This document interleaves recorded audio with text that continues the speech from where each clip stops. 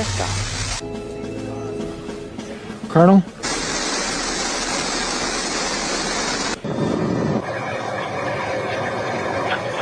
And our... And there you saw the main engine is turned off. We're now going to separate the capsule from the booster, and at that point, Kristen, that's when all 6 astronauts are going to start to feel the weightlessness, and shortly thereafter, we're going to let them unbuckle. 1, 2, 3, take us space! It's the Home Lift Left 100th episode with Matt Weinglass, featuring Craig Pasta Jardula, Jay Scott, Kit CABELLO, Don DeBAR, Stephanie Pierucci, and an all-new top censored news of the week. And here's your host, Matt Weinglass.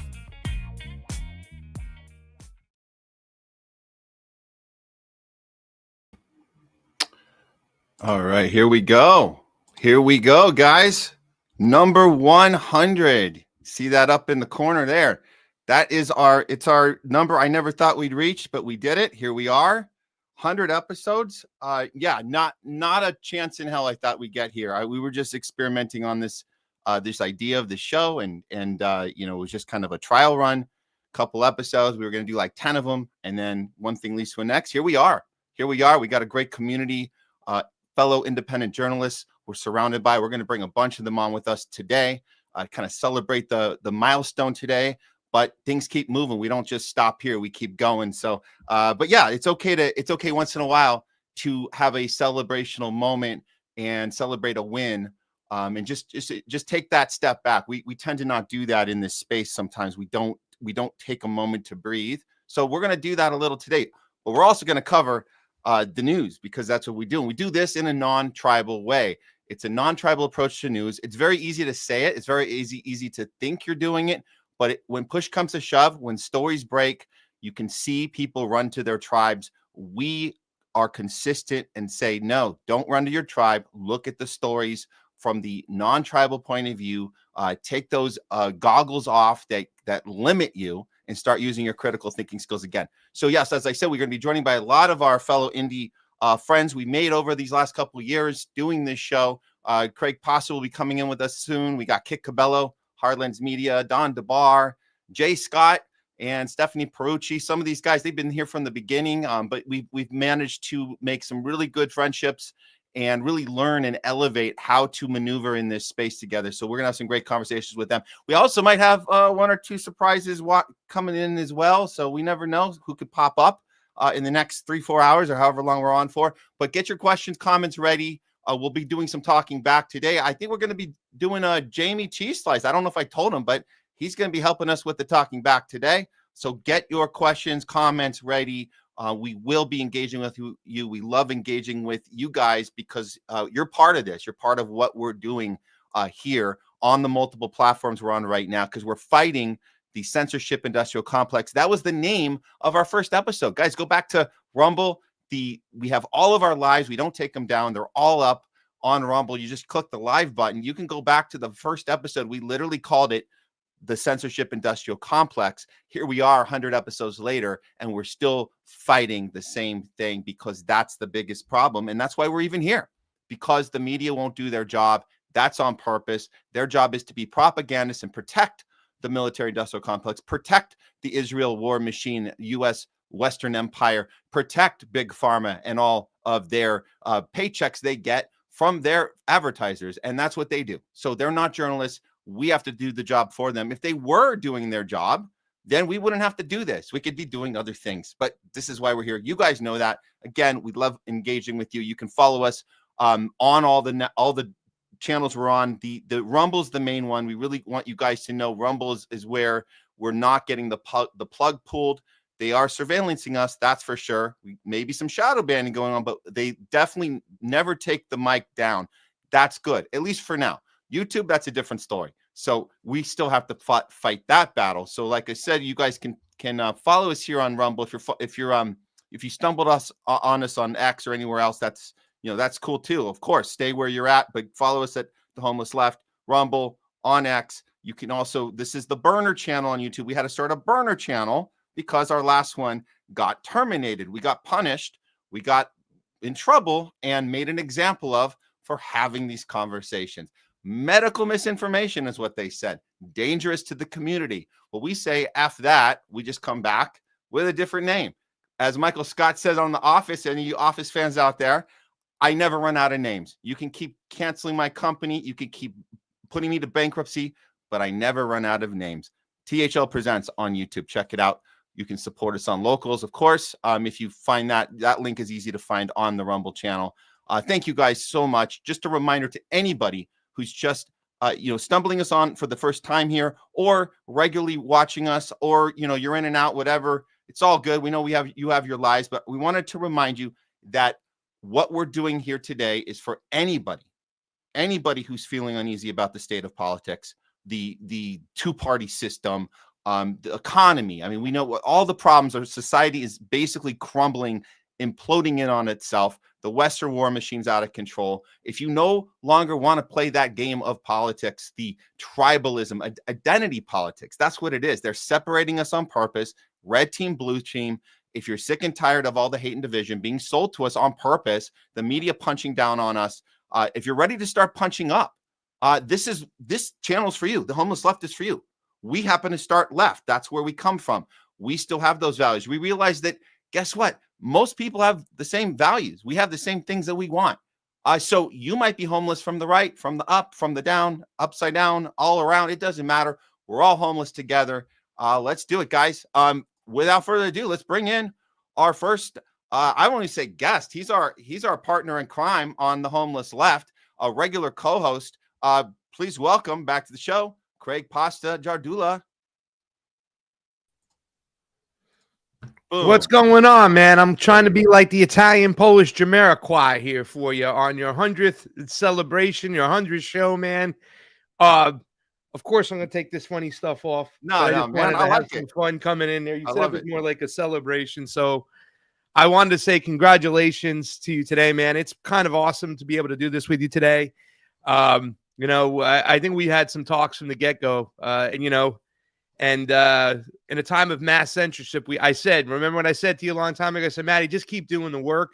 As long as we do the work, everything will fall into place. That's all we can do. We can't control the censorship. We can't control the demonetization that a lot of us face. They pulled your show shortly after. And it's crazy, too, right now, because Rumble, right? Everybody's talking about Rumble, but yet Rumble won't promote you, right? They won't demote you, but they won't promote you. And they're promoting what? All MAGA media now, right? Libby Evans was on today. Libby Evans is the editorial manager for the Pulse Millennial, a populist right magazine. She had 325,000 watchers at that, Then Russell Brand, who's now part of the MAGA media, followed right behind them, and Tim Cast. All these shows get pushed. So they have another way of doing things. It's when we talk about elections, there's a way to cheat an election. You can addition by subtraction. You can take away a person's votes, or addition by addition. You can give yourself votes, right? It's the same thing in the media space. Twitter is not necessarily censoring people and taking down, but we can't see their algorithms. So, we're assuming we're getting shadow banned because our people, in the tribal people, the people that we talk against, like, don't be tribal left or right, but the tribal right is getting promoted like crazy on Twitter and on Rumble. So we're in a very unique space. There is Rumble has been taking down some videos. I did a crosstalk the other day with Peter Lavelle. You can go to the website and grab it off RT if you want. And I think I kind of shared it on my Twitter. It's up there somewhere, up towards the top. But Johnny Vedmore was on, and Johnny said they had taken 3 videos down from Rumble and didn't even tell him, and Peter Lavelle had talked about videos getting taken down from his Facebook. So anti-imperialist, anti-establishment voices are still getting the silence treatment, and there's no help in sight whatsoever. I mean, I think there was a hope, and a lot of us gravitated towards Donald Trump because he was better on freedom of speech than the left was at the time, who was in power, the AOCs, who told her supporters to report people. And the day after, we've been demonetized ever since. But it's bad. There's no end in sight for the censorship. I can sense another round coming around because the state of Israel is pushing Donald Trump and pulling his strings and wants him to censor and demonetize and even deport people that they don't like, that are critical of what the Zionist nation is doing, just geopolitically. Yeah. They call it anti-Semitism. But, I mean, it's we're in very crazy times, so I just want to say congratulations for pushing through all that bullshit and get that 100th episode behind you. I remember when the Convo Couch, we got there, too, as well. And the thing about it that I admire about you, and I've had such a great time working with you, is the fact it's very similar to the way you started and then we started, right? There was nobody who gave us permission. There's nobody, no producer who said go for it. There's nobody who gave a leg up. You told me how you got started. You just had a voice and you wanted to speak truth, and you did so. And you came out here and did it without anybody's permission, without anybody's grace but your own. And look what you are today. I mean, I love seeing the fact that you go on Garland's show a lot. You're collaborating with people like Jay Scott. It's he's awesome too as well. I love that guy. So I mean, you had Keaton on last week. You had a great doctor on the other day, the dossier. We've had some fun people on the show. Steve Kirsch we had on. You had Mickey Willis. So you're talking to the people out there. And I tip my hat off to you, sir. Congratulations on your 100th show. It couldn't have happened to a better person, but still a lot of work right in front of us. It's only just begun, my friend, with the purple shirt. It's only just begun. And Craig, we can't do this on our own. So this is not a celebration of my own, hard work. It's the fact that it takes a village to do this. And you taught me that coming in here. Just surrounding yourself with the right people and doing it against all odds. We do fail on our own. If we're on our own, we fail, and we need each other to lift each other up and surround ourselves by the right people. And you, my friend, are the right people. And we're going to have a lot of right people coming in through here all day today and on into the future. Like you said, this doesn't stop today. We can take a little moment, have a little celebrational moment, but we move on. We keep doing the work. It's all about the work. As Absolutely. Craig Pasta said. Yeah. And it's funny because the first time I ever talked to you was when I was in Hawaii filming the second part to Lahaina on Fire, which, I've kind of mentioned before that I've had problems with the film right now, that we're in a state where we're trying to figure things out. But I'm hoping that within the next couple months, we'll get a hold of that film and get to put it out by August 8th. I know Pierucci is going to be around today.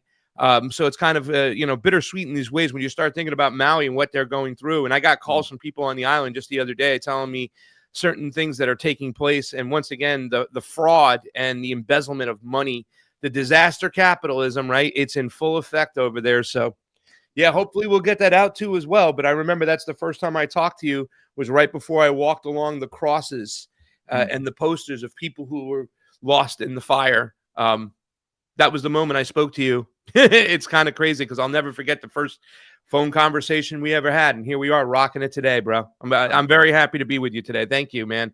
The pleasure's on all on this side of the table. No pressure today. We'll keep it light. We do have the stuff to get to. Before we get into top censored news, I'm going to throw up this background.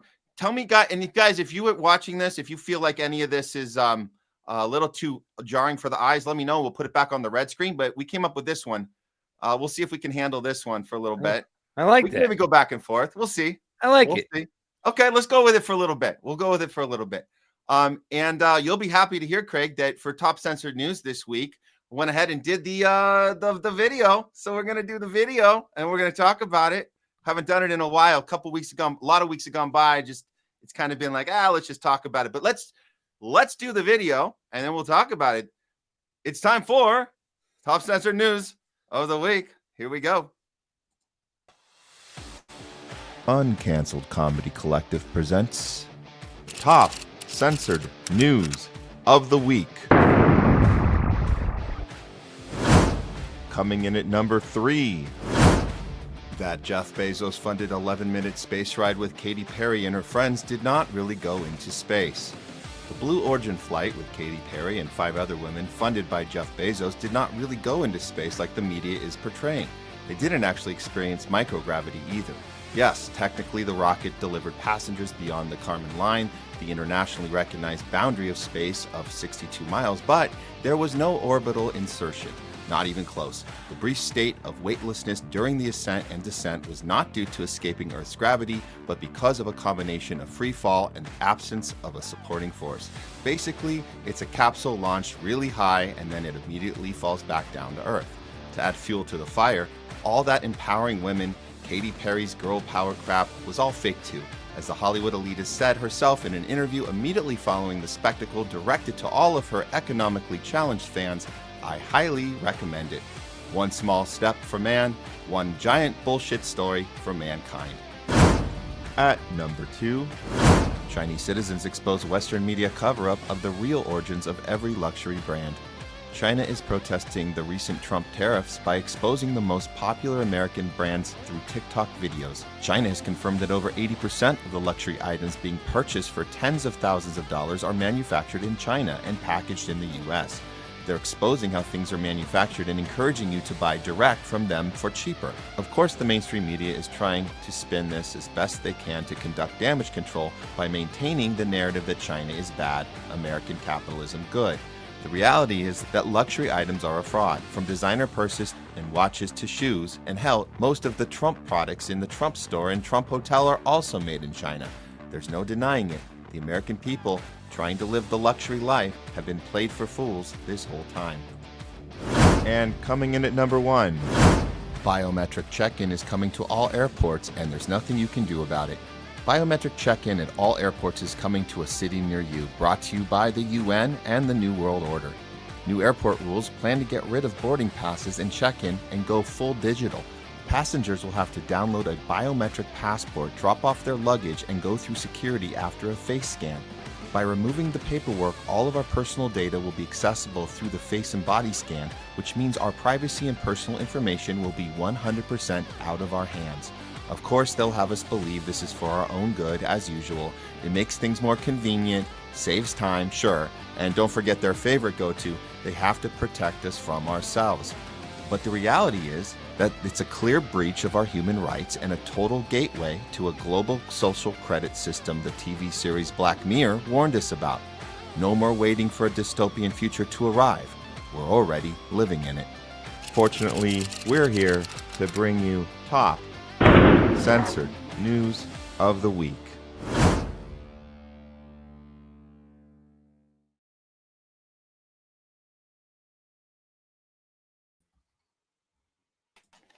There it is. Matt, your social credit score is going down for playing that video. Oh yeah, it's down. It's down. But this is why we got to do this stuff. We got to look at all the angles. Look, I do appreciate, like, you guys saw the Fox coverage there. They did cover it. It's not like they're not covering it. So the point of this is that you're going to get this little jaded spin on it. They're going to tell you the thing. You see, we look for these things, Craig. So when you look at that number 1 story, they're not going to not tell us. So they're saying, okay, gear up. You got to get your real ID. You got to get ready to do this. The worry is, we got to make sure it doesn't get into the wrong hands. But as long as everything's done on the up and up, everything will be great because you're going to be able to get to your destination faster. Everything will be a little more accommodating. Not only that, but we're protecting you from yourselves. This is the old tired diatribe we have from leftover from the terrorism days, the war on terror. We're still doing that 25 years later. And it's all about protecting you from yourself. And then you can feel more safe while you're on your plane. But they're only going to hint at the fact that, well, it could get into the wrong hands. But, you know, they're not doing this for deliberately diabolical reasons. That would not be the case. They're doing this to help you. We'll just have to be careful about it. That's the spin. And we got to understand that it's worse than that. And that's why we're talking about this right now. So when you talk about angles, and I think that's the best way to look at it, because there are different angles to look at it, and I do appreciate, I'm known as the guy, right, in my group, there's the happy-go-lucky guy, the chum, the mensch, the guy who looks at things half full. But, I've been black-pilled a little bit because I do have this kind of like, no matter what, this negative feeling against things. But the angle I think we need to look at, when we did see it on Fox News, and that guy, Clay Travis, I've been trying to get a hold of him to have a show with him. None of these people will sit down with us and have us on their shows. These Libby Evans, these Tim Cast, right? These Clay Travises, none of them. I mean, I was on stage with them, with Libby Evans and Joe Allen. John Allen, is it Joe Allen? I think his name is, from the Bannon Show, and Lauren Chen. And, you know, I respectfully, we had a great conversation, but I wiped the floor with them. But you'd think they'd want to have have conversations with common sense leftists, and they don't. They stay very tribal. And the thing that's really driving me crazy is, do you have the Snow Himbo video, by the way? No. I'm going to put it in the private chat. I'm just going to send it to you really quickly. But this is the reason why they do these things. This is the reason why this was set up, to have a Trump, Biden, Trump presidencies 1, 2, 3, because they needed to get things done quickly. That's the ruling class, the oligarchs, the globalists. They needed to move us in a time of acceleration, accelerating, and getting us into QR codes and whatnot. They're very desperate to hold on to their power, and they get a sense that we are starting to smell their bullshit, but they're still using the same tactics of keeping us divide and conquer, right? Yeah. But I sent that video to you, and the thing that just drives me crazy is, just like on day 2, when Donald Trump of his presidency had Sam Altman and Larry Ellison from Oracle, you know, the AI mRNA vaccine guy, that there's going to be an AI thing go into your body, Matt, find out what you need for an mRNA shot and cater right to your DNA. The guy who says there'll be cameras everywhere, you know, the Oracle guy. And by the way, Candace Owens is putting Oracle commercials on her freaking thing. It's ridiculous. The way those Trump people praise that, because if Joe Biden was doing that, or Kamala Harris was doing that, or any Democrat was doing that, the right would have lost their proverbial mind, right? They would have lost it and said, no way, this is ridiculous. Instead, the Trumpers turn around and get behind it.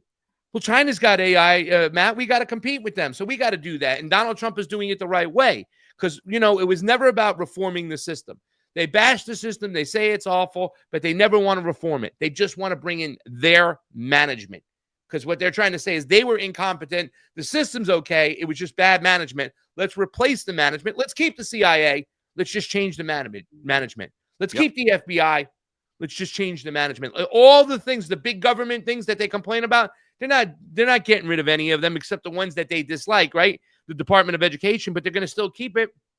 It's just bad management. Now you have the situation where these things are coming in, and guess what? The Trumpers, what they're doing after they praise the whole bombing of Yemen, this is what peace through strength means. No, it does not, you asshole. Yeah. They're praising it. This is why they do what they do. The social engineers who put the plans into play for this world, this country, understand that we have a hero worshiping mentality. And I've said this before on many shows. I'll say it again. I never thought we would reach the level of hero worshiping for what we saw with Barack Obama. Couldn't touch the guy. Couldn't criticize his foreign policy. Couldn't criticize his economic policies. If you did, you were a misogynist and you're racist. Yep. I never thought that level of hero worshiping would be ever reached ever before. But now the Trumpers are coming along and saying, hold my beer. They'll go along with anything this guy says, Matt. Yeah, they will. Let's check out the clip here. Snow Himbo. Let me grab it up a little bigger. Okay, here we go. Yeah. So if you've been paying attention to our content here at Pro Build, we did predict that within 4 years, Donald Trump would implement digital ID. And with the recent news pertaining to this real ID thing that's going on, turns out like that's the case. Additionally, what we also predicted was that not only would MAGA not oppose this, they would cheer for it. And sure enough, if you just pay attention to the Bird app, that's exactly what's happening. Keep the riprap off planes. Make travel great again. Looks like another can that was getting kicked down the road has been picked up. Get over it, people. Yes, Trump gets shit done. There's nothing to justify or defend.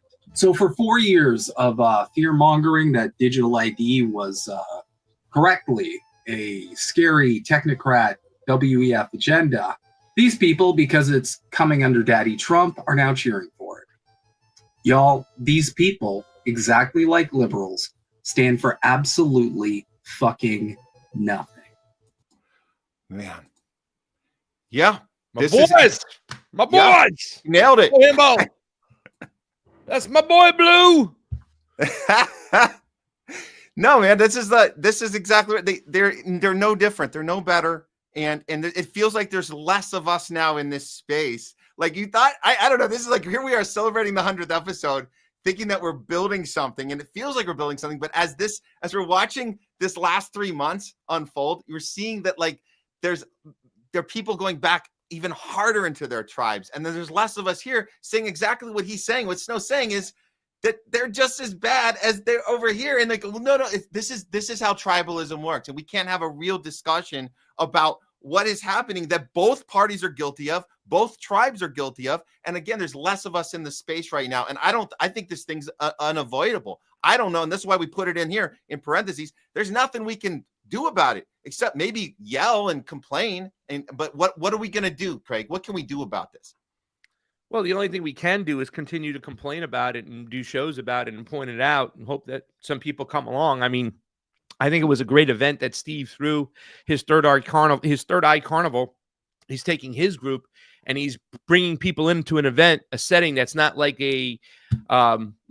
just a bunch of panels or a conference or a meeting. It's music and comedy and people eating and sitting together and talking and stuff. And the idea that T. Snyder brought to the whole Third Eye Carnival is to bring in people, a normie, and bring them along and let them check it out. So, I was at an event and there was a couple normies at this event that we were sitting around talking about. We were they had questions. We were laying it out. Some of them, it was a little bit too overbearing for them, and I don't think they'll ever do it again. But having these type of events and just simply talking about it. Yeah. One of the shows I do watch every week is Gerald Salente's show with Judge Napolitano, right? Gerald Salente is my spirit animal. Him and Don DeBar are two mentors of mine. They're two Italian guys that I love. I broke bread with these guys. I can pick up the phone and speak personal issues about them and stuff. But I watch his show every week with Judge Knapp. And his rage, I feel his rage. You know what I'm saying? You would never guess that Gerald Salente was a regular on Alex Jones before Alex Jones just recently kind of gave him the boot, right? Well, I don't think he's made it vocal, but he's not on the show anymore. And Gerald Salente did a show. You wouldn't believe that Judge Knapp was at Fox News for 10 years. These guys speak the truth of all times. And that's all we can do is speak the truth. He talks about the media that's so paid off. It is. They're prostitutes, he calls them. So the only thing we can do, and we do feel, listen, I feel hopeless at times, helpless and hopeless, right? Like, what is going to change this fucking machine? And not just the fact that, it's hard to take on this crazy mechanism that's here. And this is what Donald Trump is bringing in. He's bringing in a technocratic age, fourth industrial revolution, the Great Reset. It is here right now, today, under Donald J. Trump. So you see this mechanism. You see how powerful it is. You see they can swing people left and right. But they got us so divided. They got us so divided that it makes me even more feel more helpless nowadays. And we got to figure a way to get past it. And, I mean, you saw him point out that all these people are praising it. Meanwhile, digital passports under Biden, when he signed on to it at the World Economic Forum, people were going crazy about it. But now, it's okay because it's Daddy Trump. And the MAGA media, just ridiculous. It's absolutely ridiculous. Just everything ridiculous. Everything they were supposed to be for. We thought we agreed on, freedom of speech. We thought we agreed on right to privacy, bodily autonomy. But we knew, come on, maybe we should have seen the red flags. We shouldn't be so surprised that this happened. It's hurtful in the sense that it feels like we're losing ground, but we shouldn't be surprised if we look at people's behavior. It's always been leading to this. It's tribalism. That's it. That's what it is. And this is something we all have to get ready for. It's May 7th. The TSA begins Real ID, full enforcement on May 7th. There's no going back, Craig. A passport is okay. You don't need a Real ID if you have a passport, right? Is that still okay? No, I think you need your Real ID. Passport, okay, I would assume, because you send your goddamn fucking birth certificate in. I usually travel with my passport no matter where I go, just in case I want to get the hell out of Dodge. And now the good news is for me and Leslie is we have the global entry TSA check, so that's like got lucky with that one. But when that runs out, I'm sure by now that I've been red flagged, we've all been red flagged, I might not be able to renew that when that comes up. But and eventually they're going to get us all for whatever. It's, you know, we just got to, like you said, keep having these conversations, keep shouting loud, and hopefully we can win a few more people over out of the tribe. Yeah. And, you know, into with a real people's movement against the power. That's what we have to do. So I'm gonna be a little bit different pasta moving forward. I think I've already had this kind of turn, and I started with the libertarians like Dave Smith and Clint Russell and Angela. I'm not gonna be nice anymore. I'm gonna start poking. And when it comes to people like Libby Evans and John Allen, all these other people who are on Bannon and Tim Cast, have us on. Have the stones to have us on. Yeah. You know, I said this to my friend Gerard Michaels last week. He goes, I appreciate you playing away games, buddy. You go and talk. I'm like, yeah, I do that. But the problem is there's a bunch of us anti-imperialist leftists. We're homeless. We don't have a party, right? This is what the show's about. There's people like Garland Nixon out there and Wilmer Leon, his partner, you know, and Rachel Blevins and Mark Sloboda and stuff. These right-wingers, these conservatives avoid us like the plague. They really do. They don't want to have us on their shows. They don't want to talk to us because they rather talk to the synthetic left, the culture war left, because they're so over the top that they look so stupid and they make themselves look smart. You know what I'm saying? Yeah. Libby Evans never has me on. I did wipe, you know, I wiped the floor with her at the what was it called? The whatever, and I did with her and John Allen and stuff. You know what I'm saying? Like, you know, I called them out on everything, and it was 1 versus 4 at the Minds Festival. But I did it in a respectful way. You think they'd have me on? You think Tim Cass, when he wants to talk about elections with anybody, he'd have me on? No. They avoid us. And he was never a leftist anyways. So stop talking that Tim Cass was a leftist and stuff. Joe Rogan might have voted for Bernie and leftist before, but he wasn't like a really hardcore leftist anyways, an anti-imperialist leftist. These guys have always had a thing against China. They've always kind of justified America's needs. And that's the whole thing. When you hear people out there talking about Mao and Stalin being awful, killing 100 million people, it's like the fish that got away. Every time the story, it gets bigger. It's not that I want to protect Mao or protect or idolize Stalin. No, the reason why they talk like that way about them is because they want to sell you as America's dropping nuclear bombs on other countries as the lesser of two evils. Well, America has to do it, but look what China did. Look what Russia did. The Soviet Union and Stalin killed 100 million people each. Those are the real evil guys, you know. We're still fighting for decency. That's what they're trying to sell you.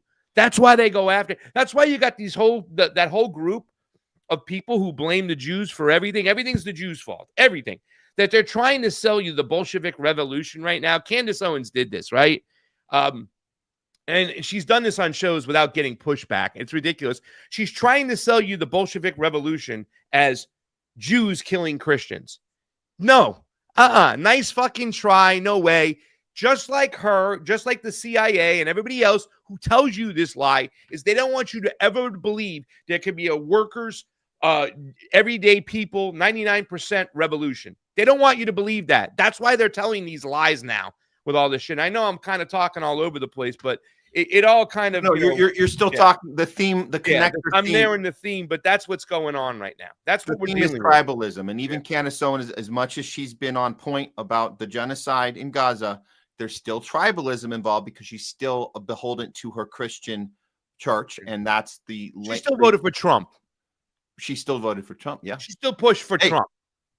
Yeah, there's... most Zionist of all times, and this is awful, but still vote for Donald Trump. Get the F out of here with that crap. Yeah, okay. Well, let's go ahead and... actually, you know what? Before we stop top censored news, I'm just going to... Just because we skipped by it here, the number 3 story, just real quick here, because you saw this on the beginning of the countdown. I'm not going to say it. I just want you to see this. This is really funny. This is the landing, because we covered this on This Week in Hollywood earlier on Tuesday, but we missed this one. By the way, genius, Matt, to play the fucking the spy who shagged me. Yeah, spy who shagged me. Genius. Good call. Good call. This is an act. Look, I know people put whoever edited this put some emoji fun things over people's heads, but watch what happens here. I'm not going to say anything. Let your eye do the work for you. Watch this.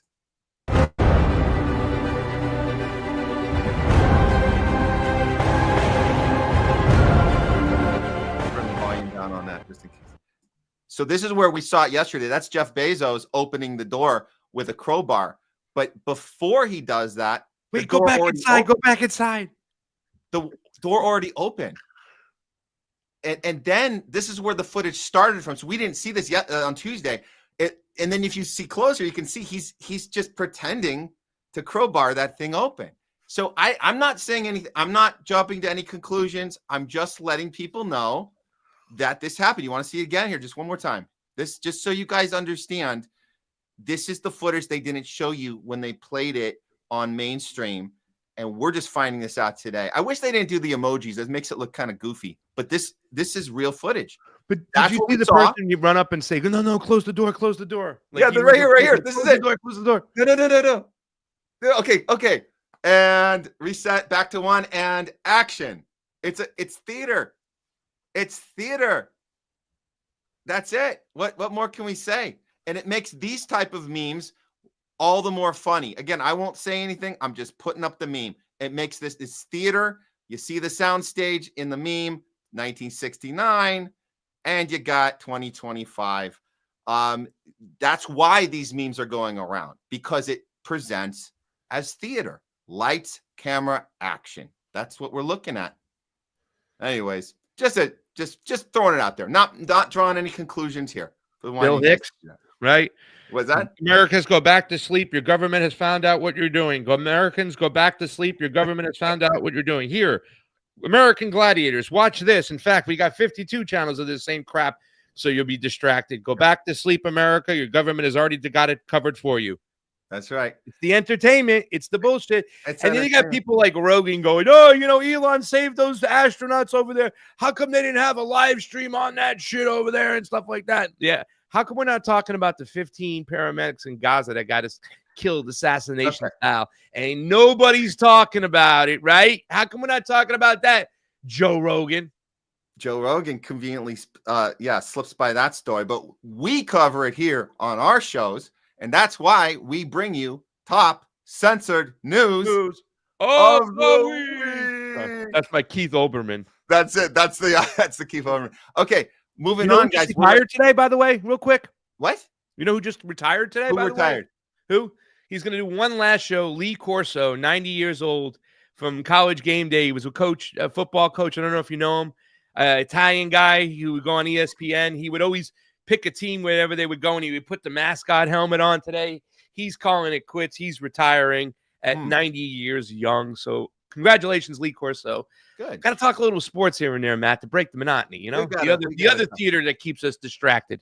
That is. And NBA playoffs are starting, so we're going to be talking about how do you feel about your Lakers? Oh man, I'm loving the Lakers right now. I'm loving the bet I made on the Lakers before we made that trade. So I got in early on that one. So what was the trade? What was the bet? It was like what's the return? It's like the return. It's a pretty prop good bet, return, right? man. What's that? It's a prop bet, like Lakers to win. Lakers to win. I threw like $100, and I think the return is a massive amount, because they were when the season started, they were like there was no way they were gonna get anywhere further than they have in the last few years. But I was like, to see if they make a big trade. That was my angle. If they make a big trade, you like the trade, though, huh? You still like that trade, Luca. The return, it's a Vegas bet, and the return. So the odds at the time, the return off of $50 is like, I think it's like $1,300, $1,400 back. Something like that. Yeah. So, it's got to be like 25 to 1 at least, or something like ridiculous. Okay. Do you like that trade though? You still like that trade? Oh hell yeah!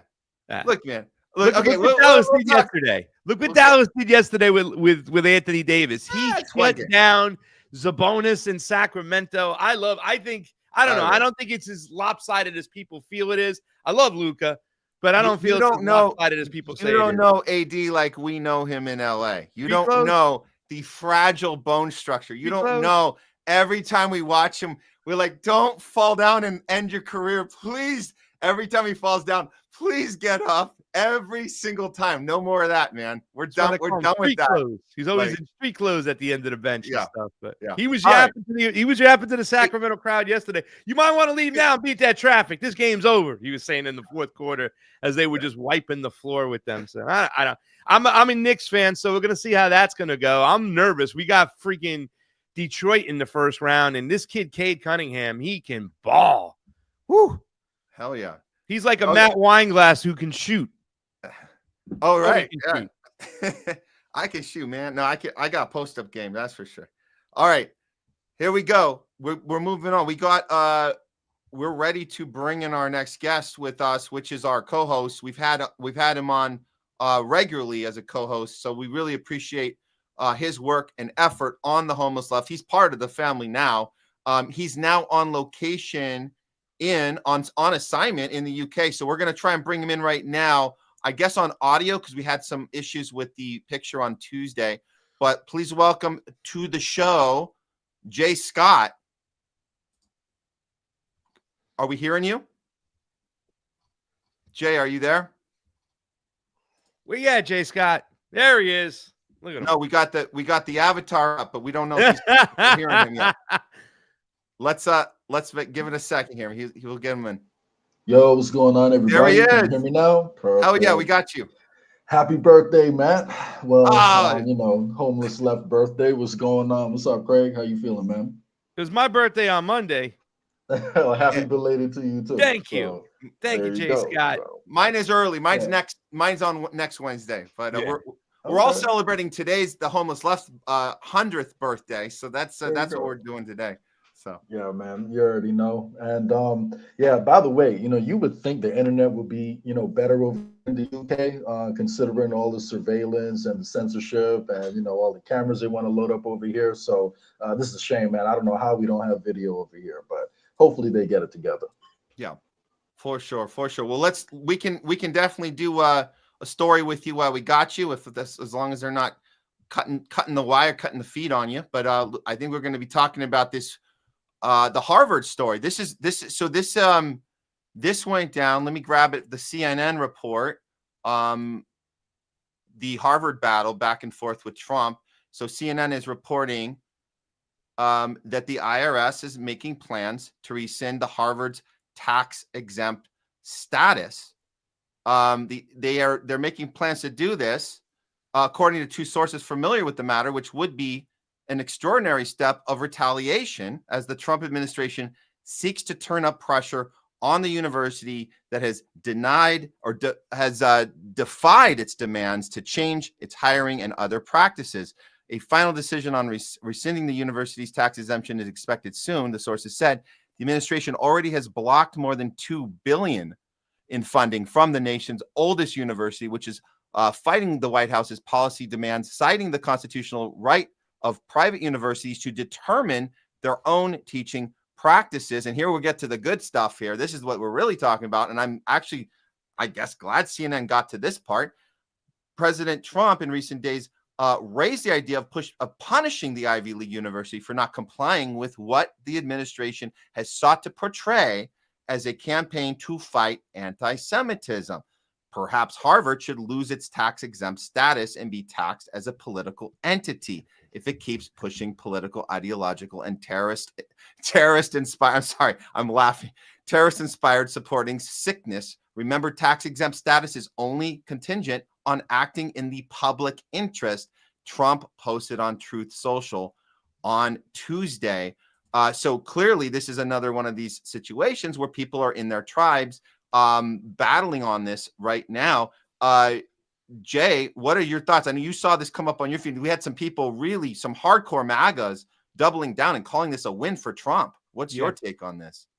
I mean, it's pretty much right, complain about the left trying to censor them and push back on their ideas by pulling out all the dirty tricks. And I can't see how this isn't, just cancel culture woke coming from the right, because, Harvard disagrees with their political ideology that Israel can do no wrong, or at least some people in Harvard, and they put on a protest. And what does Trump want to do? He wants to punish the entire university for the actions of a few protesters. And what that says to me is that doesn't encourage freedom of speech. That doesn't encourage political dissent. That doesn't encourage,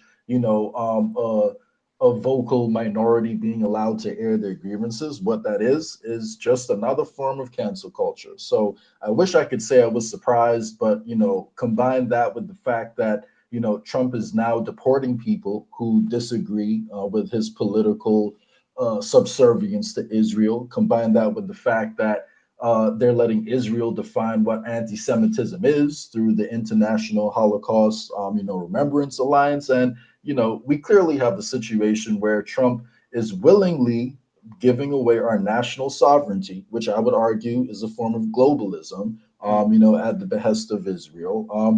Doing what the establishment wants him to do. So I wish I could say I was surprised about this, but I'm not at all.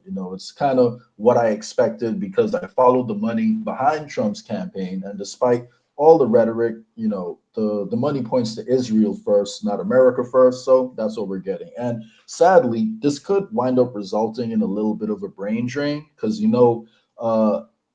people do have strong feelings about this issue. All of Trump's policies right now, could have bad financial consequences for the country. So this could result in some of the more talented people in the country, like wanting to leave and go somewhere else. So, I hope that doesn't happen. But if he's doing this at the same time he's saying he wants to bring back manufacturing and launch American business, it just seems like a really counterproductive policy because you need the brightest minds here, to do that. And this form of censorship could wind up driving people away.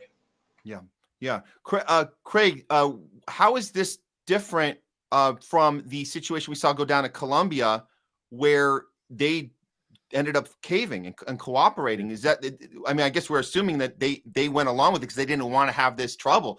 So Harvard must know that this was coming, correct? They saw the trajectory if they didn't cooperate, right, with the fascist policies. Yeah, I think taking advantage of the fact that maybe they can make it work to their advantage, right? I don't know what their motivations were for exactly doing this, and I still think there might be a chance they would cave anyways. Give it a little time. Remember the beginning, Colombia, it took them a little while before they started handing over their protesters. So maybe they see an opportunity. I don't know. I don't know if it's genuine, but I think this is really important that, we talk about this, right? The MAGA media too, as well, and a lot of the supporters. And the reason why we're saying this is not to bag on them. It's just to hope that they would wake up and understand that when you avoid talking about the dangers of ignoring the Constitution, right? The freedom of speech, what we're supposed to be, the marketing that goes along with what we were sold of why we were Americans and why it's the greatest nation on earth is because we have our speech. We have our ability to voice our opinions, whereas in other countries that they call, security states, you can't do that. You say something bad about Xi Jinping, there's going to be a knock on the door and they're going to take you away. Same thing in Russia. Putin's going to put you in the gulag, right? Supposedly that's the image, but this is what we're supposed to be all about, right? And I even think that's, if that's what the marketing is, if you're looking at the marketing itself, it's important to follow the Constitution, right? Yeah. The way it's being ignored with the deportation and where due process is thrown out the window, and it's a slippery slope, when they're allowed to have this weaponization of ideology. Hearing people like Libby Evans this morning talking about, once again, because I only watched 10 minutes, I couldn't watch more than that. I watched 10 minutes of Jack Posobiec on Bannon. I couldn't watch any more of that. They justify what they're doing because they're almost like God gave them the permission. There's a dangerous allowance of sorts when we don't speak out about the weaponization of ideology, right? Because this is just their ideology. They're cool with it because it's their team, right? It's their common sense, it's their ideas, they're getting that enforced. But that slippery slope is that if you give that power, that you're able to ignore the Constitution, right? When the other side gets it, right, what are they going to do with it? This is what's happening. This is the tennis ball. Back and forth. Yeah, well, there's justification because of this, because Biden did X, Y, and Z, right? He, demonetized and censored all these right-wingers. So now we're going to censor and, weaponize, and silence all these woke people. But the problem with that at the end of the day, I think, is that all of us at the end of the day, everybody, no matter what ideology, all of us will lose our civil liberties if we allow this stuff to continue to happen. One side takes a whack at it or the other.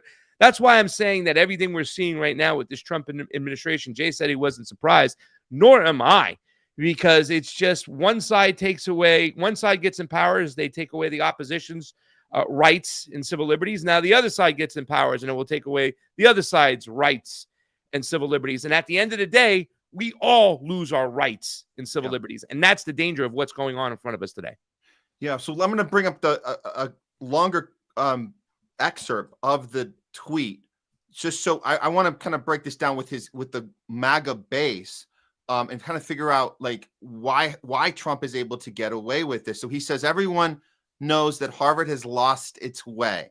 They hired from New York and Chicago at ridiculously high salaries, two of the worst and most. So this is the Trump like strategy, is to just attack. It's the bully strategy, right? You say, okay, the worst and most incompetent mayors in the history of our country, which could possibly be true. I mean, you can make that case, but that, again, that's not what's, so what? That's not what the thing is that we're talking about.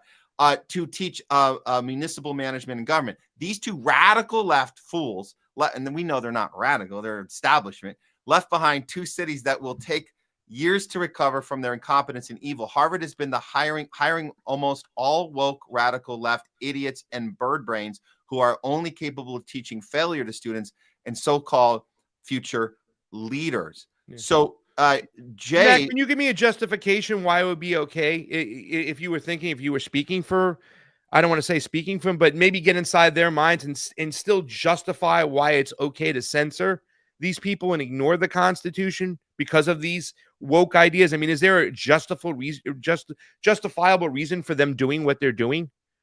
No, it doesn't look like there's a justifiable reason. It looks like that he's just playing to his base. They know they love this language. They love the radical left idiot language. And he's equating that to, well, we need to punish them for that, and forgetting about the fact that it doesn't matter if these people are complete morons or are diabolical and are shady and what all the problems are. The point is the students themselves are speaking out and has really nothing to do with how they're being taught. It's actually against how they're being taught, because we know the college campuses don't generally support this these days anyways. They tolerate it to a point, but the students are doing this themselves. That's the part that Trump purposely leaves out here. Jay, do you think that, and I'll bring you back up here so people can see your lovely face here.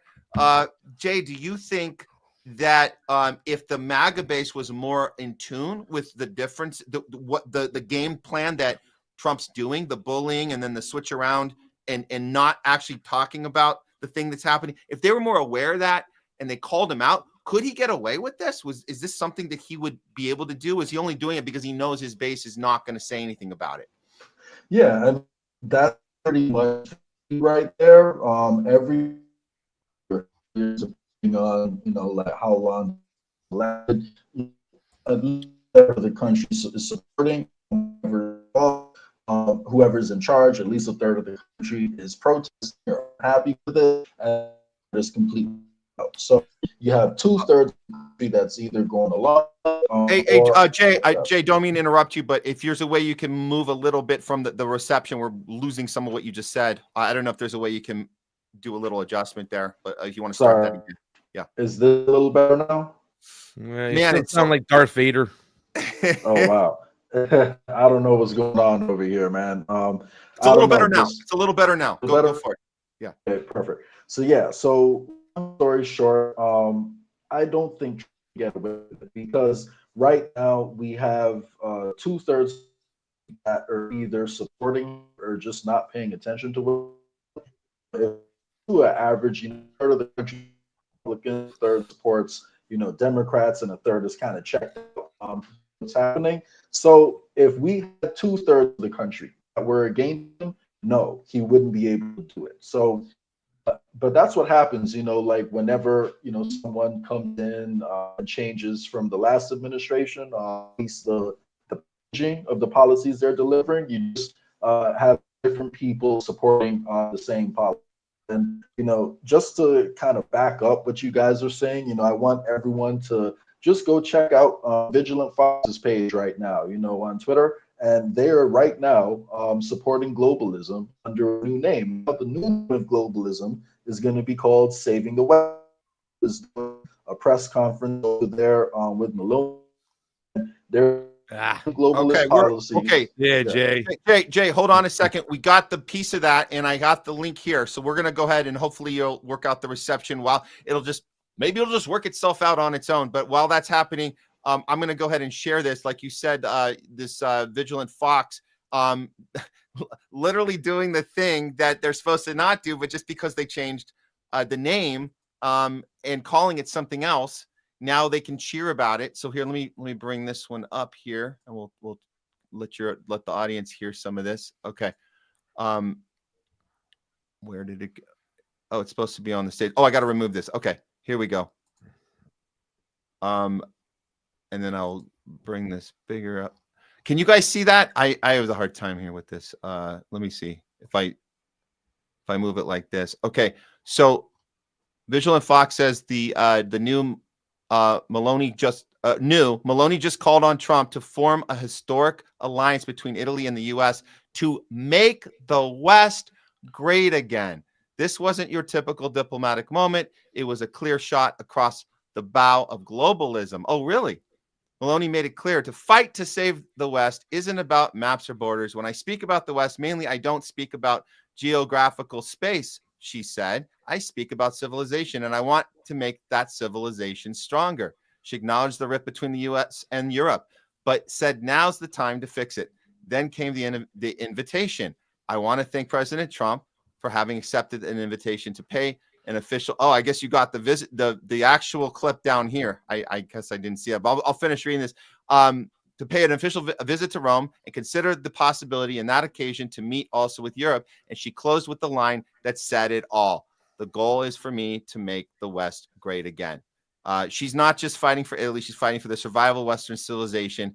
And Trump, he might be the only one with the strength to help her do it. I mean, man, it's so sad because the Vigilant Fox was such a great place to go for medical freedom movement stuff for a few years. And now it's gone so downhill. Every time I see it come up on my feed now, I cringe.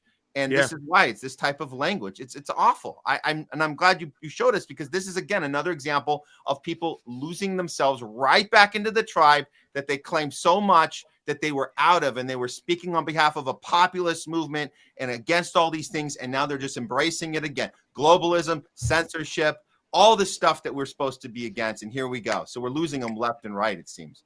Yep. Can you guys hear me any better now? Yes. There you go. Yes. Perfect. Perfect. All right. So yeah, man. So it's just another example, like it's just rebranding. Same things getting rebranded and pushed back to us again. And for those who don't know, Meloni received an award from the Atlantic Council for being a strong ally to Washington while Joe Biden was president. So what does that tell you about what her actual agenda is? So we see hardcore pro-Ukraine too. That's why. Exactly. She was hardcore pro-Ukraine.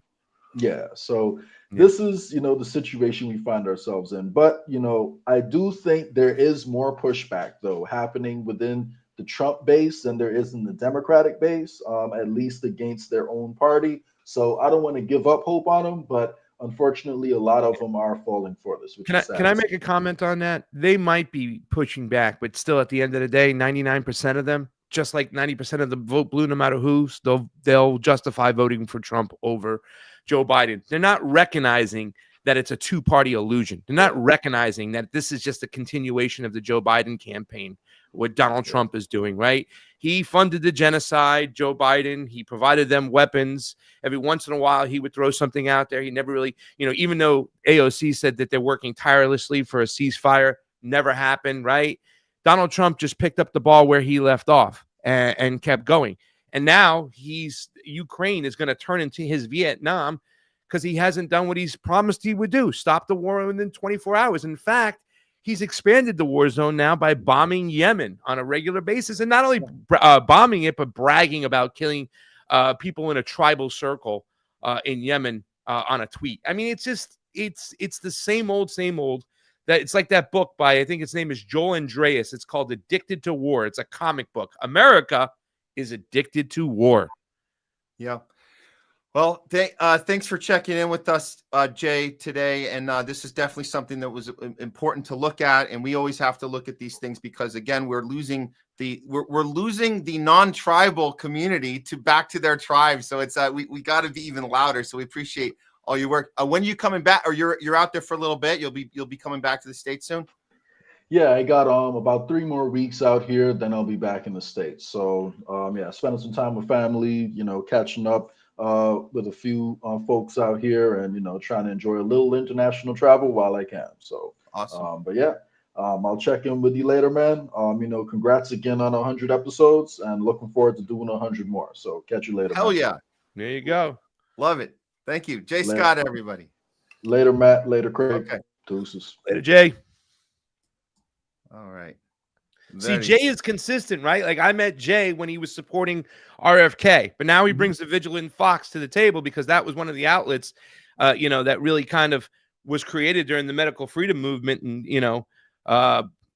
it's obvious now that he's gone a certain way, RFK is, where some people from the Children's Health Defense have called out RFK now, and I appreciate that, but not everyone has. A lot of people are still, if he can do this, he can do that. It's I think even Steve Kirsch in his last Substack put down, is RFK doing something? Like, dude, you were just on our show and you were kind of silent when we were calling out RFK with the MMR vaccine. Like, let's not, what do they say in the movie Snatch? Take your tongue out of my ass there, Matt Weinglass. Exactly. Oh, man. You can see me, right? I think we had a little StreamYard freeze, but we're good now. Are we good? It wasn't a freeze. It was like a flash for me. It was a flash. Okay. Yeah, but it was working now. Okay, great. Good. We're right back in gear, and we're ready to bring on. I think we're ready for our next guest, next conversation. How long can you stick around, Craig? You got me out at 4:30, right? That's what you said. If you want to stick, because we got Don coming in right now. I'll stay for like at least 18 minutes with Don, Okay. so I can at least say hi, and then I'm gonna go to this doctor's appointment. I'm sorry, guys out there. I'm trying to get myself healthy for the rest of my life, so I can go do a lot of things. I want to go. Matt Weinglass is not just a good colleague. He's a good friend, and he looks like a guy who could be a good road dog. So we got a lot of places to go. They might have to get those real IDs, but I got my passport, and I'm going to go travel. No, I don't care what they say.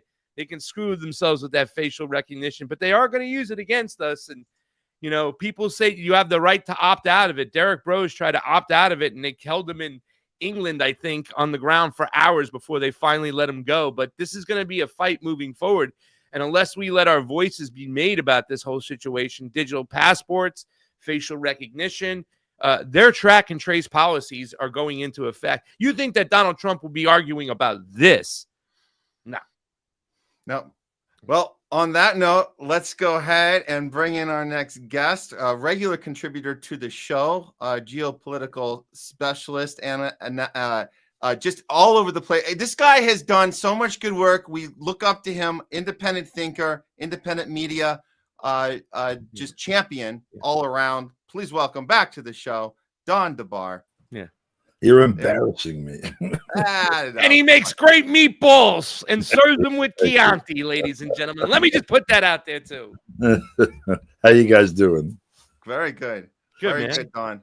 I'm listening to you talk about this facial recognition and the passports and stuff, and I started raging all of a sudden because I had an image in my face of this friggin' cop in Miami at the airport that took a bottle of Havana Club away from us and poured it out in front of us. Oh, my God. Son of a bitch. Anyway. Oh my I got to check a bag because I can't bring my cream through TSA. They'll take it away from me, And with a kid with eczema, cream is very valuable. Yeah, man, you need that. Otherwise, you'd be scratching like I'm doing right now. Yeah. Like we always do.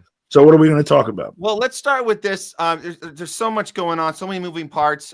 We had the tariff war. We got the tariff war going on, China, Trump. We were covering earlier in the show about China exposing the luxury product scam, which was pretty funny. And, to see that people waking up every time you get on your phone, your devices, they can't stop people from getting on and checking for themselves. So the mainstream media has to continually double down, triple down on all of their spins and keeping their narrative going that China's the bad guy. Communism's coming for you. It seems that they're circling back to an oldie but a goodie, back to the Vietnam language. So we saw this today, and I want to get your thoughts on this, Don. So we saw that the China's president has now inked Vietnam deals as the tariff war deepens. Trump says they're trying to screw us. And then we have this shot of them meeting together. So not only a red carpet welcome for Xi Jinping, but the president of Vietnam was there at the airport to receive him. The Vietnamese have understood that the U.S. is too capricious. Stability is pivotal for long-term planning in geopolitics and economy. And I'm going to play this little clip because this is the messaging from the Trump team on Fox News.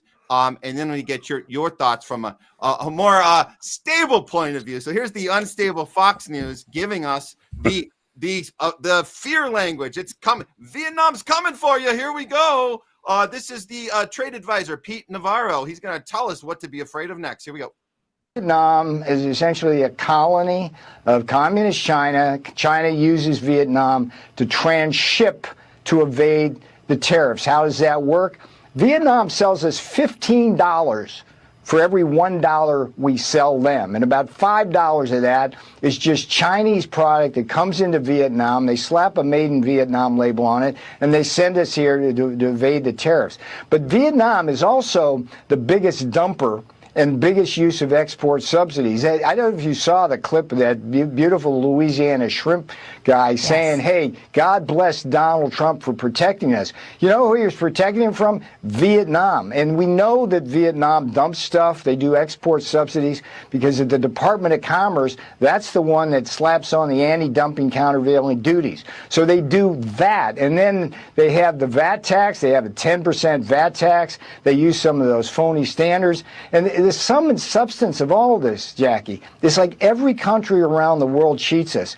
But it's like fingerprints. They all do it in different ways. But it all comes down to the non-tariff cheating. It was interesting to hear Elon Musk at the beginning talk about a zero tariff zone with Europe. He doesn't understand that. And the thing that's, I think, important about Elon to understand, he sells cars. That's what he does. And if you look, for example, at the Tesla factories in Texas, they're assembly plants, and they get a lot of their content from China, Mexico, Japan, and Taiwan and elsewhere. What President Trump wants to do is turn Detroit back into Detroit instead of having Detroit in Mexico now like they have it. So, and I'm going to pause there. Wow. I think, I mean, it's very hard to listen to this. I'm sure it is for you too, Don. What is this guy up to? This is the spin, right? This is the let's get everybody afraid of China, and now let's throw Vietnam in there as well. I mean, there's so many. I don't even know where to start. First of all, let's start in Louisiana.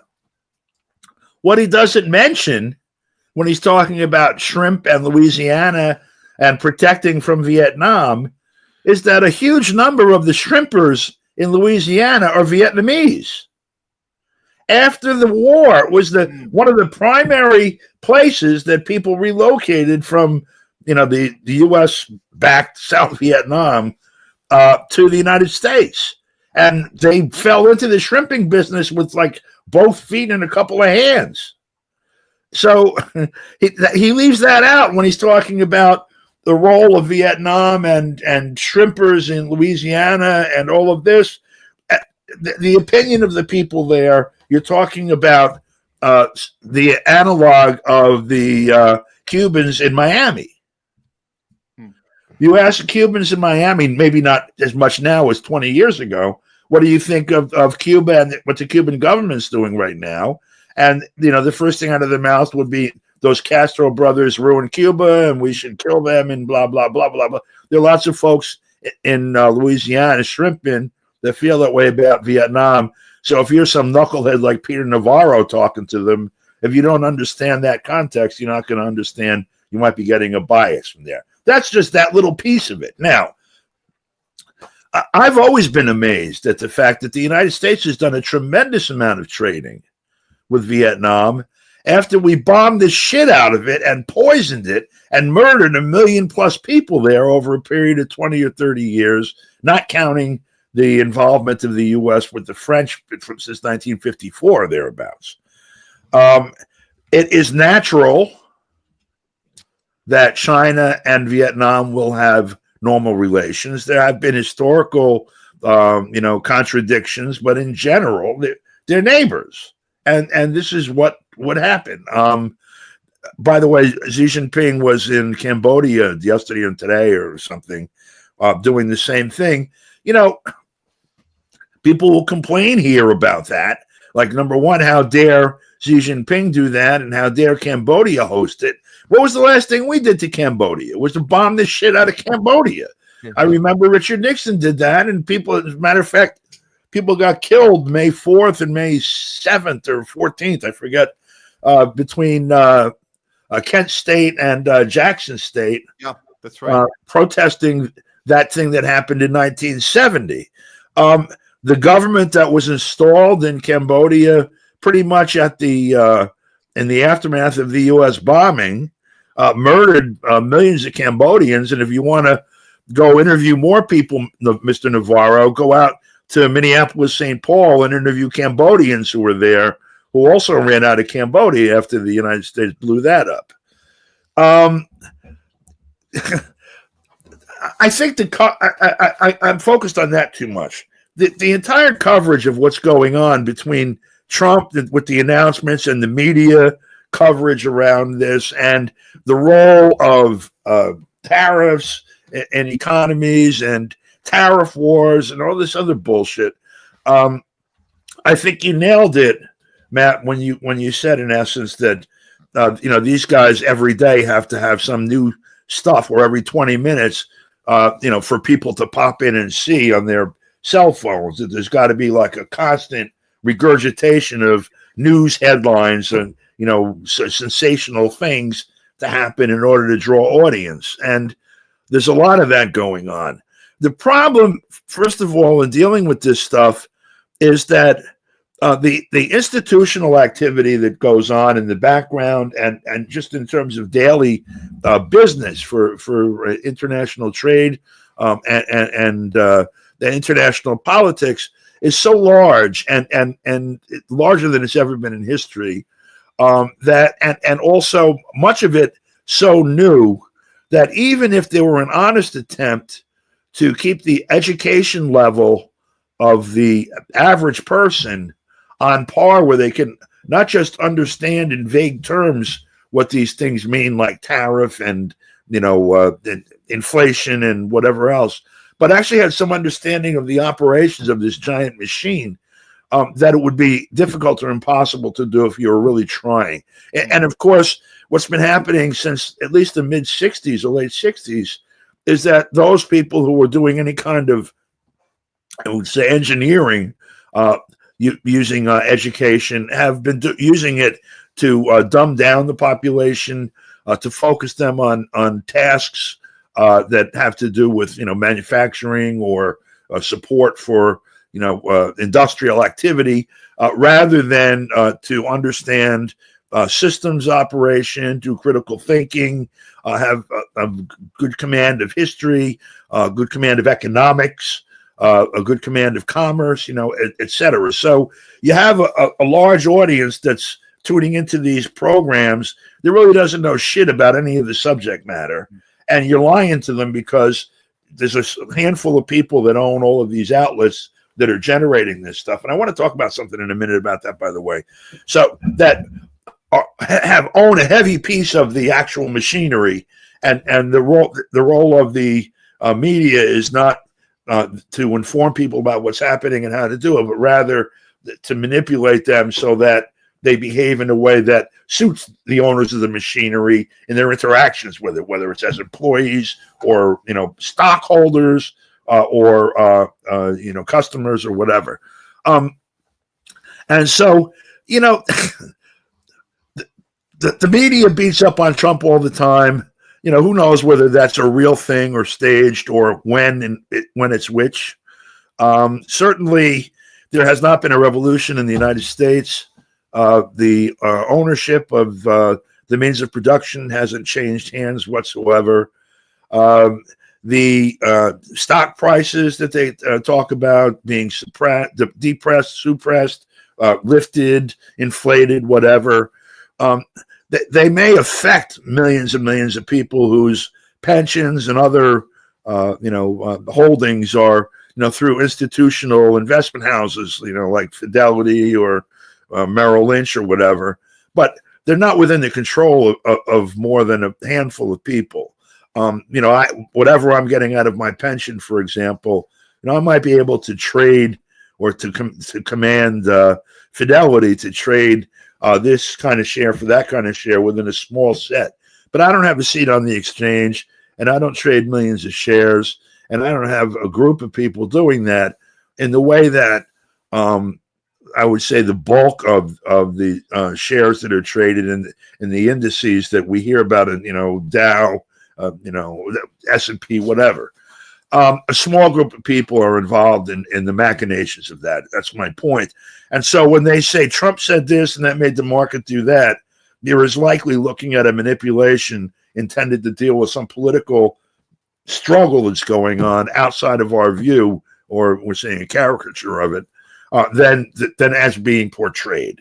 So with all of that, I'm looking at what's happening right now. I know that we're still not at war with Russia, and I'm glad about that. And I think that if they had elected Harris for some reason, by some method, whether it was, well, they'll let us go to war or whatever. You're still holding on to that, Goomba? Get out of here. I'm not holding on to anything. I think that's true. Come on. We're at war with Russia, though. All right, go ahead. No.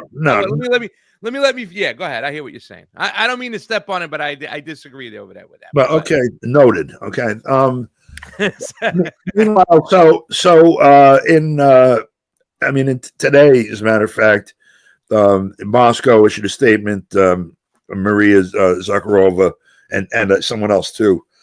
Germany is talking about, and Ukraine is talking about using some particular weapon system that comes from Germany to Ukraine, and they're going to be targeting Russia with it. And so Russia announced today, the first time you strike us with that, we're going to consider that an attack on us by Germany. The rhetoric, to the extent that matters, that's been coming from Russia in terms of defining what's going on, and also the description of the history of the struggle there that comes out of some parts of Washington, including out of the White House, is different. And I don't know that would have happened in any event, for what that's worth. The fallout from this economic, it appears to me, and this is going back even to 2014, 2015, 2016, that there's some kind of a reconfiguration of the global economy that some sector would like to see that would correspond more to almost George Orwell's Three Sheaves, with the U.S. more or less taking unequivocal control of the Western Hemisphere, and the EU taking, in essence, its space there and whatever it can maintain in Africa, and Asia, China basically dominating Asia, however that plays out, with Russia and Europe to settle whatever business they have, and the front between those two being in constant tension. This would be a different map. It seems like it is a different map that's being developed already from the one that has been, the result of the post-war order, what we currently call globalism, where and more so than the way it appeared maybe 20 years ago, 25 years ago, when it seemed that Russia was being, in the former Soviet spaces, were being absorbed into the Western economy when they were in the G20 and all of that. I'm looking at what Trump has been doing in terms of trying to the extent that it's happening, contested, if you like, to deconflict with Russia and to focus more on the Western Hemisphere, as basically reflecting the desire of whoever it is that's pulling the strings to secure the Western Hemisphere if they go back to trying to dominate the globe, before they try to do it. It seems that a number of things, if the goal has always been, and it seems to have been, to dominate the planet, that the rise of the BRICS, of China, the contradictions in the Western Hemisphere and in Africa, and somewhat in Asia, that sort of thwarted their attempt to, steamroll or to be in control of it now. That the opposition to that has risen.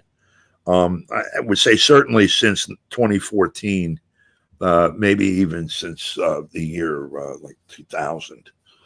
And so that in order to achieve this long-term goal, some sector of the elite believes that they have to sort of regroup, secure themselves here, let the others slug it out, and do like they did with World War II and go in and pick up the pieces.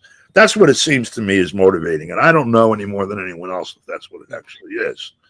But if something is motivating a change of course, not in terms of we want to own everything and make you all shut up and do what you're told, but the methodology and maybe the sequencing.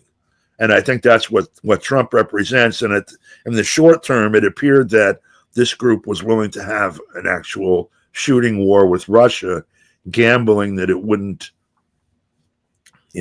grow into a nuclear exchange or a final nuclear exchange. But that, I think that maybe that we've turned away from that possibility in the short term. And I think that's very important. Can I jump in, my friend? Yeah, go for it.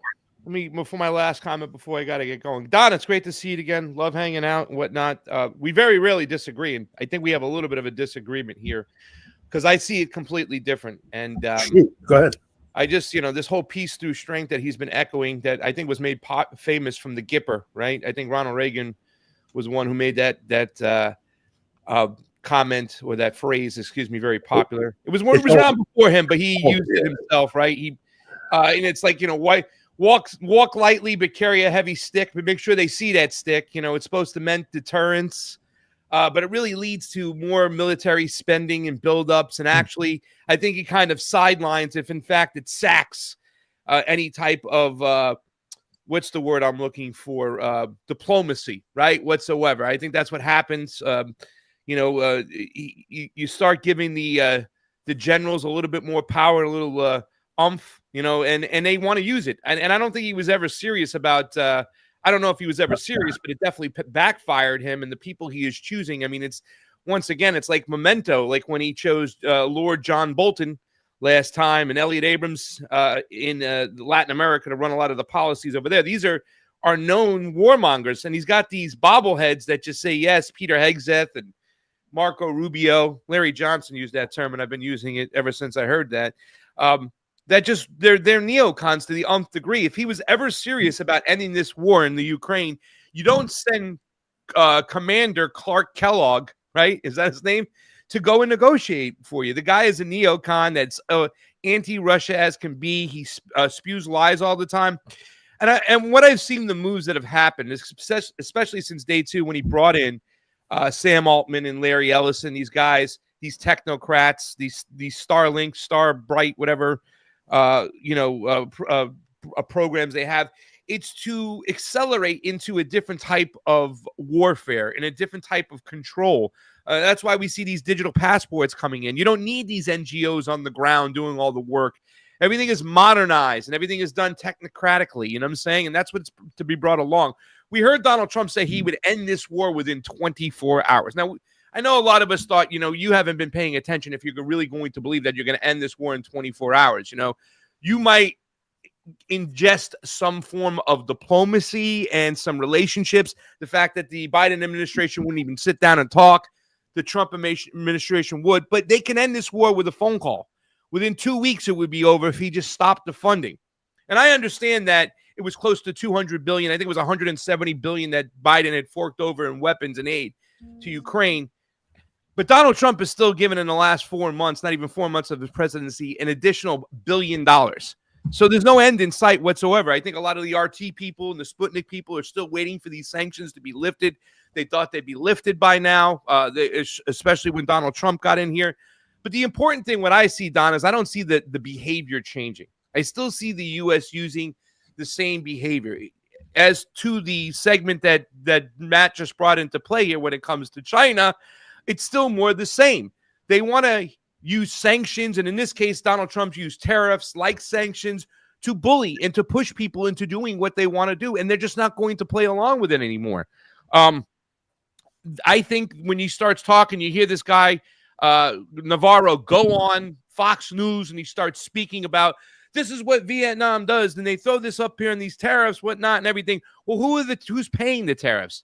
It's 99.9% of the time, stuff that's made in Vietnam and China, whatnot, are not bought by the American consumer directly from China. They're bought from another company that's here in the United States that's taking advantage of that labor. And as what we're seeing on TikTok and Instagram, I think the Burger Bag one is a big one, Matt. I don't know if you played it the other day.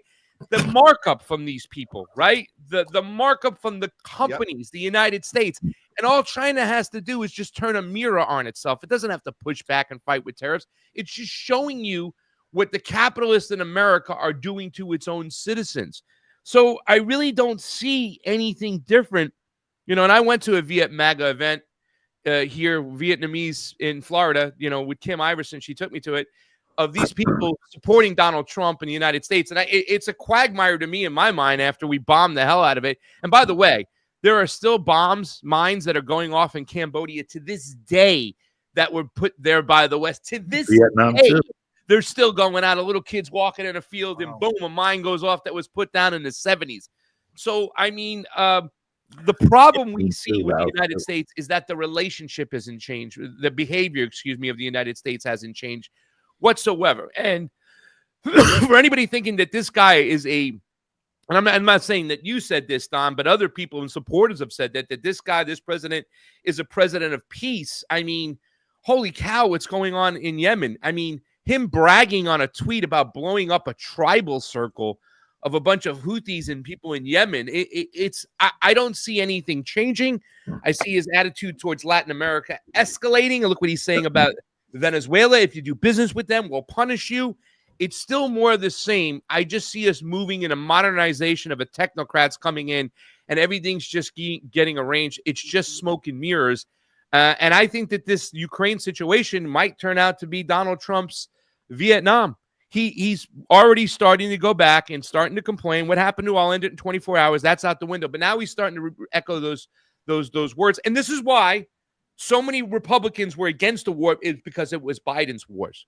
It's Biden's war, Ukraine. It could be used as a political weapon against the Democrats, and that's why they were against that war, but they're not against war. They're for war. They'll go along with any war he's got. And like I said, the behavior just hasn't changed, Don, whatsoever, so I don't see anything changing. I see this as a continuation, and this was meant to be Trump, Biden, Trump. Okay. Yeah. No. So I got to get out of here in 5 minutes. So. I don't disagree with most of what you said. And actually, although you might think that you do, you're not disagreeing with most of what I said, because the primary point I tried to make is that we have not had a strategic change. We've had a tactical change. And that's what you're describing. But the tactical change here, one of the tactics that it seems they were willing to use before that they don't feel secure enough to do now, is an all-out war with Russia. And to me, I mean, look, we're talking about a binary election. We're talking about a politics that is binary, period. You got two people, one of whom is going to be elected. There's 1,000 issues that matter. This guy, let's say there's just two issues. One, we're going to have a nuclear war, and the other, we're going to keep or do away with Social Security. Have a nuclear war or not, do away with Social Security or not. And I'll tell people right now, I live on Social Security. Among other things, I'm 71 years old. So you got two candidates. If one guy says, I'm going to not have a nuclear war, but I'm going to do away with Social Security, and the other one says, I'm going to have a nuclear war, but I'm going to continue Social Security, Which one do you vote for? Is it a choice at all? No, I get that. I get that. Well, but I'm saying it was meant to look that way. I don't think it was. It was meant to look like Donald Trump would at very least keep us out of war with Russia. Well, no. Look, we were the Russians were telling us that we're getting closer and closer to a nuclear war. They're telling us that we're closer to nuclear war with them than ever since October of '62, and perhaps more so now. That's what they were telling us. And it's objectively speaking, unless, look, I said this a million every time we talk, practically, Pasta, that everything that we think we know comes to us virtually, about all of this shit. I'm not on the front lines in Ukraine. I'm not in the back room in D.C. I'm not at the Pentagon, and I'm not in Moscow and all these places, in the places where these decisions are made. And I don't go home at night with the people who are in those rooms to see what their lives are really like. But it appears that, so in other words, I don't know if this is a shit show. The whole thing is a shit show. It appears that there was actually a war with Russia that Russia doesn't want to have at its doorstep, and that we brought it there. Okay, I think that much is real. It might not be. If it's not, if the whole thing is a shit show and Putin is helping Biden and Trump to screw us, that is possible. That's not what you're suggesting, right? That level of I'm saying that could be a possibility. I don't know, but Putin also did say he'd rather have Biden as president than Trump. Well, because the whole media for 8 years or whatever was telling people that Trump is Putin's puppet and that Putin's evil. So if Putin says, I want Biden, the assumption would be he's really trying to tell people, vote for Trump because now I like Biden. I don't know what any of that shit means. I saw that. But what I'm saying is there's real shooting going on. We did send the $100 billion, 9 figures, however figures of billions of dollars of money to, it's what, 12 figures. Anyway, hundreds of billions of dollars there that disappeared. Who knows what the hell they bought with it. There's thousands of people being killed on the ground.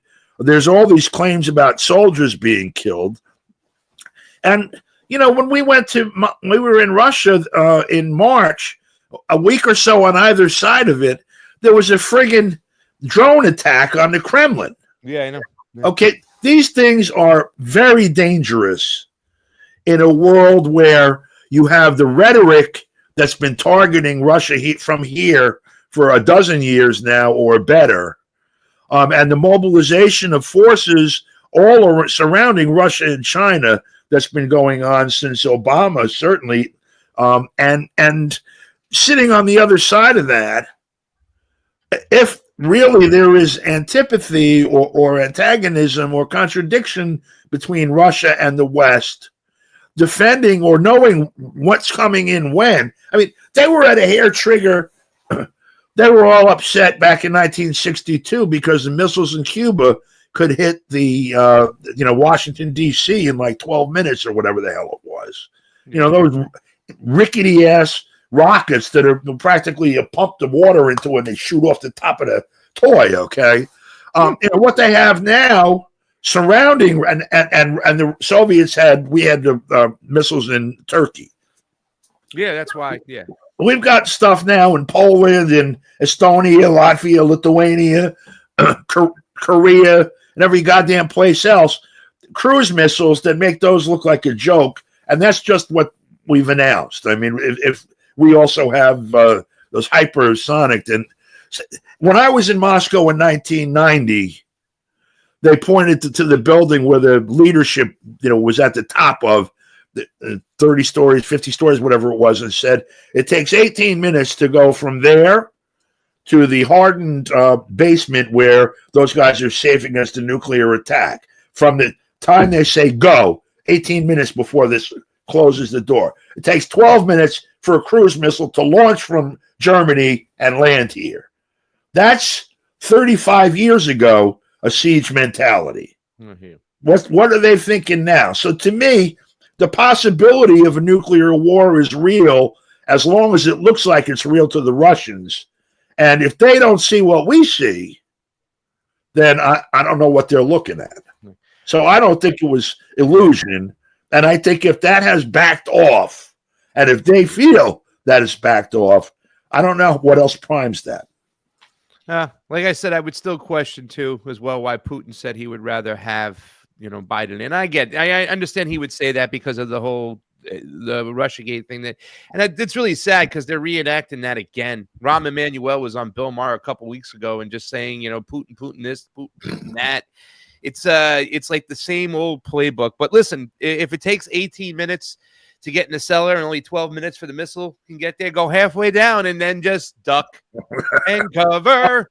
That's what you got to do. I got to go, guys. I love you, Don. It's so great to see you. Matt, thank you for having me on 100 episodes. You guys have fun. And I'm sure we'll see each other in the very near future. Love you guys. Thank you so much. Bye, guys. I'll take you out. That's all good. Oh, okay. Jamie Cheese Slice is on it. Very nice. He got it out. Hey, Jamie. What's up, man? He's oh wait, you know what? I think Craig just took himself out. Jamie will be back. There he is. There he is. I'll see him. Yeah, we'll bring him back in. We'll bring him back in. We're gonna do some stuff with Jamie a little bit. But since I still have you for a little bit, Don, do we got another 10 minutes with you? Or? Yeah, 10 minutes is cool. Yeah. Okay, great. I'm gonna piggyback off of this conversation we're having, and we're talking about the difference between the Trump administration second term and what hypothetically would have been the Kamala administration. And the war machine effort, the thing that Trump ran on was ending wars, right? Ending particularly the Ukraine conflict, the Ukraine proxy war. He ran on being a peace president. We know how that's going in the Middle East overall, like exact opposite of that. How can we just ask ourselves, just kind of step back from the two-party duopoly here and just kind of look at the shift, the massive shift that happened with Trump on the military budget. I want to get your take on this, Don, because we saw this complete 180, where at first Trump wants U.S., China, and Russia to cut military spending in half. That was the peace language, the peace president vowing to end just kind of take down that budget where, and I'm going to let me just get this thing off of the top so people can see it. That sometimes becomes an issue, just a mathematical problem.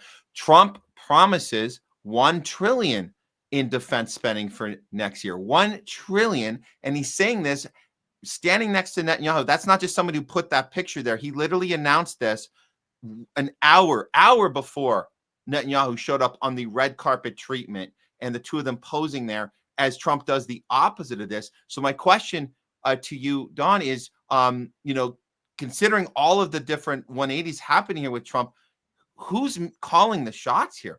Who's really in charge? Is it Trump? Is it the billionaire class? Is it Israel? Who is in charge of our military decisions and budgeting and day to day? Who's actually running stuff? Well, okay. First,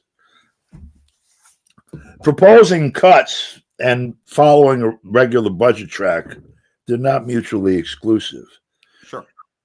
So it's interesting to see someone propose cuts altogether. There's a lot hidden in that, by the way. and there's a number of things. For example, over time, I recall, I remember who it was, Carter, maybe even Reagan, proposing to do away with nuclear weapons to the Soviet Union, U.S. disarm nuclear. And the Soviet Union being reluctant to do that because they had a severe disadvantage in the context of a conventional war. They're surrounded, and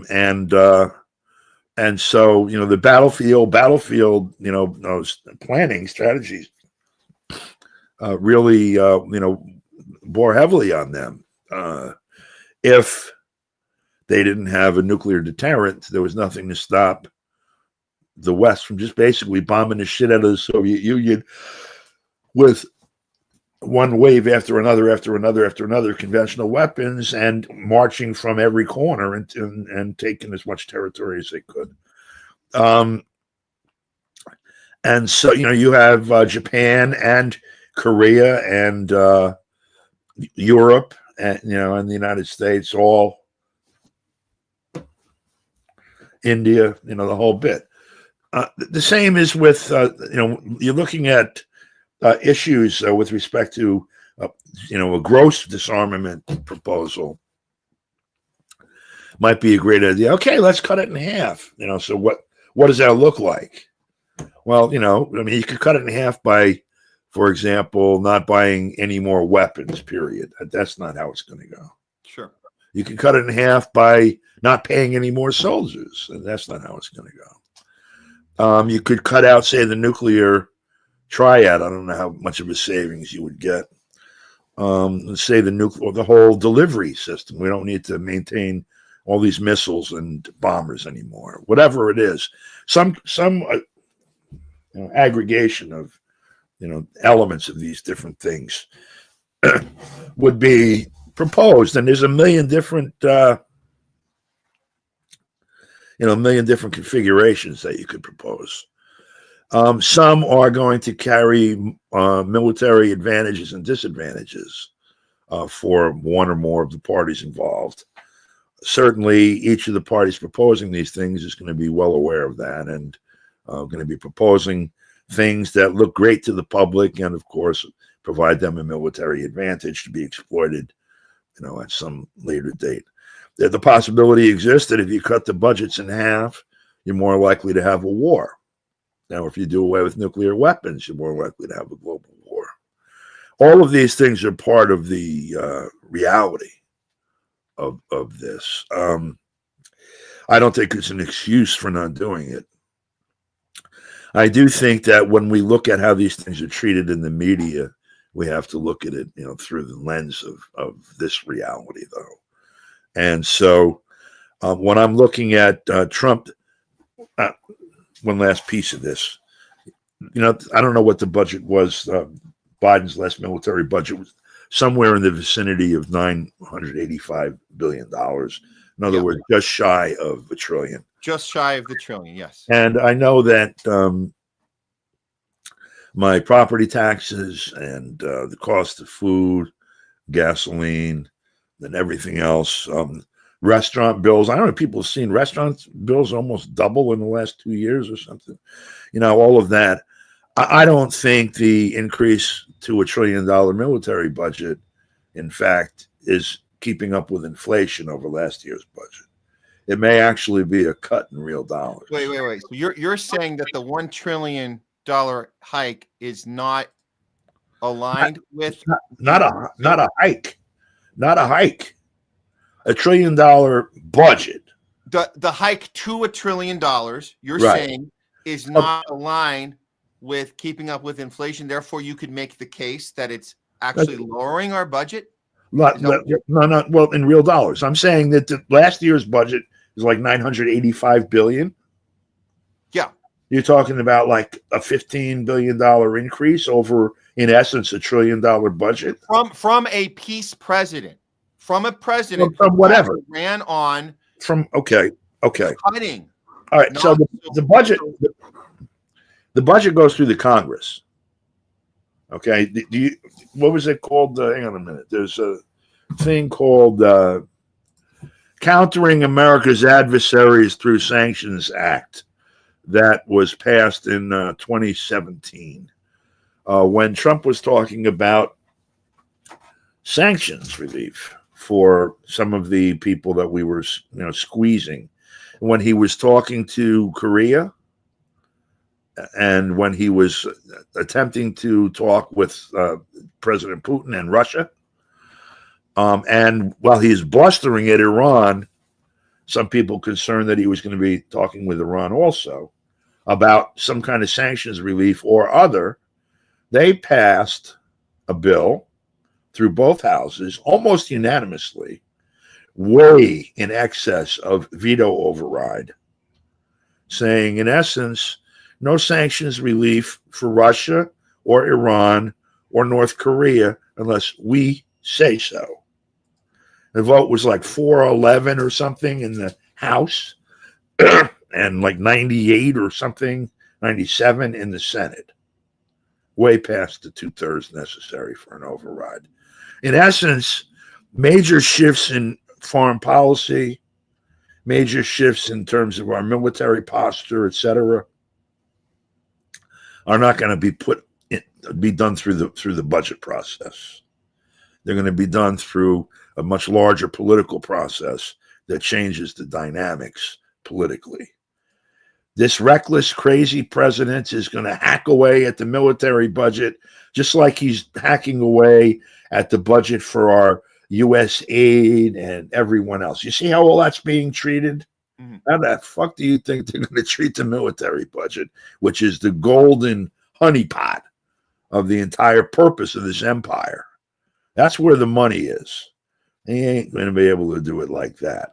So I don't know what he really intends. It's a whole other matter.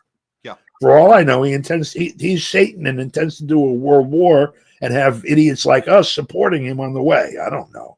But what I'm suggesting, Don, in the question of who's in charge is that maybe he doesn't really have a say in this at all. He's just and I guess it really depends on, I want to put this up because this is about the money that was being made as Trump is posting about the stock market crash. Here's a good time to buy when it's low.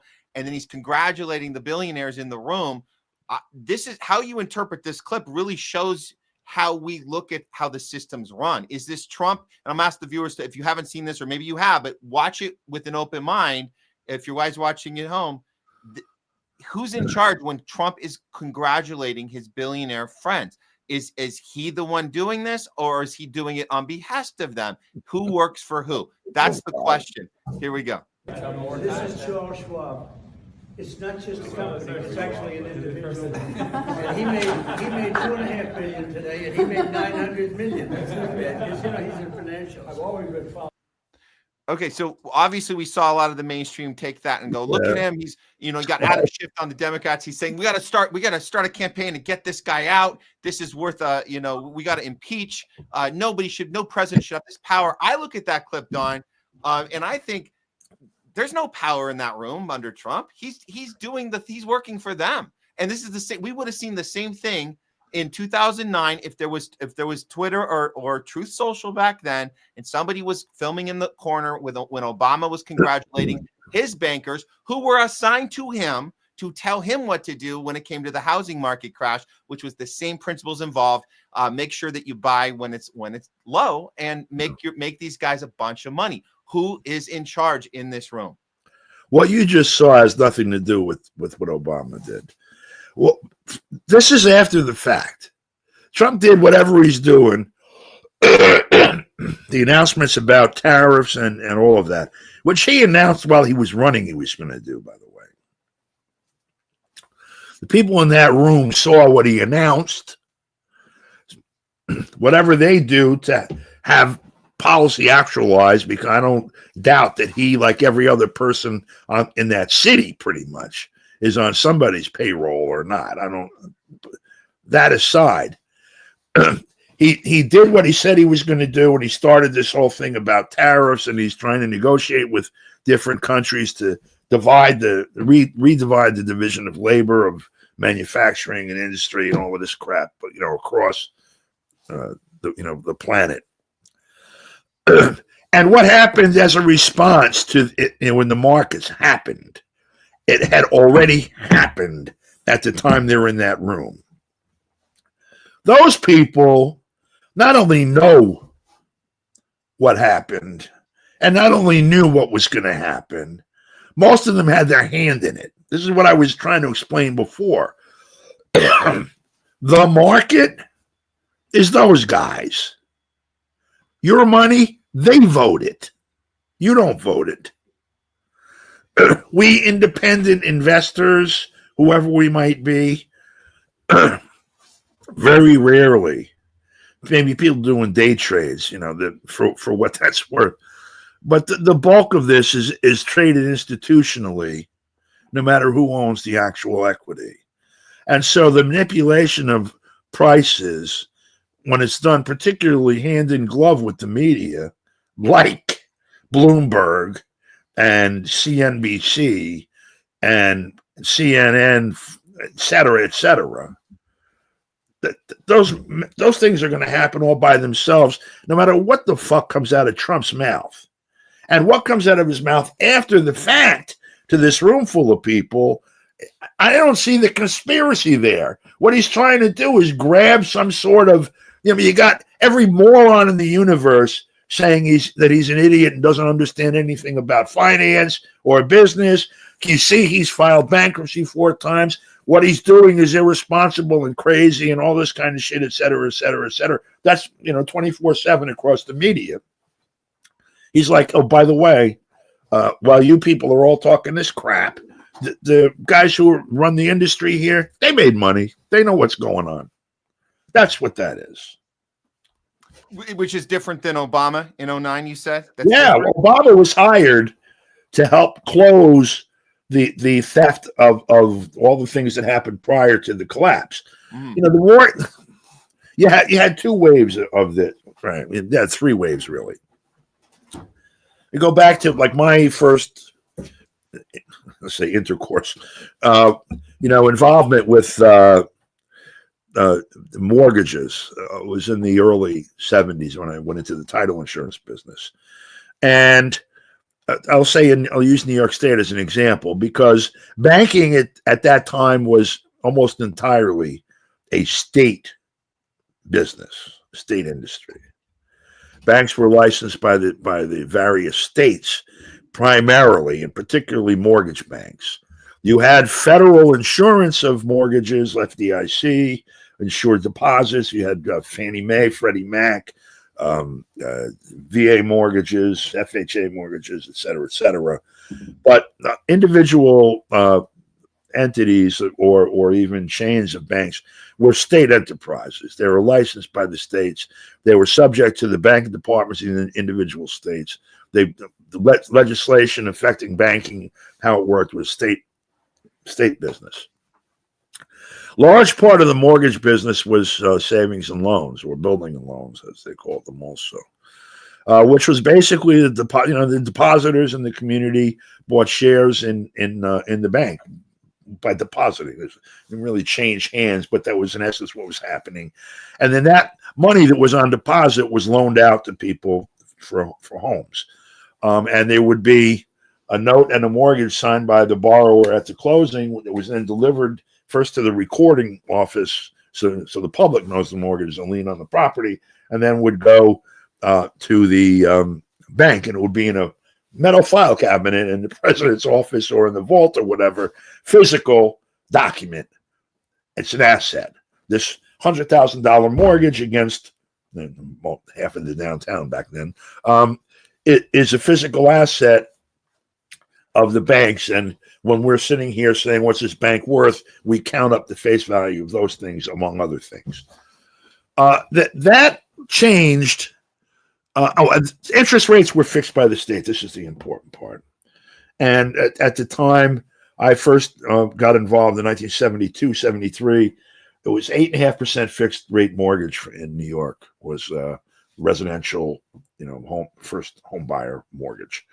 That was it. You couldn't charge more than that, or it was criminal usury. Banks at some point in time decided they weren't making enough money in that. Also, some very wealthy people decided they really didn't like the model of locals owning banks when they wanted to own all of them. And so a number of things happened both in the legislative front and also in terms of capital freezes and strikes that led over time first to a collapse of the savings and loans in the 1980s, where all kinds of fraud was done, and some very powerful people were involved in the fraud, including the Bush family, and no one really paid for that. And then once the business had been pretty much restructured so that these were now national and transnational entities that were the banks, like Chase and Citibank and like that. They went to a almost like a fee-based model for making money in the mortgage market. Number one, they charged fees for an application, for almost everything that happened over the course of obtaining a mortgage. Points, all kinds of other devices where they front loaded some of the interest costs and things where they would get cash at the beginning, or a severe discount in what they were paying. And it was rather, you're going to borrow $100,000, I'm going to charge you $10,000. Instead of you give me 10,000, I give you 100, I just give you 90 and you owe me 100. Whatever it was, that's called discounting. Because I'm going to turn around and now sell this mortgage to somebody for $90,000, for $100,000, and I still have the $10,000 you gave me. Because they were making money outside of the mortgage performing as a viable loan. In other words, you've got one model where I lend you money with an interest rate that's profitable for me, and you make regular payments for 30 years. I have a predictable cash flow here, and that's the value of this thing. I made a lot of money on that money I loaned you.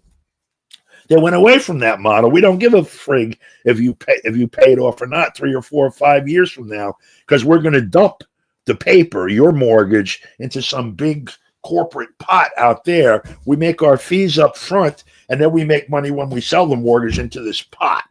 Yeah. And so what happened was we didn't really care how good the appraisal was or how creditworthy the borrower was, or a whole lot of other crap, even if the house existed in some cases. Oh, yeah.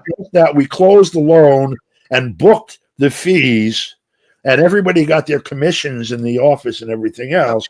And so that is what led to 2007, 2008. That and other things that inflated the real estate market. So before Obama comes in, the feds are looking at either the banking system collapsing, or not just FDIC, but even more federal money going in to stand it up.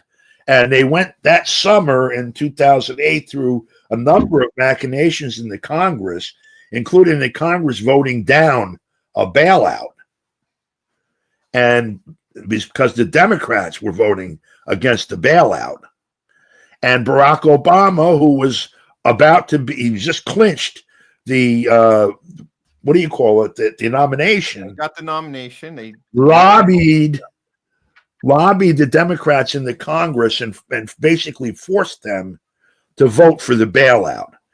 So it turned out to be about $500 billion in the short term was handed to them, courtesy of Obama and Bush working together, because Bush had to sign the check, but Obama, bullied the Democrats in Congress, or whoever his puppeteer was, but he was the face of it.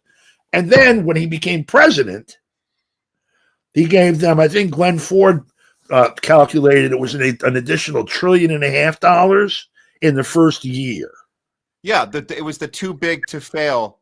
That was the spin on it. But and again, I appreciate going through each element, and I just want to be clear, I wasn't making a literal comparison I'm to just what saying was going on in the housing industry in 08-09 to what's happening right now with the tariff war and all the it's totally two different things economically. I was just saying, Don, that the comparison to me is you get rid of the old guard, you bring in the new one, and there's this idea that you've changed something when it's about the face changing.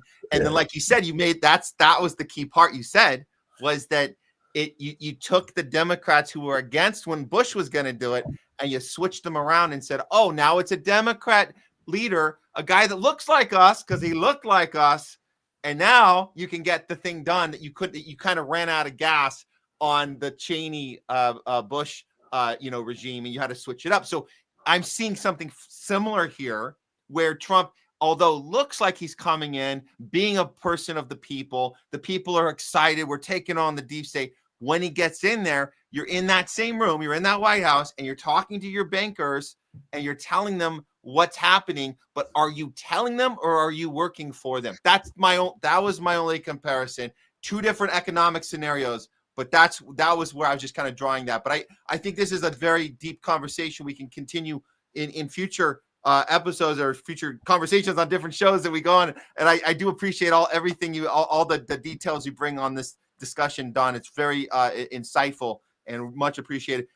Because we do have to get on with the rest of the show. Any last thing you want to leave us with on your way out? No, I appreciate it. It's good to see you and nice talking, and I look forward to the next time. Look, at the very beginning, I said this to you on Pasta, that there wasn't a revolution. Mm-hmm. So those billionaires are the same billionaires that were billionaires last year and the year before and the year before and the year before, and the government is in their control. Maybe not those particular characters, but that class dominates, pretty much everything in this empire. And so, until you start, and even if they started dragging some of them out, I'm not advocating this, even if they started dragging some of them out and stringing them up, or, off with their heads, or whatever they would do, even if it was, determined and proven that this is the whole class of them, unless you do away with the class itself, not just the members of the class, but the job description, influential billionaire, unless you do away with it, well, you just, it's deck chairs on the Titanic. So we haven't seen really that kind of fundamental change. Again, just to me, the thing that was really important up until we got rid of Presidents John Kirby and, the lot of them that went out with Biden and Harris, was that we don't have a nuclear war with Russia, or a major war with Russia or anyone else, like that kind of a war where they start blowing up the big stuff, and try to work from there, which is where we're at now for as long as this window is open. And so we do have a lot of work, and I'm sure Trump is not on our side for most of it. But we got to make sure also we keep the window open, lest Kirby and them come creeping back in and push the button. That's also a concern right now. Yeah. Don DeBAR, thanks for staying on top of everything globally. Just, the humanitarian element too, which is so important. We have these very thoughtful discussions. Thank you so much once again, and tell people where they can find you. Okay. Facebook, Twitter, YouTube, what is it? Telegram, and Truth, whatever they call it, Trump thing. Don DeBAR, this right here. Awesome. Thanks, Don. And I'm going to say one last thing. It just hit me. I need to tell you this on our 100th episode. You were the first. We communicated. You'd been on the show a couple times. First time I ventured outside of the once a week, because we used to just do the show once a week. That was it. Just very safe and just very, focused. Regular. It was, breaking news. It was when Trump got the first assassination attempt. I remember we were reaching out to each other, and I said, do you want to do this? Let's cover it. Yeah, that's right. We did. Yeah. So you helped us get out of our shell of that first, we have to only go once a week. That's it. And it allowed us to kind of expand. And while things are happening, let's cover it in real time. Let's figure this out. So I wanted to give you a shout out to that. You got us out of that safety zone and went into it. So that was awesome. And thanks. And it's been very inspiring ever since as well. So thanks, Matt. You take care of yourself. Okay. I'll see you around. You too. Okay. Yep. Bye-bye. Don DeBAR, everyone. Thanks for being part of our 100th episode, everybody. If you've just joining us now, welcome. Thanks for being part of our celebration. We got more show. We got more guests coming up right now. And I'm just making sure, yes, we are rocking and rolling right now. And I think it's time to bring in our next guest today, friend of the show. He has been a champion of independent media, based out of Chicago, host of Hard Lens Media. Here he is himself, guys. Kit CABELLO. All right. Well, first of all, happy 100th episode. I remember my first 100th episode, and I want to say this to you, Matt. You and Pasta have been a source of inspiration this last year and these couple of months. I have watched both of you work tirelessly hard in making a present seen in this media scape. And I want to say that both of your contributions, including you yourself, Matt, I've just gotten to know you, have not only made our entire organization, independent media, stronger, but dare I say it, it has made more people want to be actively involved. And when we met face-to-face in Chicago during the DNC convention, I knew right then and there you were one of the real ones, and that you are not going to give up. You're not going to back down. And look, I don't like how independent media is at risk of being censored, but you didn't go away. You didn't back down. You didn't say, well, it's over, I quit. You stood up and you said, F it, I'm going on to Rumble. You stood up and you keep on doing the show. You stood up. You and Pasta aren't going away. And for me, that's an inspiration. Okay? No matter what happens, because it's not about any one of us. It's about not giving up. It's about setting an example, and you're one of those people. So thank you for the privilege of being on your 100th episode. May there be a 1 millionth episode. How's that sound?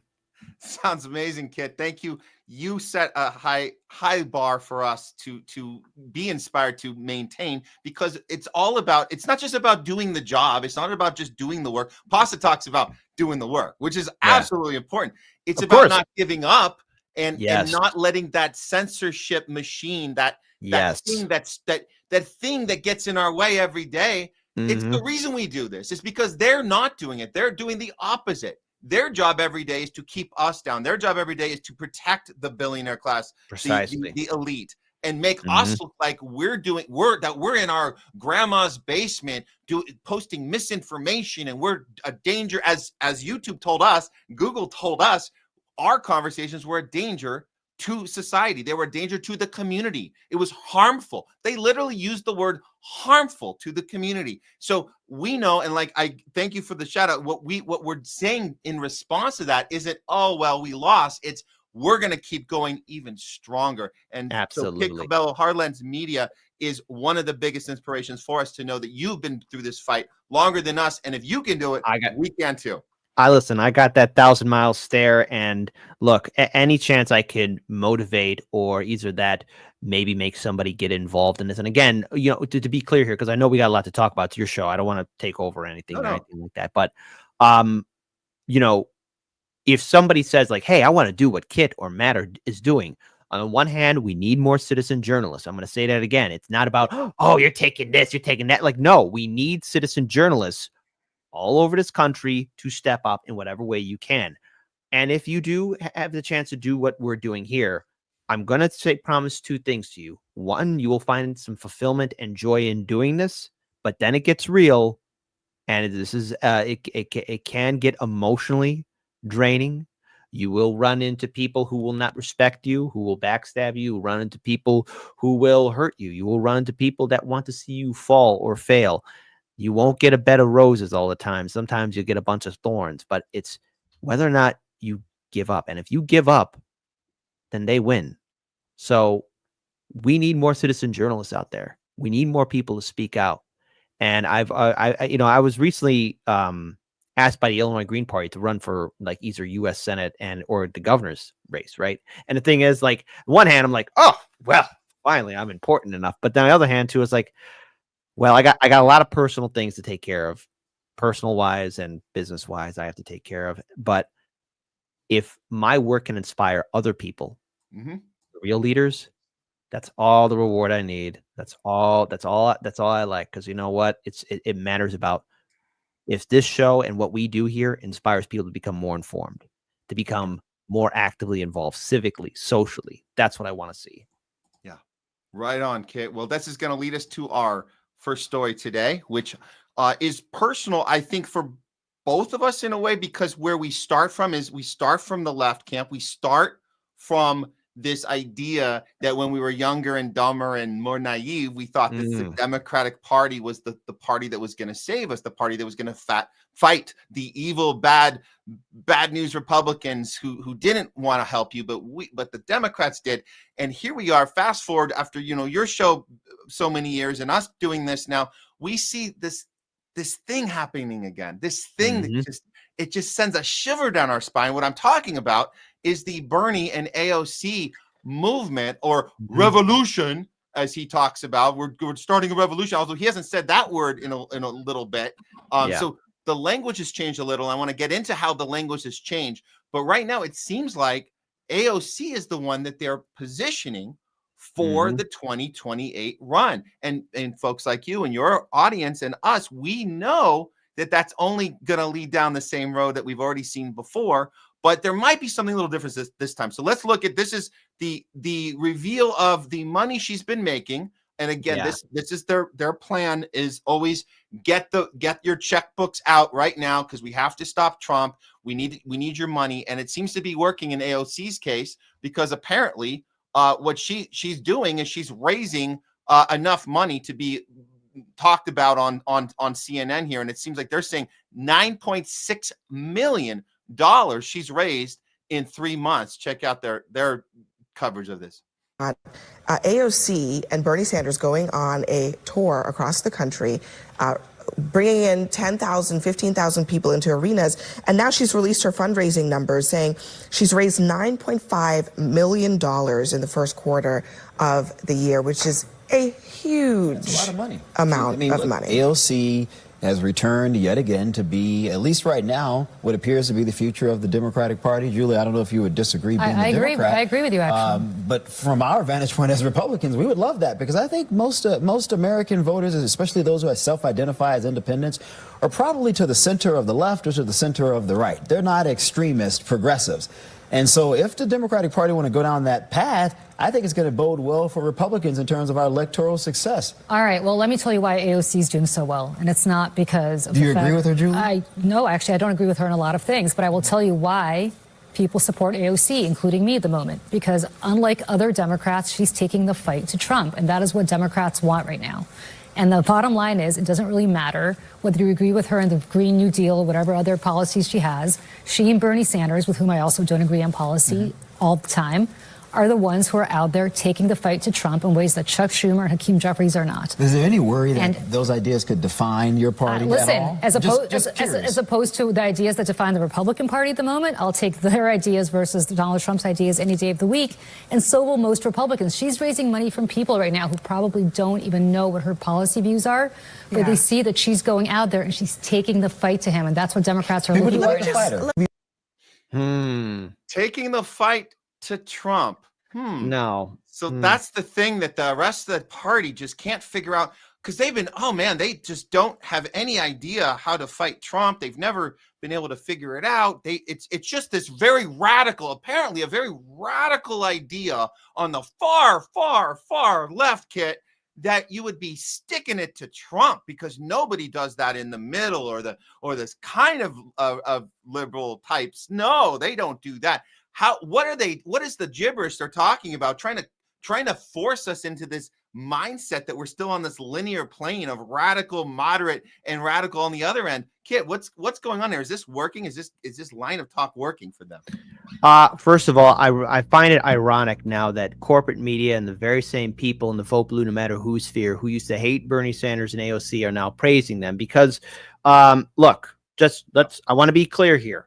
I am not a Democrat voter. I'm not a Republican voter, but our job is to give an analysis and a perspective. So let's be very clear here in regards to understanding the political battlefield that could unfold before us.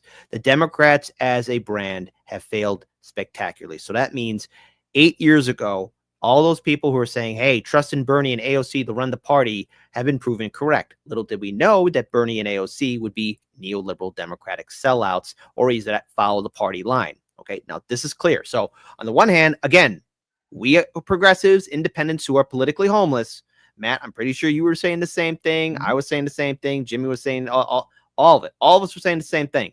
We've been proven correct. But we also now are seeing the fact that the Democratic establishment and corporate media now are going to have to play the game of, all right, a lot of our heavy hitters, at least who we thought were heavy hitters, like Cory Booker or Hakeem Jeffries or Nancy Pelosi or Chucky Boy Schumer, that they can't draw in the crowds. AOC and Bernie can. And what I see playing out, and I hope I'm wrong, but I see it playing out, I'm seeing the beginnings of what we saw pre-2016, and that is the Bernie Sanders momentum, but this time being AOC, Bernie Sanders 3.0, but this time AOC doing it. And I see people latching on to AOC as that progressive challenger in the Democrat Party who's good, who's young. She's got a following. She's got all these people surrounding her. And I see the hype machine being built up. And then, of course, remember, TYT at the time being the only home of the progressives. And I know people have problems with TYT. We're able to capitalize on this. And again, they exploded in popularity. I see other channels doing the same thing too. And maybe in some extent, maybe TYT if it's still around. But I see this playing out to where they're going to try and make her like the big left progressive candidate. All the while the Democrats are trying to filter or create somebody to be that corporate person to where, oh no, AOC can't win because the Democrats don't have a primary, don't really have an open, free, clear primary because they got super delegates. And then AOC saying, okay, everyone, we got to support this guy because we got to stop whoever the boogeyman is for that the Republicans are going to pull up. Because I don't think we're going to see Trump, a third Trump administration. If we do, I mean, it's content gold for us. But on the other hand, it's like, well, then who is MAGA going to have? Who are they going to pull up there? Donald Trump Jr. or whoever else could be potentially Trump's successor? Because this is the road we're at. And I see this happening. I see it playing out. And I just think we need to get in front of it before you got everyone who before you have the Gen Z, at least, being like how millennials were for Bernie Sanders. And I think if we wake people up to this rude awakening of just how Democrats will play us, I think we have a very good chance of doing something that's not just relying on electoral politics. Again, I could be wrong on this, but I have this feeling. I see it playing out. Maybe it's because I got that 1,000-mile stare in the trenches, but I see it. Unless let's get your thoughts.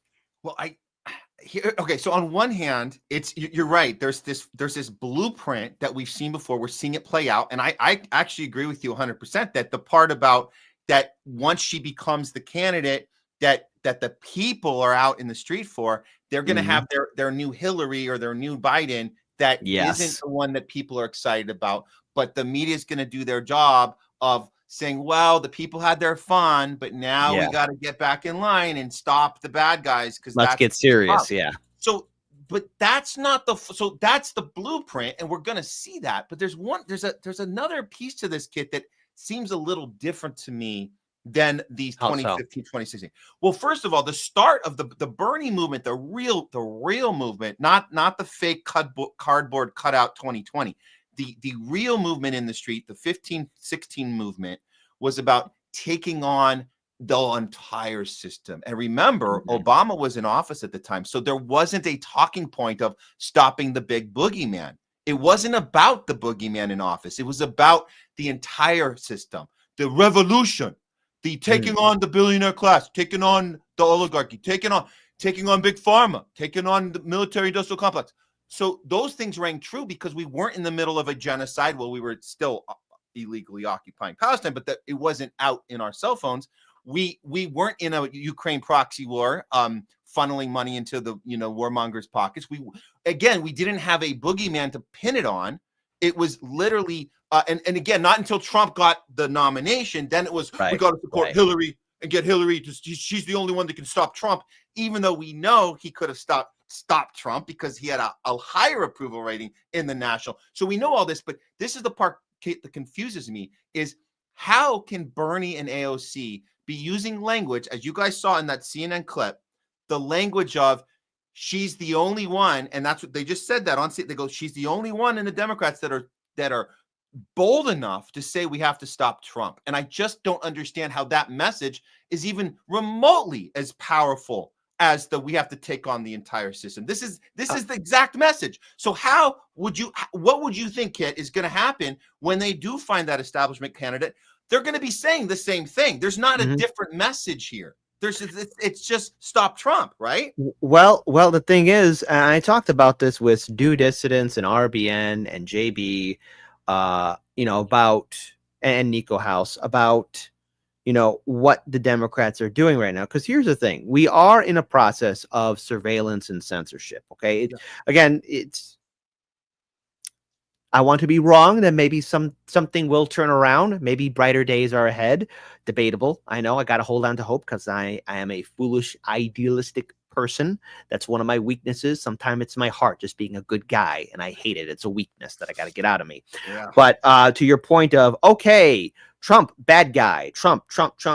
Well, it works. And the thing is, fear tactic. Wait, we're on Rumble, right? Oh, yeah.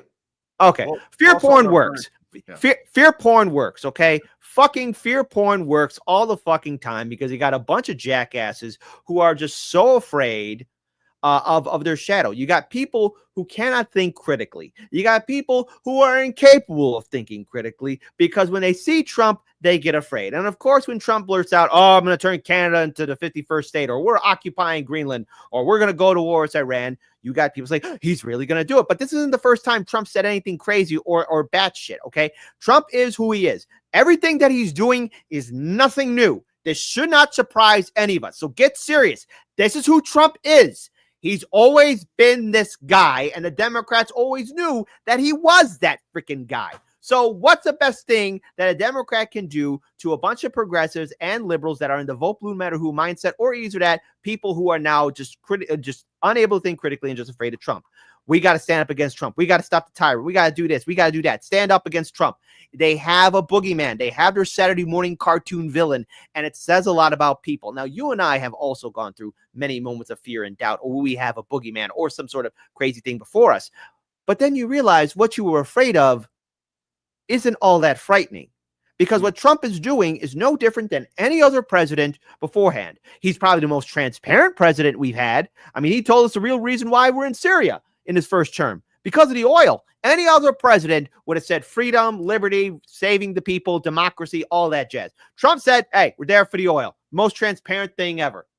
This is who he is. So with AOC constantly hyping up, or the media saying, oh, she could stop Trump, it's to give that false assurance, that hopium copium, to the latte drinking liberals or people who have Trump derangement syndrome, to thinking, yes, she can stop Trump. And then comes the 2018 primaries. And you know what? Same thing what we saw in 2020. All of them saying, oh, yeah, we could stop Trump. We could all stop Trump. Trump.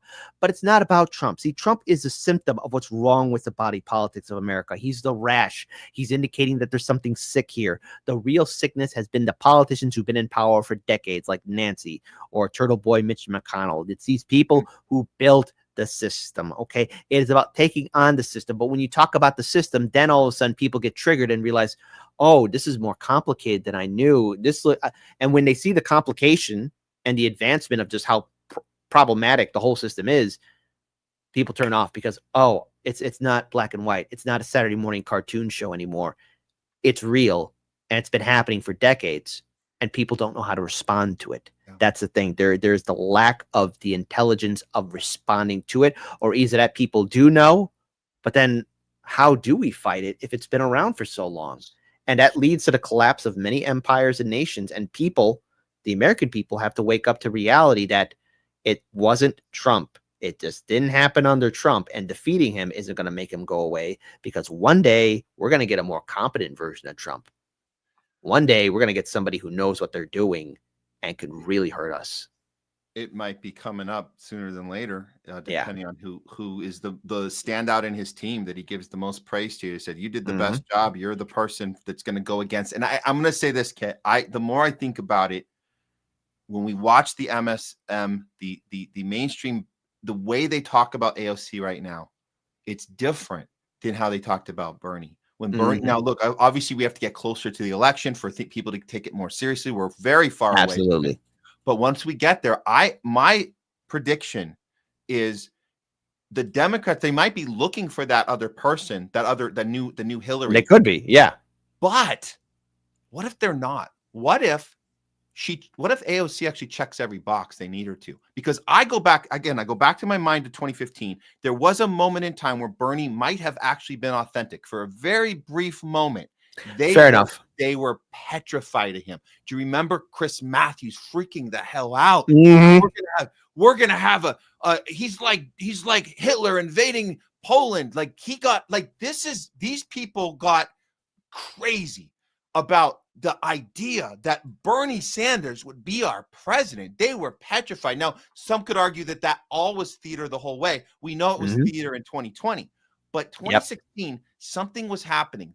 He was taking on the entire system, and he was an anti-war candidate. We weren't showing up to his rallies and protesting genocide, protesting Ukraine war, where we know he has people arrested from his rallies. We're going to talk about more of that in a little bit. But I'm suggesting, Kit, that what if AOC checks every box, that they don't need to switch her out? And I'm saying this not because it's easier for them not to have to, put on this charade. They could just go with her. They're all into it. It's because it's the illusion that we made progress, that Bernie couldn't quite do it, but AOC can. And now you got all the shit libs excited that they got their new Obama being packaged, and she looks like us more than ever because now it's a woman. Now you check the woman box.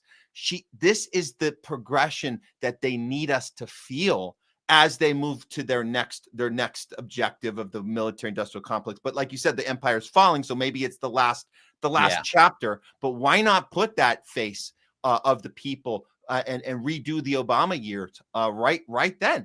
That's to me seems like we might be going that direction, and that's why the mainstream isn't getting sweaty right now. Oh my God, AOC might take us into communism. They're not doing that like they did with Bernie. I could see this playing out. And here's the thing. I want to add a little more to it. So, okay. So in this scenario, you're suggesting that AOC could be their package deal, and they're constantly grooming her and making her out to be their person. It wouldn't surprise me but the thing is, remember, AOC, thanks to Nancy Pelosi's machinations, has never been part of a leading committee. Okay. So she's never had that leadership role. But since Nancy is on the decline, and look, not being a bad guy here, but listen, you only could be in power for so long. Look what happened to Dianne Feinstein, and Nancy right now is using crutches or a cane to walk around now. So okay, so let's add in the factor of, okay, Nancy's influence is out. You got Chuck Schumer, whose influence is waning. A lot of liberals are upset, and so you got the party leadership wondering, could AOC play ball with us? Could she do it? There is a possibility where, okay, I'll play ball if you let me do certain things. I mean, let's be clear. Right now, we're putting out a scenario here. So if AOC does agree to play ball with the establishment, wants to, rebuild the Democrat Party, there might be some concessions that she could get. But remember, how many times does a politician follow through with their campaign promises? I mean, I don't recall Greenland going after Greenland being on Trump's campaign policy. At least I double checked that. I mean, was Trump running on annexing Greenland? No, but things do happen. Yeah. So I could see where they can have it. She has a popular name, a huge media following. She could get some big channels on YouTube to support her.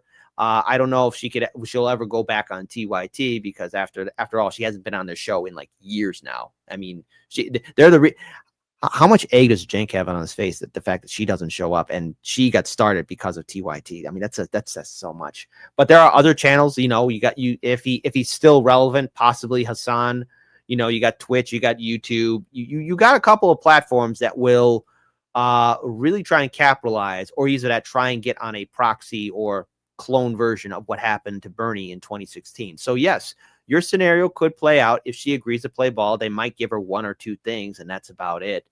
And is this an idealistic scenario? Oh, absolutely. But then it also gives out the warning of, okay, third parties, villain, citizen ballot initiatives, we don't have time for that. Mutual aid, we don't have time for that. Anybody that's critical of AOC, oh my God, do you have any idea? If we start being critical of AOC, and she has in a potential scenario, hear me out. Do you have any idea how much fucking shit we'll get from people because we're criticizing AOC and her past failures? I mean, it will be fucking terrible. We get more shit than Republicans. We'll get more shit from anybody else. It'll be Kamala times 1,000, basically. Oh, it'll be worse than that. Yeah. Kamala times 1,000. Holy cow, man. No, it's Kamala times maybe 100 million, man. 100 million. Like so much shit will come down our way if the lightning in the bottle AOC has a Bernie Sanders 2016 moment, the blessing of the DNC establishment, and also the support of larger channels that are part of the Vote Blue No Matter Who sphere who want to stop Trump. And then, of course, you got corporate media. Oh, my God, we will be beyond fringe. All right? They'll be calling us worse things than communists or socialists or anything else like that. Anybody who's anybody will be a villain. That's the scenario. But that's a word. One, it's probably content gold on one hand, but on the other hand, it's like, could it be full on censorship and termination for us all across the board? Oh yeah, that's something I see happening too. 100%. I think and it's terrible because you brought it up, and the thing is, we're just playing armchair generals here. Sure. But if that scenario, she gets the blessing of the establishment Democrats, she gets maybe a few things, lightning in a bottle 2016, Bernie Sanders movement for 2028, everything else, oh my God, holy shit. We're in for a shitstorm, and everybody better be ready to smile. Well, this is a good segue into our next story, which is pretty much, it kind of flows right in because we're talking about Bernie leading the charge, or at least setting this example for AOC. I'm sure she looks up to him in a way. She takes notes from him and sees how he's evolved since 2015, 2016. We've seen how Bernie's evolved, because back then we never, ever would have suspected Bernie was someone that had people arrested at his protests, that he was defending the military-industrial complex, defending the Ukraine proxy war, and not able to say the freaking G word. Genocide. Can't say it. So, AOC's following down that path. But with Bernie, it hits home. It really hurts because they were going on this tour. We saw this Fight the Oligarchy tour. They came right here to LA. We saw everybody here in Hollywood. They all came out. It was the biggest, according to Bernie, the biggest crowd ever. This includes 2015, 2016. 36,000 people turned out to this thing. And he just spewed the same BS that we did not hear this when we were out there in the streets in 2015. We didn't hear him say that Israel has a right to defend themselves. So he does this. And now this we weren't able to cover this on our previous show. So I don't know if you have on yours, Kit, but this has been going around. And this is, I'm not exactly sure what city this took place in. This was not LA, but this is in the last few weeks, all the tour, they've been going to every city. This is a protest, and kudos to the protesters showing up with Palestinian flags and speaking for the people Bernie's supposed to be speaking for. And then this happens at one of his rallies moments after he said his key line, his go-to line now is, Israel has the right to defend itself. Check this out. One America in which the wealthiest people, the top 1%, have never, ever had it so good.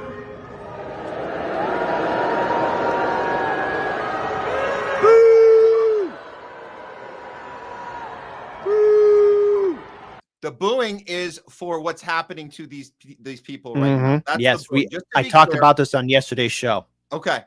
Just to be clear, that's the booing. It's against Bernie. He's not Bernie. They're not booing the billionaire class like we used to do when we would boo at his rallies. They're booing him because he's not doing anything about what is happening right in front of his eyes, and everyone can see it.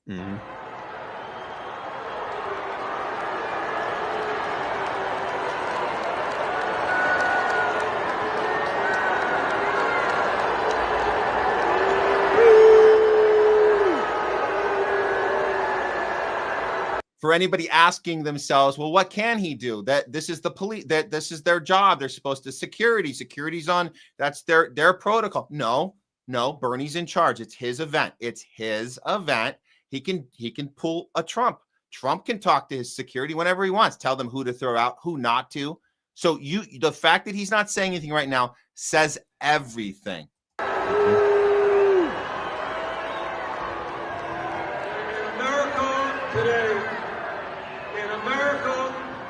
In America today, we have more income. In America America today.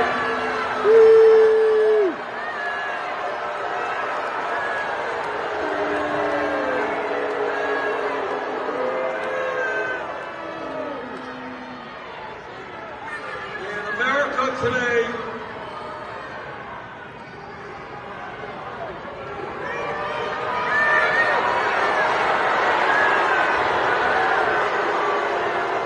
Bernie could stop this at any point. Yeah, he could, but he's trying to ignore. He's trying to ignore and continue with his speech and follow the prompter. No, dude, you're on the wrong side of history. And the crowd, good job on the crowd, by the way. Way to be on the right side here and back the people against the thing he's talking about. The fight the oligarchy. You are the oligarchy, you piece of shit. Bernie, my God. Let me play the rest of this, but this crowd stays in it.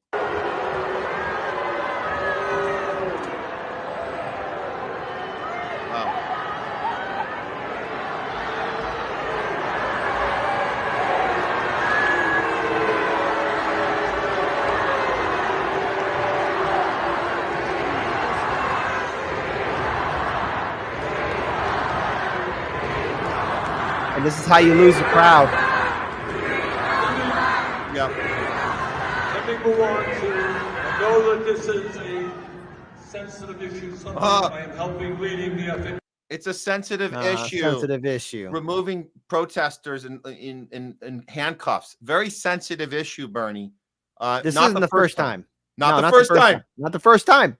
This isn't the first time. Throughout all 2024, even when AOC and Bernie were marching for, stumping for Biden and Kamala, dismissed the protesters right away. Look, you guys were there with the gray zone at the DNC convention. You and Pasta were there inside the DNC convention, which is the gray zone. And what happened inside the DNC convention? Well, first of all, when the gray zone was confronting a lot of these Democrat lawmakers about Gaza and everything else, dismissed it right away. When Pasta was interviewing people and you were interviewing people, what happened? No one was really acknowledging. And then, of course, the piece de resistance, the two shining gems. First of all, you had the Palestinian Democrats or speakers who were kicked out of the DNC convention, who were most likely going to just say something nice about Kamala and Doris, but no, Democrats didn't want to take that risk, kick them out. And then, of course, when you had a lot of liberals leaving the United Center, and you had Palestinian protesters name the names of dead children, you had a lot of people covering their ears, blah, laughing. Yeah, one guy laughing at some kid dying at 18 years old. 18 years old. Kid didn't even live life yet. 18 years old. That's a baby still, okay? I don't care. 18 years old didn't live life, okay? I mean, come on. 18 years on this planet? That ain't nothing.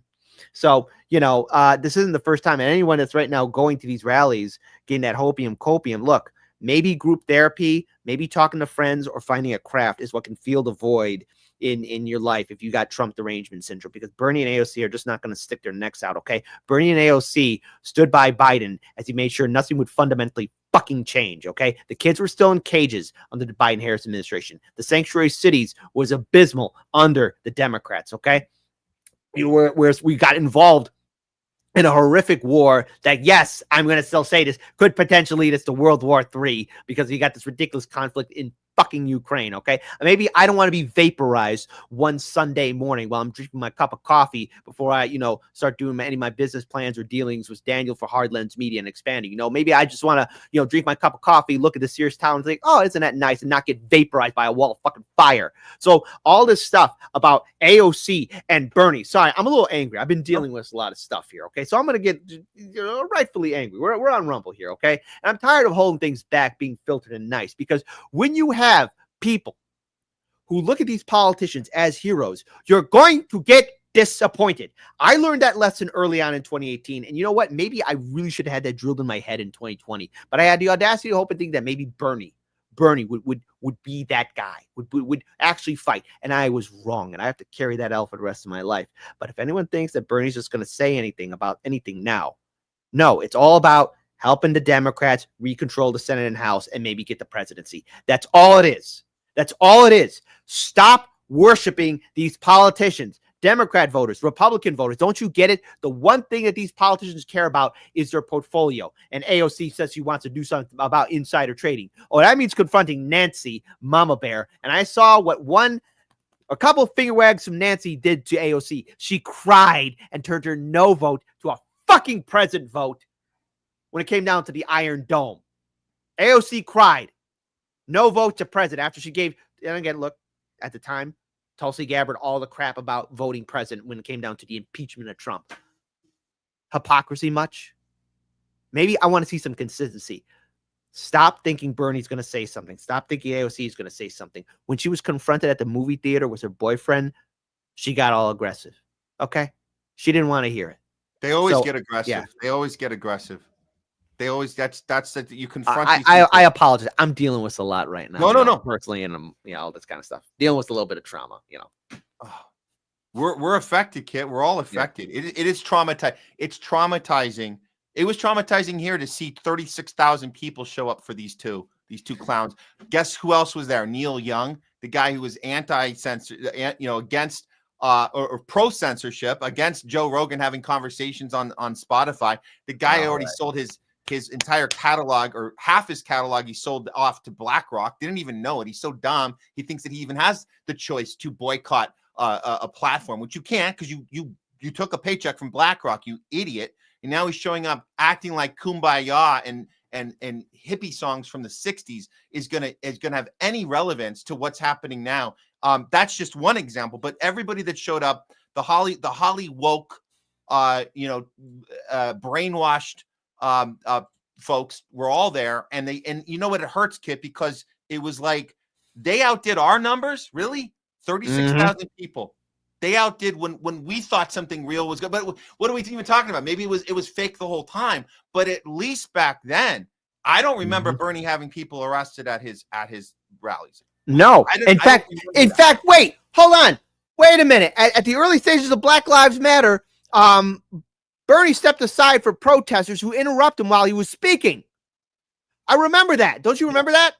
Oh yeah. I'm sorry. I'm having a blurring. I call it the blurring effect. Like I blame our smartphones. I blame our computers, because there's a treasure trove of stuff, and I know that Cheese Slice is in here, and I'm pretty sure I know what Cheese Slice is referencing to. Like I gotta clip some of this. Yeah. Like just for the future, especially like, do you know how much shit we're gonna get from everybody once we start, being critical of AOC? Like that'll be the end of us. Like I bet that's what he's gonna clip there. Cheese Slice, be nice to us. Oh yeah, no, it's oh yeah, I think we might be onto something here. Look, if there's more people, this is what we can hope for. If there's more people like that crowd you guys heard booing Bernie at his event, we need more of that. We need more of that. We saw when he was having people arrested at these rallies over Ukraine. He had people arrested from Code Pink. They were taken away in handcuffs, saying we're just showing up. There were signs of Bernie's tweets about stopping war, and then he's funding a Ukraine proxy war. He had them arrested. There weren't people as loud back then because they were more easily tricked into the Ukraine war, because it's a little more complicated. We get it. The genocide in Gaza is not complicated. It's as clear as day. And if you're holding up a flag, a Palestinian flag, and you're going at a Bernie event, he's supposed to be the most radical, the most lefty person in our entire political arena, and AOC is right next to him, and you're telling me that if you hold out that sign, you're going to go away in cuffs. That's so obviously wrong that more people are booing now. And maybe can we hope for that more people will start booing, more people will get loud and say, you know what? Maybe this entire two-party system is a total crock of crap, and maybe I need to bow out. And absolutely, not be on the 2028 train. Yeah. I think people need to come to terms with the idea of, okay, you're going to a Bernie Sanders event, you're going to an AOC event, and they're speaking Fight the Oligarchy tour. What are you getting from it? Okay, maybe and look, people, we're all sensitive creatures. I'm sensitive too. Okay. I have emotional needs. We all have them. Every single person has them. But if you're going to a political rally to fill a void because you're afraid of the future, no one can predict it. Okay. All these dark times, all these challenging times, they do come to an end. Everything has a beginning, middle, and end. We all live, we all die. But if you are holding out for hope for this mystical scenario that the politician will save you, you will get sick. you will get depressed because you're turning something or someone into an image or an idea that they're not. You see, the best way to confront fear and uncertainty is for you to face it in your own right. And not all of us are going to be the main character. Okay. I don't think I'm a main character. All right. I think maybe I'm a secondary character. All right. Maybe I'm a background guy. I'm okay with this. I'm actually okay with this. But does that prevent me from doing the work? Do I? Because there are days when I wake up and I'm wondering, what am I doing? Should I do this? And I don't do the show because of ego and pride. No, I'm not in this for fame. I'm not in this for fame. I'm doing this for love. And because I love the media, and there are so many things that I have to deal with right now that are just like monumental, but I love doing this. And what the best news I always get is somebody saying, I did this because your show inspired me, or I'm getting involved in this. And that's all I need to hear. But for people going to an AOC event or Bernie Sanders event, and you're doing it to fill a void, yeah, you're there with other like-minded people, but they're scared too. Instead of hearing these two people speak, what are they going to do? What actions can they do right now? Can they really take on a political party that screwed over Bernie Sanders? Can they take over a political party that not only that tried to undermine AOC? Because everyone's right now cheering and yaying, but hey, the same Democrats were AOC's and Bernie's biggest ops. They did them in. And now here they are trying to get you all into a party again that has already admitted that they're a private institution. They pick who they want. In 2018, 2019, I was interviewing Democrat candidates who were running under Justice Democrats, Brand New Congress, DSA, Our Revolution, and all their stories are the same. Oh, yeah, DCCC, DNC screwing us over. We got a media blackout. Like, okay, then why are we in this party? And it goes right back to something that I saw in 2017 when I first met. Now, mind you, I mentioned on the Post-Duopoly show yesterday that I ran into Nico House. That was before we actually spoke. I saw him. He was interviewed. I did want to talk to him. I did want to speak to him, but every time I had a chance to run up to him or talk to him, he was already interviewing somebody else. But he can attest to this. He can attest to this. There's a lot of people there who were hoping that Bernie would do a third-party run. I even did my first interview with Jimmy Dore face-to-face. It was an 8-minute long video. And guess what? We were all having this hope. But as soon as Bernie spoke at the McCormick Place, thousands of people in the area were saying Bernie was getting screwed over. You're being screwed over. And Bernie dismissed it.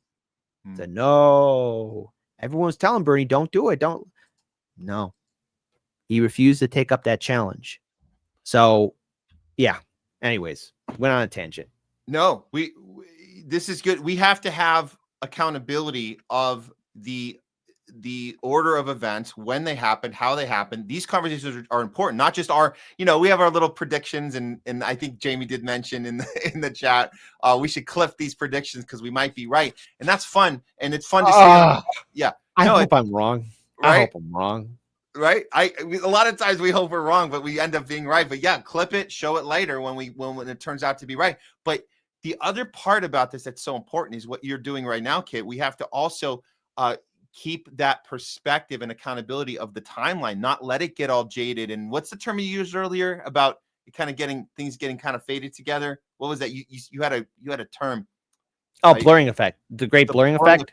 We have to fight the blurring effect because it's so important that we remember the chain of events. When Bernie behaved like this, when he did that. Same on the Trump side. When he said this, then he changed it to that. What were the factors in play at the time? So the reason that's important is so we can recognize those red flags, recognize them in the future when the people go through the same behavior or when other people follow the same blueprint, as we spoke earlier about following a blueprint. So we have to remember how these things work and keep having these conversations. Kit, is there anything? I just appreciate you being on here today, man. These are great conversations, and I picked these topics. I know you've covered them on your show. We kind of all. That's fine. I'm more than happy to be here. More than happy here to celebrate your 100th episode. Sorry, you were going to ask me a question. No. Just I'm passing it to you. Any other final thoughts or anything for yourself? Okay. Well, I guess my hour is up. All right. Well, here are my final thoughts. Actually, you know what? No, I have Darn, we do have a guest coming in here. Okay. In a few minutes. Okay. Man, I was going to try and squeeze one more thing. Okay. Sorry. Pass it back to you, Kit. Okay. So let me give my final thoughts.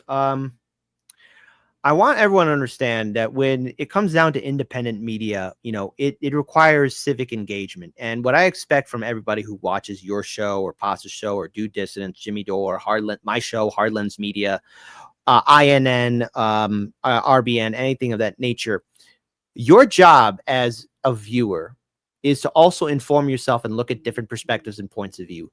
Your job as a viewer is to know the laws and regulations of your state, your city, so you know your rights as a voter. Your job is to be civically informed and to inform other people as well. And it won't be an easy route because politics is a very murky genre. Don't give up. And there are moments where I have felt like giving up. I've been in some very dark places. These past 2 years have really taken a toll on me, mentally and emotionally, physically, and so much more. I have known a lot of loss and I've dealt with some trauma as well. And there are people in my life that I wish that they were back, you know, and I've lost some good people. And it makes me reflect on how short our lives are and what matters. And what matters is love for yourself, love for your community, and love to live life because it's precious and it goes by quick. If you're not paying attention, it'll go by you, and it matters. It matters what you care about. And if you love something, you got to fight for it. If you believe in something, you must fight for it. And there's always a risk and reward. I learned an important lesson. Just give me a few minutes here and then I'll head on out. Go for it. In April, earlier in April, I was invited to a friend's baby shower. And, you know, I've been talking to a lot of my friends, and I went to get them a book, you know, for the kid. They're having a baby girl, and I got them a book, but, you know, I've been dealing with so much, and I was pulled aside by a couple of people saying, "Excuse me, sir, are you okay?" I didn't know if I was showing on my face, but a lot of people were asking me if I was okay. I said, yes, I'm trying to get on brave face. And I, you know, take the toy, the book. It's a dinosaur book about a T-Rex that wants to hug his friend and his mom and all that other kind of stuff. Got in a little bag, wrapped it all up. And I was in a certain part of the neighborhood in Chicago, and I wanted to get a nice little treat, a donut. And there was a donut shop. And I was like, you know what? I deserve it. But I must have really looked out of it and really sad. The guy asked me, "Are you okay?" Just the way he said it to me. And I said, "No, I'm not." And I started to tear up a little. And he said, "Hey, it's on me. Let me talk to you." Talked to the stranger for 20 minutes. At the end, he said, "I know what you're going through. You're going to be fine. It's going to be okay." And he said, "Whatever you do, just keep doing it. You'll be fine." And I said, "How can I repay you back?" And he said some things that I have said to other people. He said, "Here's what you could do. Give it back. Use my kindness, give it back to somebody else if they ever need it." So I will end this segment with one thing. Matt, keep doing a good fucking job. Don't you ever fucking quit. I'm proud of you. Proud to call you a friend in my short time. And happy 100th episode. You deserve it. All the best to you in your future endeavors. And don't you ever fucking stop, no matter what. I'm proud of you, man. Thank you so much, Kit. We can't stop. It's in us to just keep going. Thank you for doing it first. And we're right behind you, following your lead, Kit. Thank you so much. I was also, I did go to the baby shower later this month, and honorary uncle. There you go. All right. Talk to you later, brother. I'm going to head on out. Hell yeah. Hell yeah. All right, Kit. Take care. Kit CABELLO. Wow. These are the real honest moments that we don't set out to have. We just set out to be honest and truthful. And every once in a while you get an emotional moment. We're not going to get that on mainstream. I think that goes without saying. They're not into that. They're not into real conversations. They're into talking points that are short little snippets fear-mongering little headline blurbs and cutting to a commercial for Pfizer. That's what they're into. So we'll keep doing what we're doing. As Kit said, we don't stop. We can't stop. We just keep going.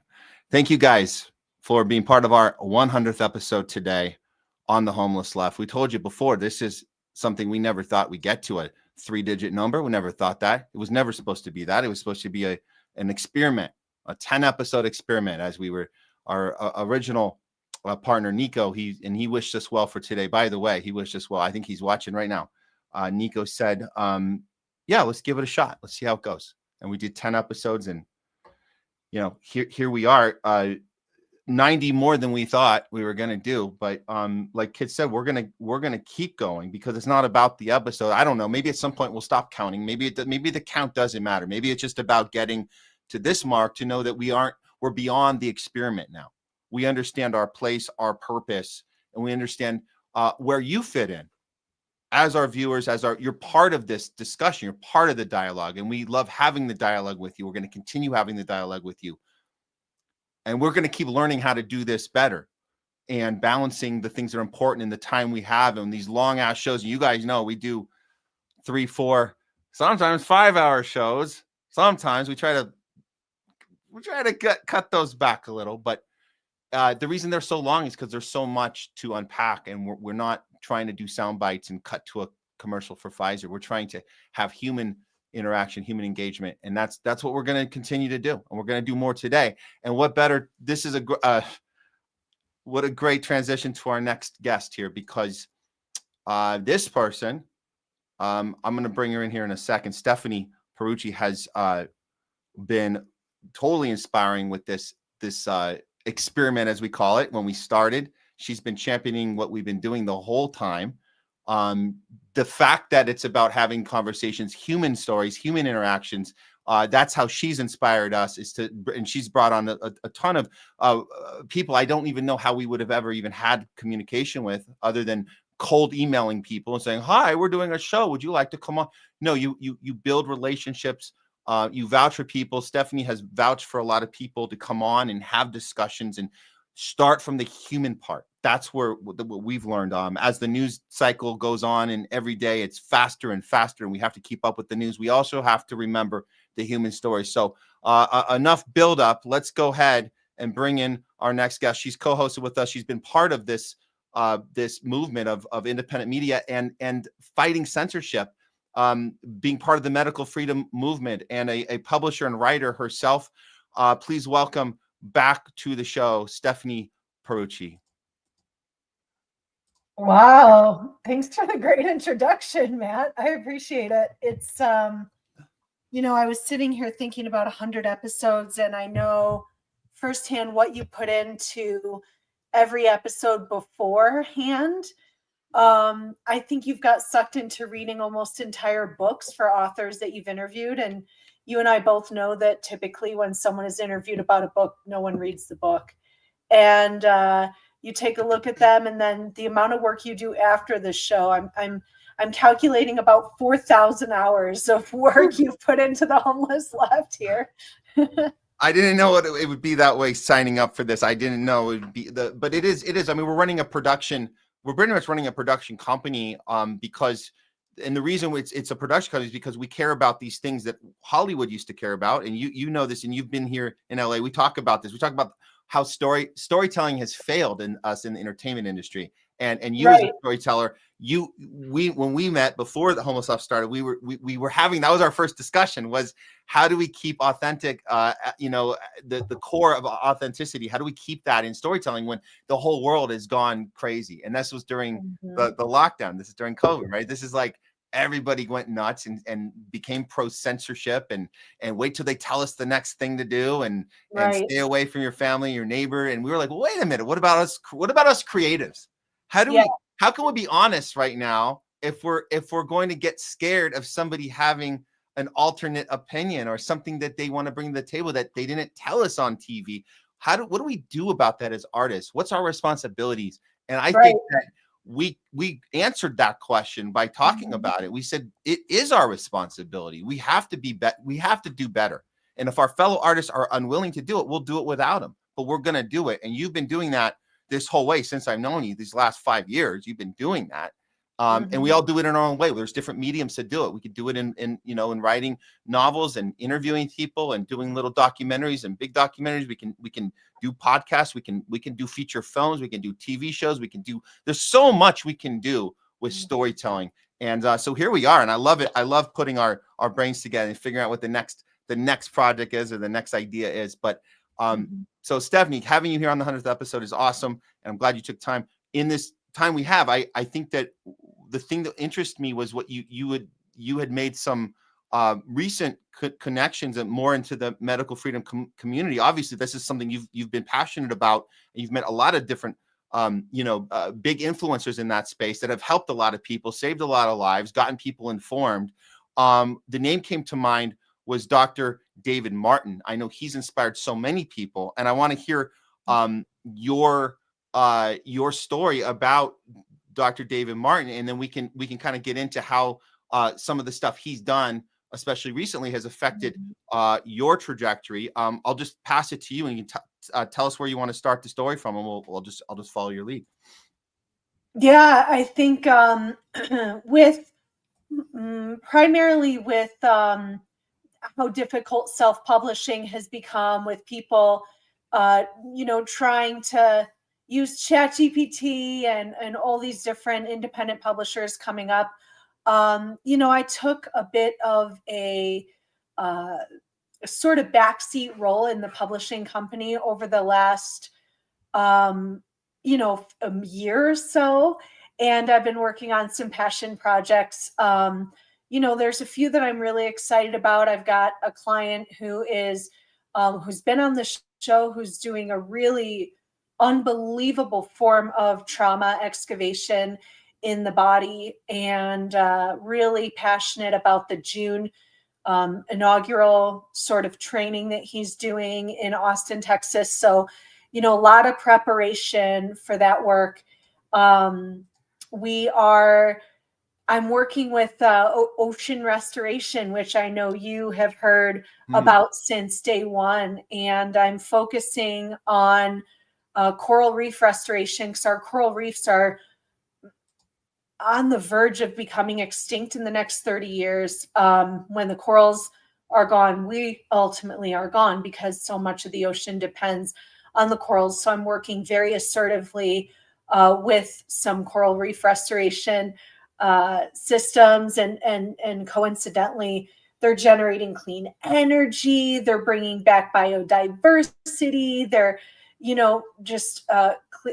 got microplastic filters, which is really important in the water, because it's not all plastic bags that we're seeing floating around. A lot of what's killing these fish and these corals are microplastics and pollution, from things we consume, things we ingest, horrifyingly.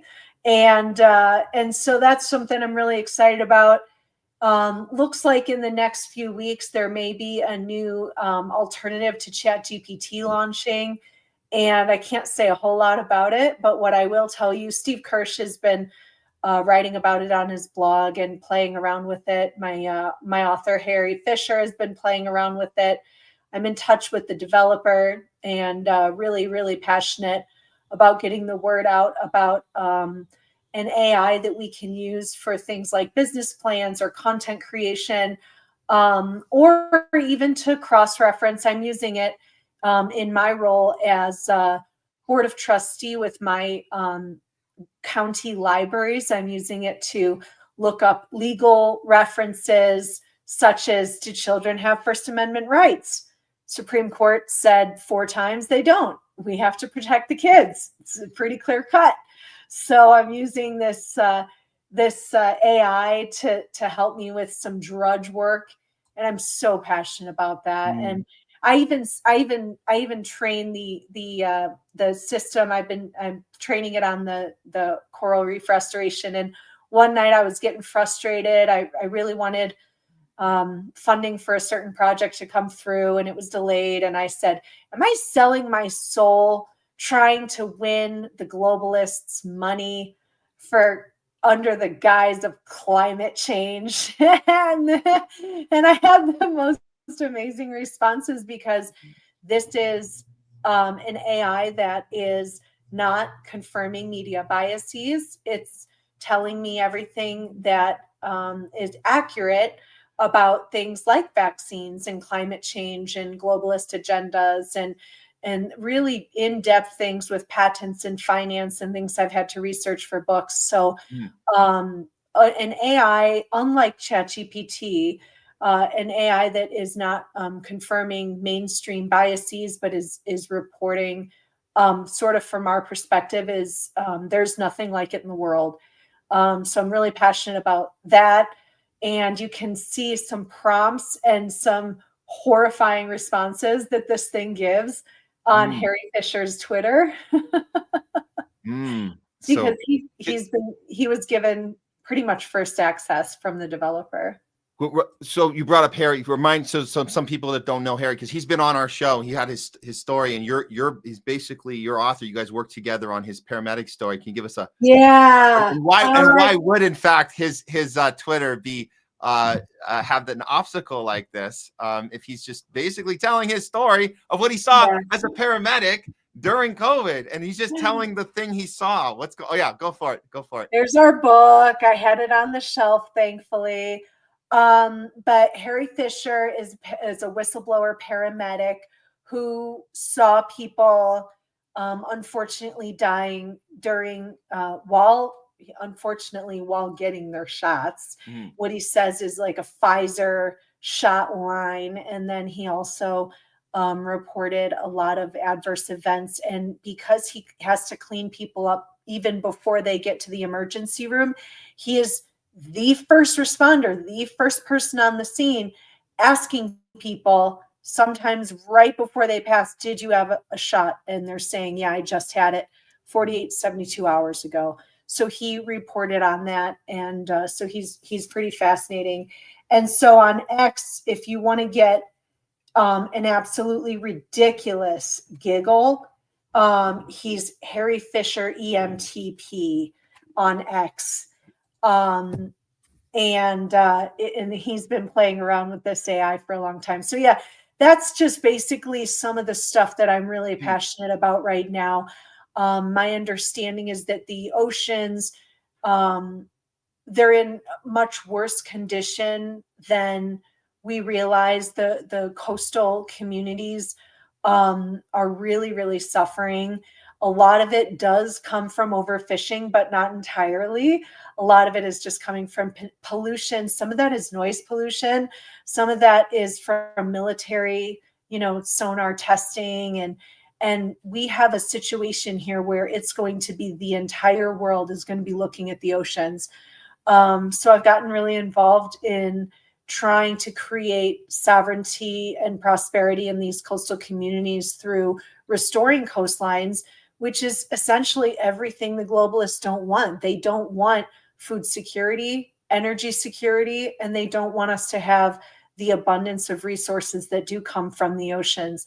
But in order to have any resources from those oceans, we got to have the marine life. And so that's something I've been focusing on. No, that's great. And I like that you were able to deep dive into that and see that we don't just want to do a blanket, is global warming real or not? Like, there's something about the environment itself that you can see the thing they push. They push the carbon footprint because they want us to be in the 15-minute cities. That's the thing. And they ignore the marine stuff. I'm glad you got into there and you said, the thing they don't care about, because like you said, if they can take away our ability to farm and to have our own access to food, which again starts in the water, starts in the marine, then that'll help their agenda. So you're not going to hear that part. So we tell people, our environmental friends, and like I come from an environmental background. We care about the environment, absolutely, but we also notice when a system itself, when the capitalist system itself, or the oligarchy itself, or like you said, the globalists themselves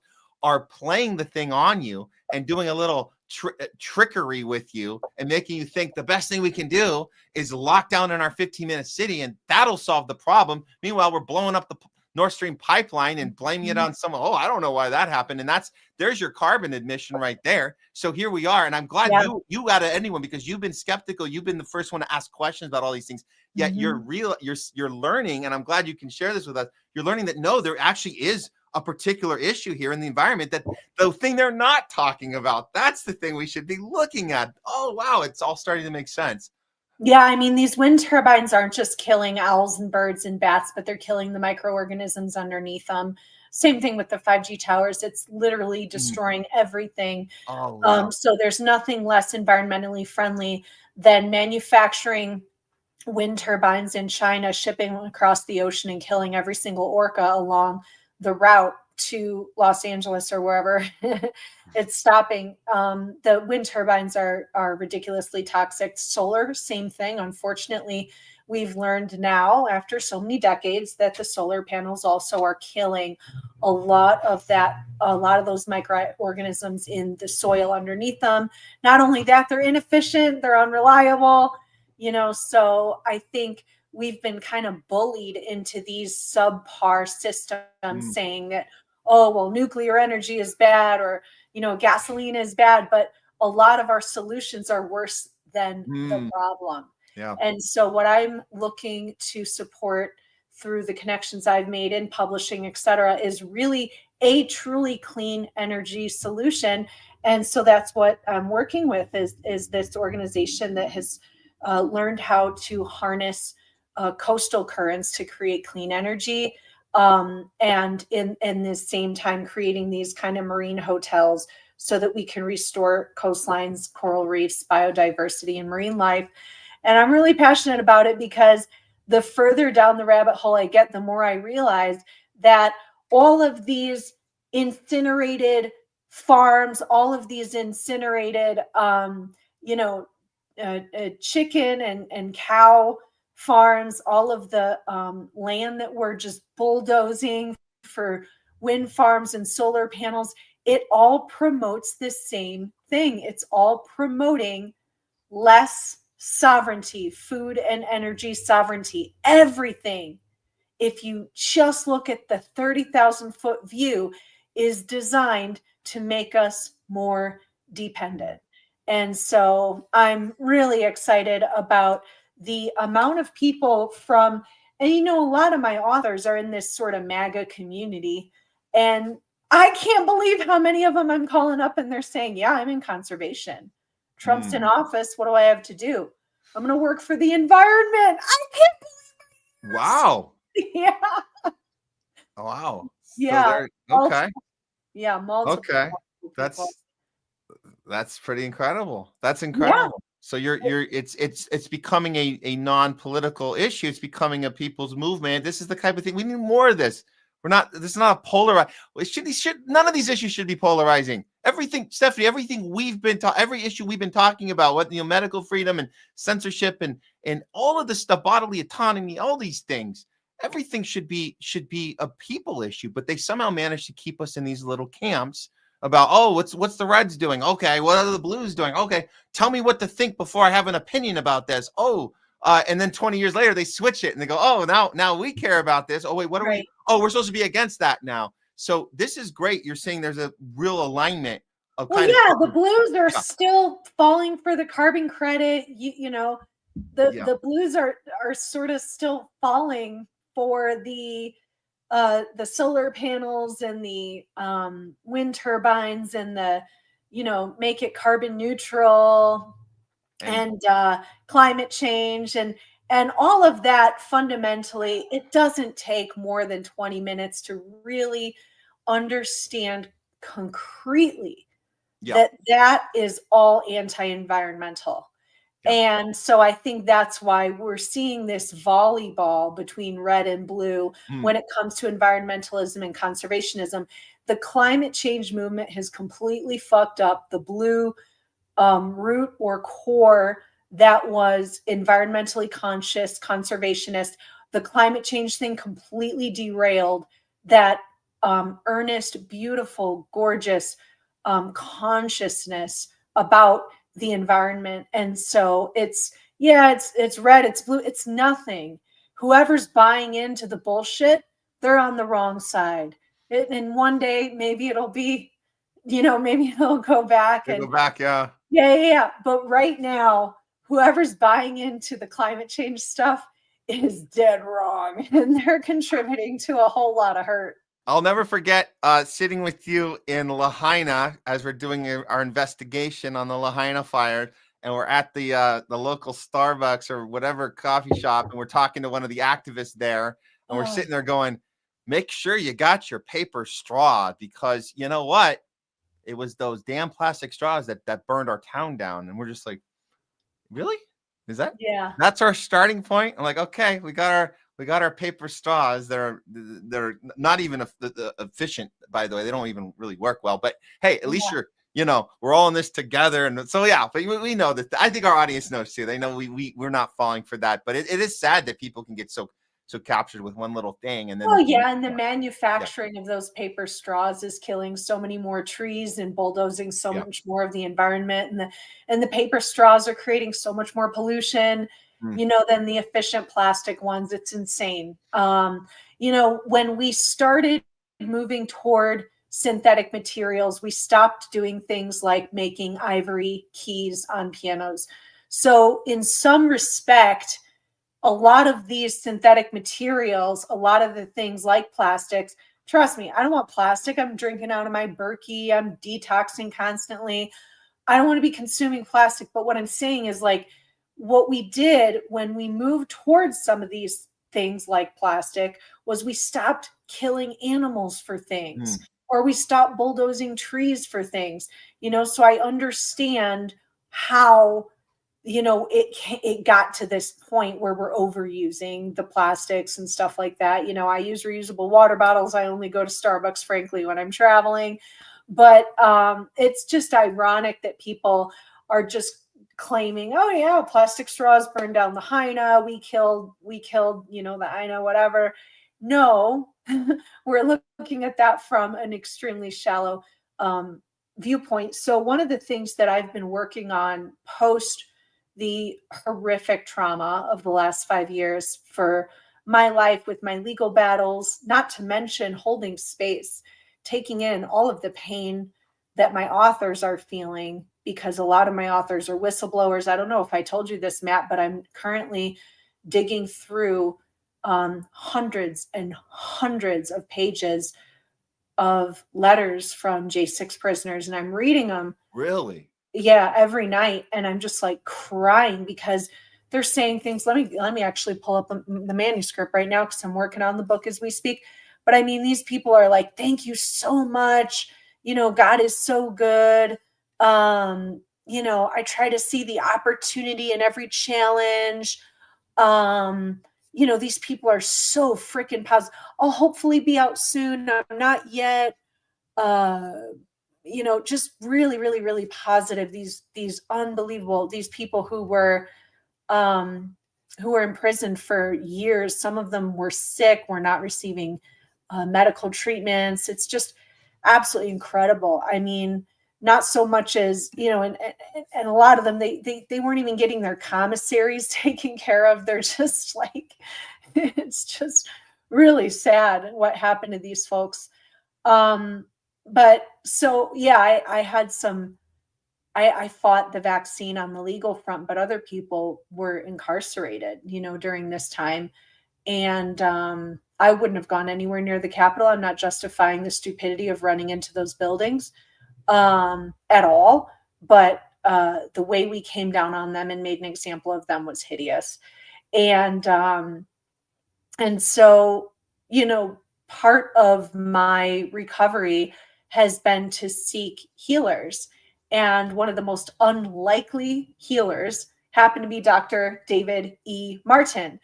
And what's really hilarious about this is David and I met when he wrote the foreword for How to Decapitate the Serpent, because he was very close with Dr. Vladimir Zelenko. Obviously, every time I've been on this podcast over the last year or so, couple years, I got my picture of Zev sitting right there on my bookshelf. Love this man. And he was very close with David. And a girlfriend of mine just mentioned to me that, she might go if I go. And I said, well, I got David messaged me, told me to show up because he's going to be here in Colorado doing this 12 senses workshop. It's 6 days of training, morning till night.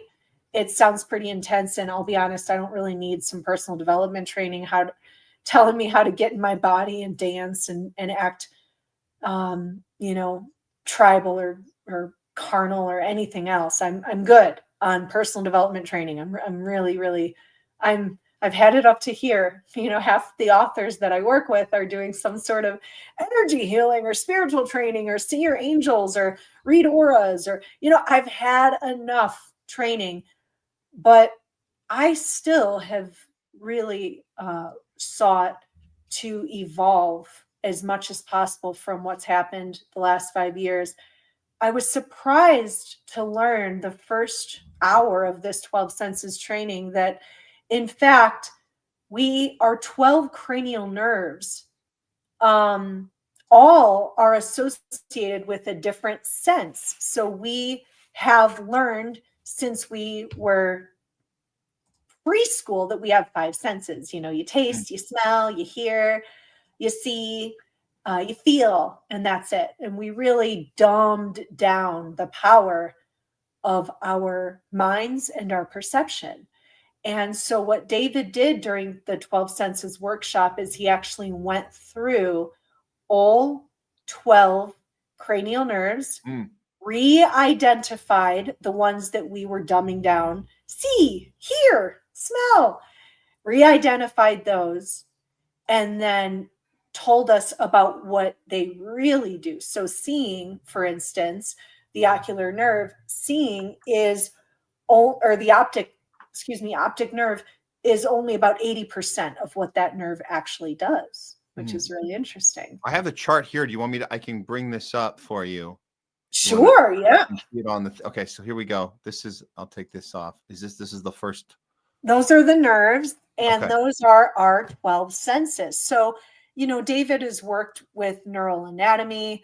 The man has been testifying since the early 80s before Congress. I mean, if anyone doesn't know Dr. David E. Martin, he is a humble but extraordinary intellectual, and spent a lot of time with indigenous communities. He has a different way of describing them.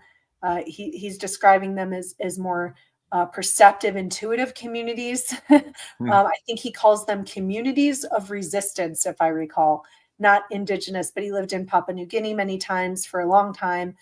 And he really got to experience what it's like to share space with humans who are firing with all 12 senses. And those 12 senses come from the 12 cranial nerves. Now, David's going to do another training in July, hopefully. We're all praying he does, because, Jesus, I'm going to do it again. It was so good. Like, it was insane. And so what he did is that when he went through, so I'm just going to take one. I'm not going to give, I can't give it all away. It was 6 damn days, like 12-hour days. But it was just an example. Olfactory is the first one you see on the screen there. Thank you for the image. This is not just your sense of smell. That's 20% of your olfactory nerve. The cranial nerve is actually your sense of memory and your sense of home. And so then he describes how each one of the nerves has been hijacked, going back to Aristotle, who was mandated to retract any statements indicating that there were more than 5 senses. So there has been a concerted effort over history, over thousands of years, to tell us, oh no, there's only 5 senses. What this does, it does 2 things essentially. Telling us we only have 12 senses obviously removes a lot of our power. The other thing it does is, because we're only operating with these shallow, David thinks we're operating with maybe 2.7 senses, fully out of 12. But here's the thing. It actually puts us into a place of fear, which is really interesting. The very last nerve you see there, the hypoglossal nerve, it's your sense of enunciation. And all this training really helps solidify. And it's not just listening to David. I mean, we're getting hooked up to EKG machines and we're dunking our faces in water and we're doing these crazy exercises. I was like tripping and having visions. And I mean, the power of our minds, it cannot be like underplayed or understated. We have no idea how powerful we are. So the final cranial nerve, the hypoglossal nerve, it's our sense of enunciation. And ultimately it is the ability to say, I am, and not follow it up with anything. Wow. So it's really an exploration of your identity and the power of your mind. And I've had some trippy experiences with the exercises that David gave us following the workshop. Just total, like crazy out of body, nutty stuff that's not normal for me. I mean, I talk to angels, I talk to God, I talk to all kinds of, I have very spiritual life, but this is really up-leveled my spiritual practice. Wow. Well, let's go ahead and see a little clip from the lecture. I know you said this is a how many weeks was it, or what was the you'd said this is a long we were there for a full week. I think it was like, okay. I think the training might have been 5 or 6 full days. Yeah. Okay. Well, let me go ahead and we'll play a little clip from this this lecture. Here we go. Dr. David Martin, everyone. And that's shit. So let's call it what it is. This was a mass planned genocide. You cannot accidentally kill people. And I can assure you that the cabinet and the premier of this province are actively involved in reckless homicide today. So stop kissing people's ass. If any injection goes into any arm from this moment forward, you are on notice. And it goes from reckless homicide to premeditated murder after I get done with my speech. That's what it is. So stop pretending it isn't. And I'm tired of this soft pedaling where we're supposed to be nice to genocidal, homicidal maniacs. It's time that we stop pretending and start calling them out. Okay, so I get it. I get it. We want political sensitivity. But you know what you can't have? You can't have what happened at the end of the Nuremberg trials. Mm-hmm. At the end of the Nuremberg trials, we decided about 20 bad guys needed to go on trial. We killed most of them. Some went to jail. A couple of them died in the process. But what we never did was we never talked about the doctors who actually did the actual studies on human subjects in the camps. We didn't talk about the pharmacists and the chemical companies that did all of the chemistry that went into killing people. We didn't do any of that because we decided, because it was fashionable to decide, that we're going to hold a couple people accountable and everybody else just says sorry. See, I said it the right way, Canada. Sorry. All right. Now, this is obviously one of the more harsher parts of this was in Canada, but I just thought this was a good opportunity to see his range because I didn't know he was doing these courses on one end. On the other end, this is when he's in kind of attack mode and saying that to be said out loud, but he definitely gives us a wide range of things to yeah, I mean, he's a writer, he's a scientist, he had a company that researched patents and actually made patents, made a database. He created a database that let people know about expired patents, which opened up a lot of technology to people all over the world. And so he just really puts shit together. Figures stuff out, does the research, connects the dots. He spoke for years. He did like financial commentary as well. I don't know how he got into finance. I still haven't made that connection, but he's had a fascinating life. He's really brilliant dude, and and this workshop, I didn't want to go the whole way there. I'm driving like 3.5 hours and in the freezing cold February. And I'm like, God damn, why did I let everyone bully me into going? And man, I couldn't be happier. Good. Well, I'm glad that that's great experience for you, Stephanie. And you know, I know Dr. David Martin. I'll tell you something. When we were, this is something, I don't know if I told you this, but when we were first starting our project together, the IDEO project, which we're still in the works on IDEO. We were gathering footage, and I was like, well, who we're going to get to edit this thing? And one of the best editors I've ever worked with, he's in Mexico City. And I was like, I remember we talked about, we don't know what's his opinion on the COVID stuff. We don't know. And like, you don't want, when you're building an artistic team, it's hard if you don't align on certain things. We don't all have to agree on everything, but it's hard if you're like, hey, we're doing an investigation on something that you got to make sure your editor's on board. I don't know if he was, but I'll tell you something. We gave him some of that footage to start making that sizzle reel. Dr. David Martin there's a clip that stuck out, and he called me and said, I got to tell you, Matt, I was very, very skeptical when you reached out about this. I knew you had a good intention, but I was not really on board fully. I was still feeling it out. But when I saw Dr. David Martin speak, I'm now questioning everything. I'm like, wow. He's also, let's do this thing. And I was like, wow. So it really shows you that there are moments that can do it. Like even people we think aren't in our lives anymore, and or they were so horrible to us. I'm not saying he was never horrible to anyone, but I mean, even worst case scenario, if you were uninvited to Thanksgiving, or if you were told, hey, shut your mouth, you're dangerous. You never know. Somebody like David Martin, or somebody just hearing the right thing at the right time, can actually make the difference. It can once in a while. Maybe not all the time, probably not all the time, but once in a while. So he did that for somebody we know close. And I hope that these conversations we're having, David Martin and us and anybody else, maybe we plant that seed just right with someone, and they'll start going, that's just interesting. I didn't know. Why didn't I know that? Why wasn't the media telling me this stuff? So that's right.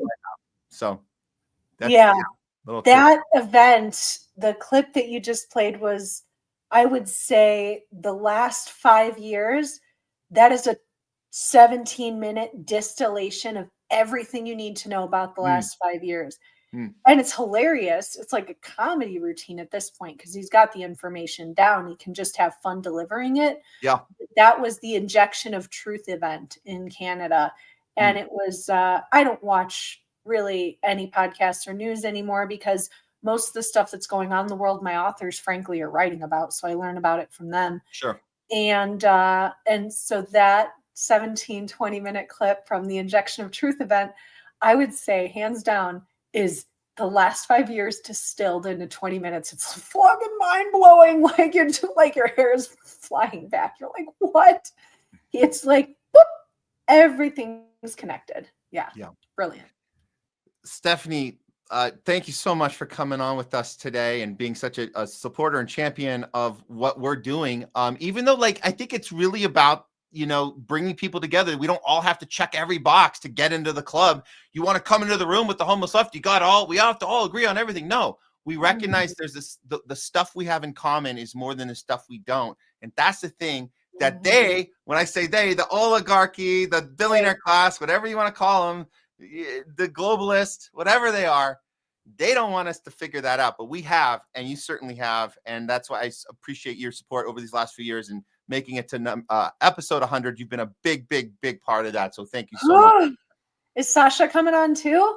No. So Sasha took a little break this year it was his little New Year's resolution. He's going to be focusing more on filmmaking in Serbia, but I know he'll change his mind soon and come on and do a little thing. But we just spoke yesterday. He's doing great, and he might be watching right now, but he's doing some big stuff in Serbia right now. So he actually says hi and wishes you well. I thank you for bringing him up. He wanted me to say hi to you, and we hope that we can continue moving forward with some of the project ideas we've been having.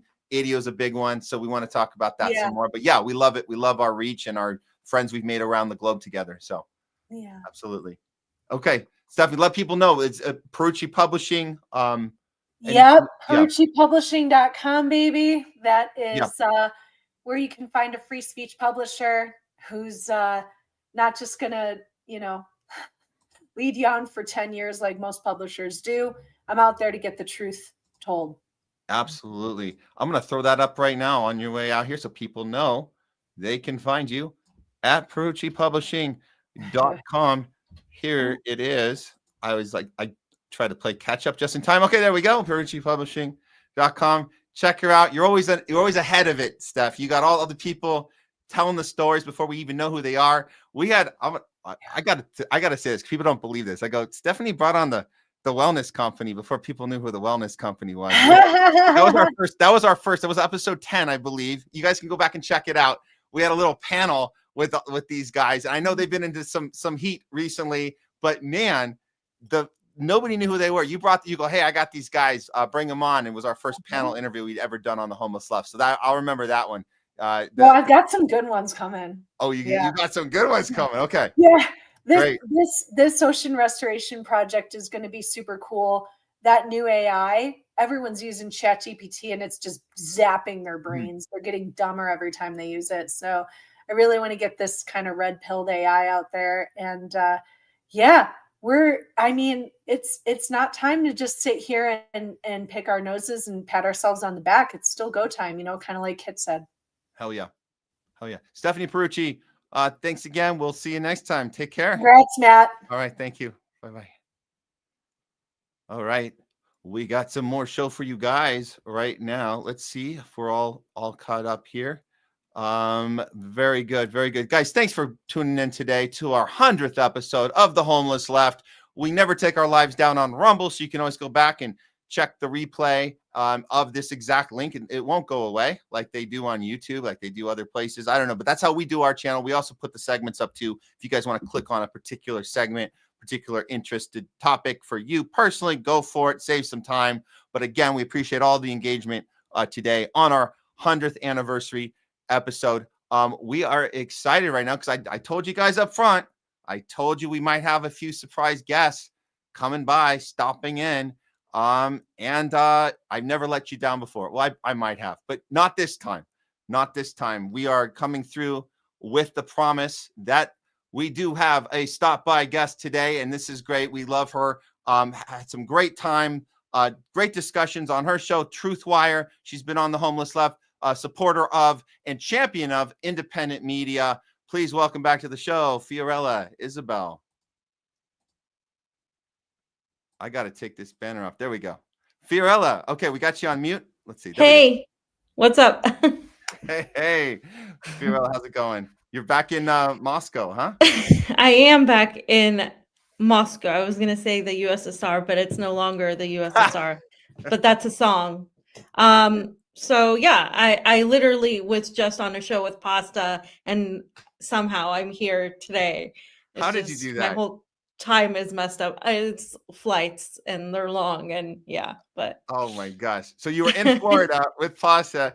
Now you're back in the USSR with The Homeless Left, coming to you from Hollywood. This is what a crazy mixed up world we are in, but it's great to have these conversations. And thanks for seriously, I'm very humbled you took the time after the crazy flight like that to come in and say hi on our 100th show. So thank you. Of course. Yes. So let's this one issue I wanted to bring up because we've been kind of following this the whole time. I know you've been covering it on Truthwire, but I don't think you and I had a chance to talk about it particularly. And this is the El Salvador, the situation where Trump has been sending people to El Salvador. There's been this arrangement where and some people are calling this government-sanctioned human trafficking, where there's a price tag on the heads of people. He's going right to the president of El Salvador saying, we're dropping these people in with you. Venezuelan people, oh, no, they're part of a gang. They're part of a gang from Venezuela, so we're just going to drop them in El Salvador. But then we had this man that was wrongfully arrested in Maryland, sent mistakenly. We know Trump admitted it was a mistake. But now for some reason, and the president of El Salvador arrives in D.C., and all of a sudden Trump is acting like it was not a mistake, and this was always the plan. And he literally has the president of El Salvador coming here teaming up with him to tell the U.S. press the fake news, telling them it's all that that was never the plan. There's no way this guy is getting out of there. As we're following this, Fee, what are you seeing on from your take? I mean, did you see this coming? Could you have anticipated that the president of El Salvador and Trump sitting together, just basically neck and neck, just exactly in line with their talking points, striking at the mainstream media and having their thugs do it too? Like they all were lined up, just saying, no, this is how it is. That's it. End of discussion. Yeah, I mean, I think this is what we all warned people the Trump administration would do, right? In terms of Latin America, his pursuit against the other. So the Biden administration uses this sort of, we're going to build humanitarian bridges and provide humanitarian aid and democracy to Latin America. And they were super focused on Russia, Ukraine. Well, Donald Trump comes in, and this administration's focus is the Middle East, Latin America, and China. And so it's very much pushed via the anti-communist type of ideological agenda. However, it's obviously driven by economics. The anti-communist thing has always been just what they use. And so with El Salvador's president, Nayib Bukele is this sort of new crypto guy. He's the guy that's come in and tried to wow the youth, providing an alternative. And he came out as somebody that was anti-establishment, but he actually isn't, and he never was. And so Donald Trump has latched on to the likes of him and the likes of Javier Milei in Argentina, and the likes of pretty much anybody that provides an anti-socialist or leftist approach in Latin America. But what people in the United States need to know, when we talk about far right in Latin America, we mean military gangs, cartels, like narco governments that are literally defined fascistic by definition. And we're not talking about, what people in the US think about when they think of far right. We're talking about paramilitary gangs.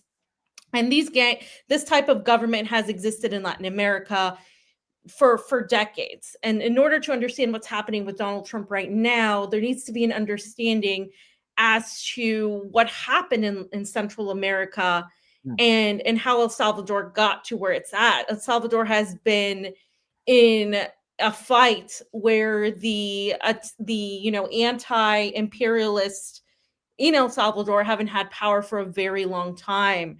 And the wars in Central America that also involved Nicaragua and Guatemala, all of this was pushed via the war on drugs.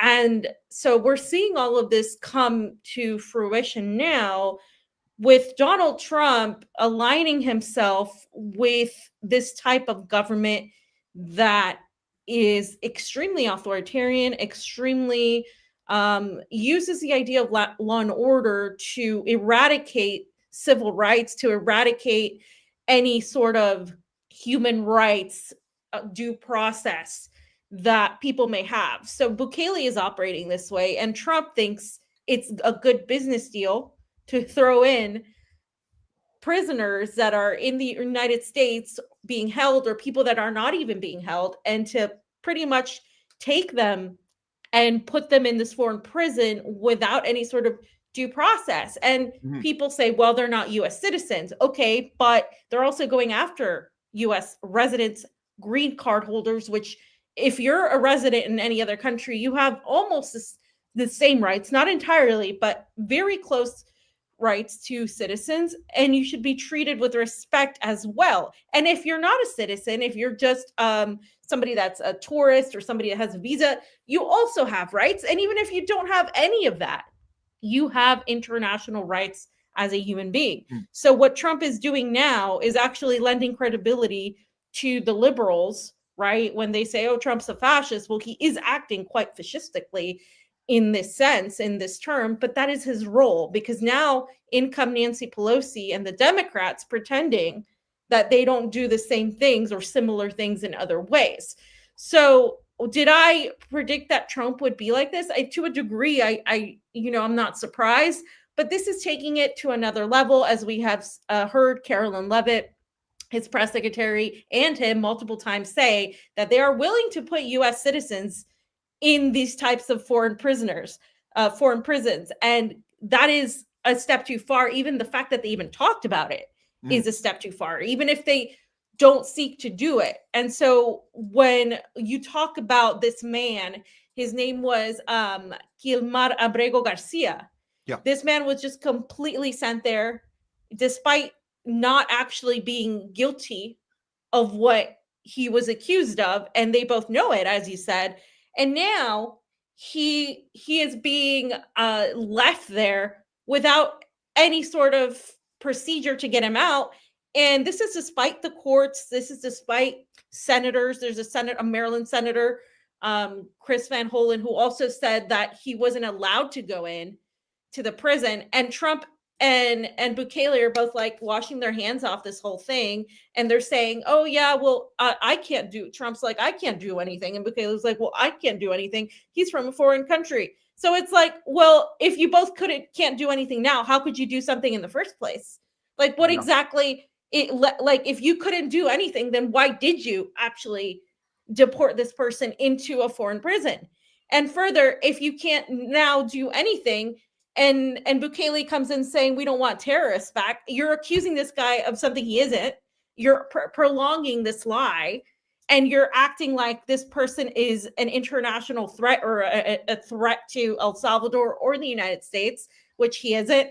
And this is setting a very dangerous precedent, because as they've already talked about, this is just going to go on and on until it comes down basically on the US, on the American public. And if you don't care about this morally happening to somebody, a human being, and if that doesn't matter to you, well, I hope at the very least people in the United States wake up to see that it could happen to them. Yeah. No, absolutely. 100%. This is where, when you don't have the principle moral compass like you should have, but you put tribalism first, you're going to go and bend over backwards for all the different twists and turns for that person you're idolizing. You're going to miss the real story. And on the left side, we're not seeing the real story either. So I just want to, this gets a little complicated for people that need to understand that the reason we do our shows is we're taking this non-tribal point of view. And this story is so important because it's got so many levels to it. And unless you're actually having discussions in a non-tribal arena, you're going to miss the story. So let's just quickly go through this, because I pulled the files here so we can just kind of show people. The Independent reported that this was an accident. Trump administration accidentally sent the Salvadorian immigrants. So we got to remember, they said it was a mistake. This is on record. It was not supposed to happen. It went against the protection that he had to not send them there. But then we fast forward and we have this saying that they're not going to return him, even though he was wrongfully deported. And then they start coming up with this language about, well, here are the other things he's guilty of. We found out, Fee, that now they're talking about his wife. There's records of him with other violent situations that have nothing to do with this, but they're trying to basically paint him as somebody who does have connection to a gang, does have connections, does have a criminal record. So they're trying to spin it now after the fact, but they're trying to rewrite the fact that this was the order of the way things happen. And particularly this part's very important, that the Supreme Court, even though they ruled 9-0 against this is the part that no one's talking about. And I just wanted to take this tweet. The Supreme Court is being devoured by a monster in his own creation. In other words, he's ignoring the 9-0 vote after the court in 2024 stupidly granted the president immunity from prosecution. So this is, again, you're not going to hear this on CNN or MSNBC. They're going to say, oh, Trump is being a fascist, but they're not saying that you guys already had this previous term where you're manipulating the judicial system to the point to give the president more power than he should have had. And that was the banana republic that Biden was heading at the time. And now it's being thrown right back in their face. And the last point I'll make before I throw it to you is that they had this press conference, they had the CNN there just so they could all yell and scream at CNN about How dare you ask about this guy? There's no way he's coming back. He's a gang member. F the Supreme Court. Meanwhile, mainstream media, MSNBC, CNN, they're reporting that this is a race issue, that our president is racist. And that's the problem. And we're not getting to the heart of this, which you mentioned, Fee. It's about taking away due process. And there's nobody in the MAGA side that is pointing this out. And the Democrats are too stupid to think it's more than about race. And here we are having this discussion. It's a lot. And I feel winded even going through this, but here we are. This guy's in El Salvador. He's not going to come out. He's in the super prison. And to add fuel to the fire, some are saying he might already be dead and there's not even a way to get him out anyways. It's really insane because people assume that this person is just an MS-13 gang member. So they've tuned out the story. And that's what mainstream media uses it to justify. It doesn't matter if it's, Trump. I mean, the only reason this is even being talked about at all, it's because it is Trump. Because if Biden were doing the same thing, we wouldn't be hearing about it. The Democrats don't care about anything that's been laid out, as you pointed out, because all of this was laid out before this second Trump administration.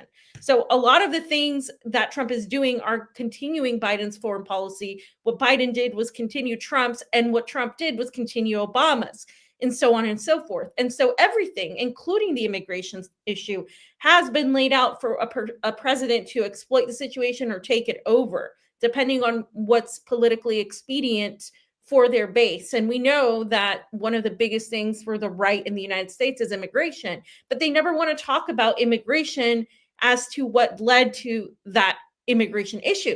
What has led to the MS-13 gangs? What has led to the Tren de Aragua gangs? All of the gangs and the situations and the cartels have been fueled, if not created, the same way they were created. Al-Qaeda and all these radical white helmets and the moderate rebels were created in Syria and Afghanistan, Iraq, in the Middle East, throughout the West Asian region. They did the same thing in Latin America. So I go back to this all the time because if we want to tackle immigration, it needs to be done in a way that's lawful, that is just, and has a fair approach. What we're doing is literally criticizing the communists, because you always hear the criticism of communism and Stalin and all the stuff and gulags, and literally we are taking people internationally, not even nationally. It's not just one government doing it. It's literally Trump and Bukele capturing people from foreign countries and foreign governments and putting them in a foreign prison. So this is, if you want to talk about the right-wing definition of a gulag, then this is 10,000 times worse than that. We're literally taking people without any sort of proof. And this is the crazy thing about hypocrisy, as you laid out. There's a lot of people that would be against this right now that support Donald Trump, that are from the right, that are justifying what's happening right now because it's Donald Trump, because Donald Trump can do no wrong. Thankfully, I have seen a great number of his supporters also criticize him for this, looking at how this is leading down the path of the surveillance state, right? But in all of what's happening in El Salvador, we have to look at the foreign policy aspect of why is this happening now? Well, when we look at Nicaragua, we look at one of the countries that has withstood U.S. Foreign intervention for a long time. Daniel Ortega is getting up there in age. Okay, he's much older, and he has a lot of support. Every single time they have elections, and they will have an election next year, the United States says that this election is a sham election. They say that the election isn't real, that he has jailed his political opponents, same things that they say about Russia, or that they say about, they said about Syria, etc. And they also now have an opportunity, because El Salvador has a president that falls in line now with this type of anti-communist, anti-socialist, anti-left in Central America type of foreign policy, where they want to open things up with the United States. Panama is going back to the United States right now. So you have El Salvador, you have Panama, and Honduras is also having an election this year. And Xiomara Castro, who was the wife of formerly couped president of Honduras, Manuel Zelaya, who literally was couped under the Democrats, under the Obama administration in 2009. They are also being targeted because of their growing relationship with China and their growing stances against what the United States is doing in Venezuela and all over the place. And so when you look at that region, you see this as a perfect opportunity. This is why there have been connections made with Javier Milei, and now with the Ecuadorian apparently elected, right? Because that's under contention. Daniel Noboa, who is like that election is completely just full of so many things.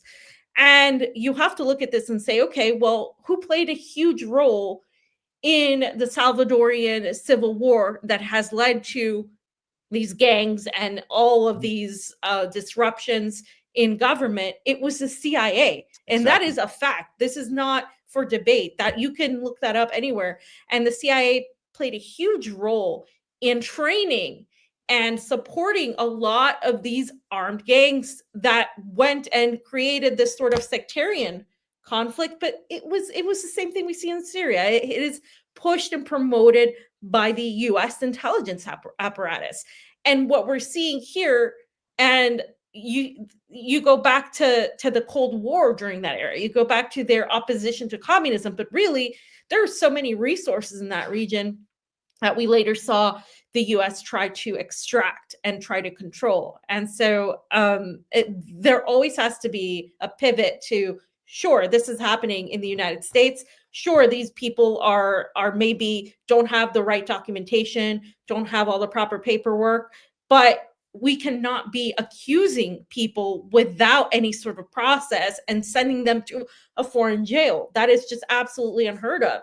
And the fact that people are trying to weaponize this depending on whatever team they belong in, and not talking about the historical context, not talking about the fact that this is our domestic policy related directly to our foreign policy, and not talking about the fact that this is just going to increase the surveillance state and it's going to affect everyday Americans via the use of this technology, the surveillance technology, AI, and everything they're using now, the intensity of the police forces that are being used and all this money being poured in is to also get us to engage and accept and manufacture consent for any sort of regional intervention in Latin America and also Iran, because they also say that weapons are coming through the border that, you know, Iran could be trying to funnel. So it goes that far, and it is that crazy. Yeah. And like, this is the time when people,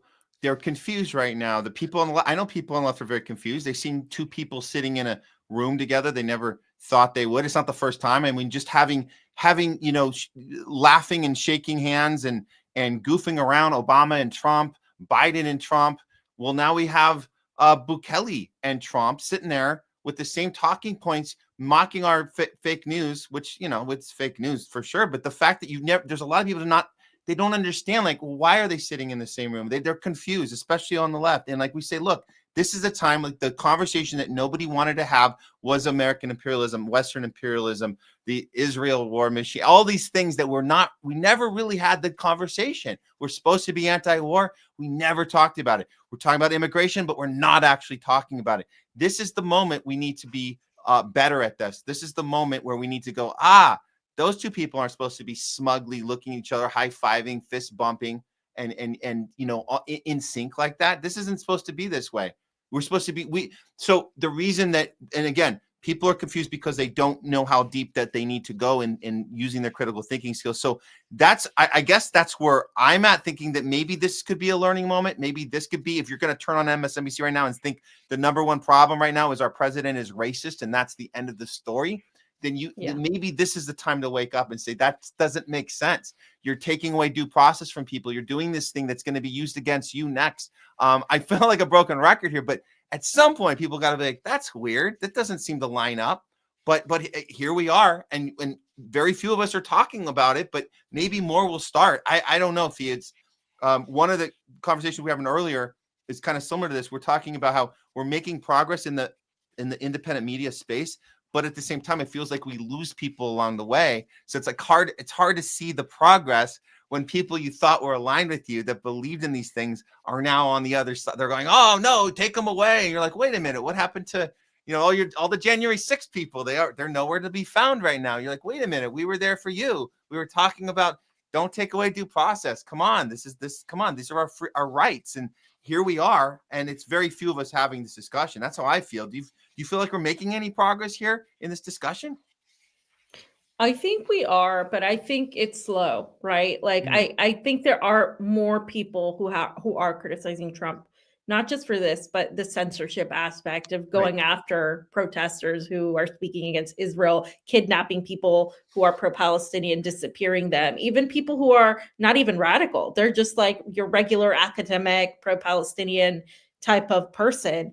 And, you know, that sort of thing. The problem that we have is nuance. There's no nuance.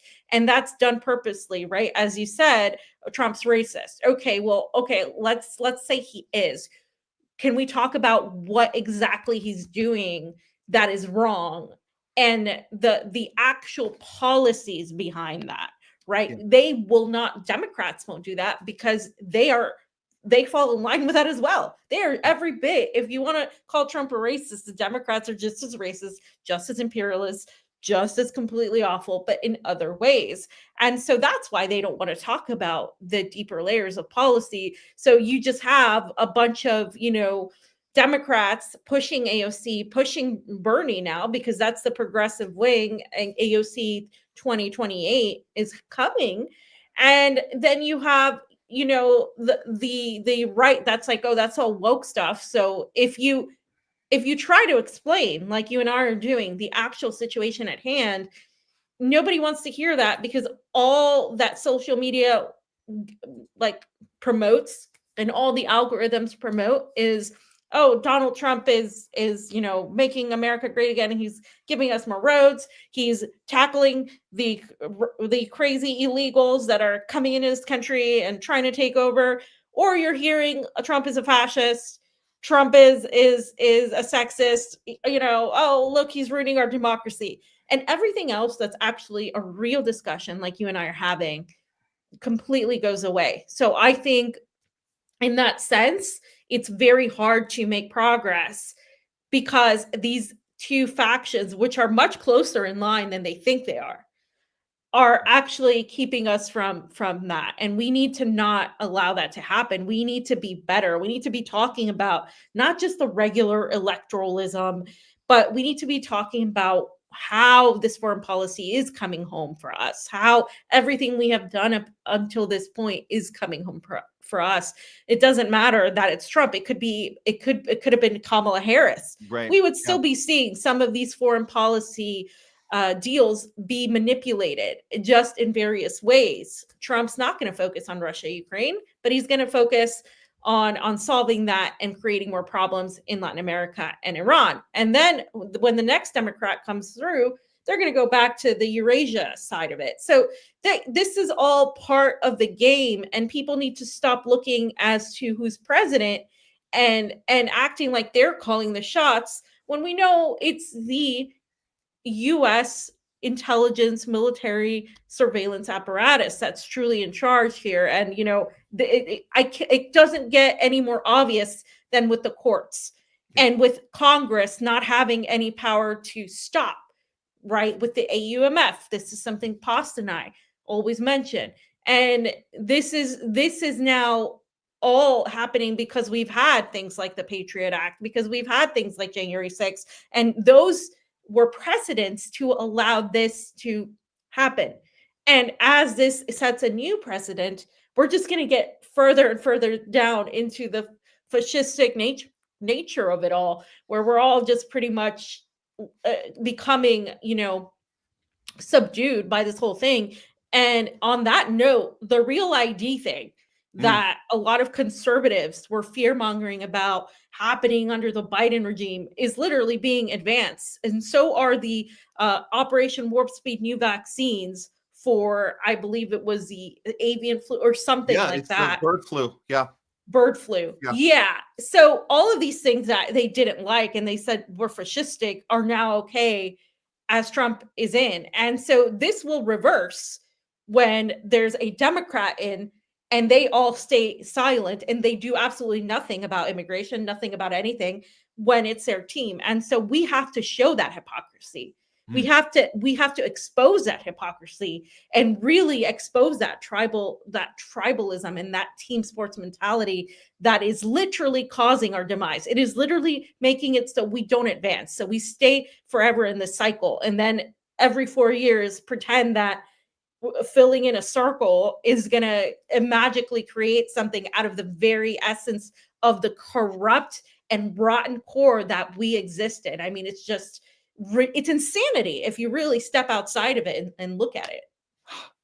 Fee, this is you can't be any clearer. If you guys if you aren't listening and you can't hear this, I don't know what it's going to take, but it's about consistency. It's about principle. It's about courage. And we have to be consistent throughout all of our reporting, all of our investigating. And I believe me, guys, you guys out there, if you can just take that weight off your shoulder, take off those tribal goggles, believe me, it feels much better. It's a weight off your shoulders and you can start looking at everything with consistency. And then you don't have to backstep. Then you don't have to cancel, people and block them on Twitter because you don't like to have pushback. We don't have to do that because we're consistent. You can play back anything. You can play back anything I've said, anything Craig Pasta said, anything Fiorella has said, and we'll stand behind it. And if it's something that we changed our mind on, we'll stand behind that because we're okay to evolve and learn too. But we're not going to hide behind a tribe and behind a color or a person or a worshiping whoever. We're going to stick with our principles, and that's how we do it. Fee, thanks for setting that precedent for us and being consistent with all your reporting. What's next for you with Truthwire? Anything you want to leave us with? Well, Pasta and I just had a really good show together for the first time in a long time. So if you didn't catch that, go and watch it. And I will be doing also a podcast episode with Vanessa Beeley. It should be out tomorrow for you guys at some point. And we're going to talk deep foreign policy stuff there, Russia, US, Syria, all of the stuff that's happening, Saudi Arabia, Iran, all of that. So that's a little bit on that side of the spectrum. And yeah, look out for some articles that I'm working on. And yeah, there's a lot happening on the just completely, everything's so busy all the time. So just trying to catch up. And yeah, I'm back in Moscow, so look out for more of that as well. Awesome. Fiorella Isabel back in the USSR. Exactly. There she is. And doing it strong, not taking a second of a break, just going right to the next thing. We love it. Thank you so much for being with us on our 100th episode. You've been a big part, a very big inspiration for us to get here. So thank you so much. And thank you, power Matt. in numbers, power in numbers. Congrats. Thank you. Thanks, Fee. Okay. We'll see you next time. Okay. Bye. All right, guys. Man, what a great episode. I feel really good about today. If you guys are here still with us, I'm glad you made it in now whenever you did. Thanks for being here because we're gonna finish off strong today. We do have one more story. We're gonna hold off on that last story. And I think it's time to do some talking back. And I don't know if you guys saw on the banner, it's been scrolling. We don't have Leslie today for talking back. But we do have you guys actually gave us some great feedback on Jamie Cheese Slice. We got some great thumbs up on the last time he did it. So let's do it again. Let's go ahead. And I'm not changing the intro because it's still a Leslie intro. Maybe we'll come up with a different face for whoever's doing it, but this is our main intro. It's a Leslie talking back intro. This time it's with Jamie Cheese Slice and of course, I'm in here too. I got to be part of the conversation too. Okay, here we go, guys. Get ready for some talking back. Here we go.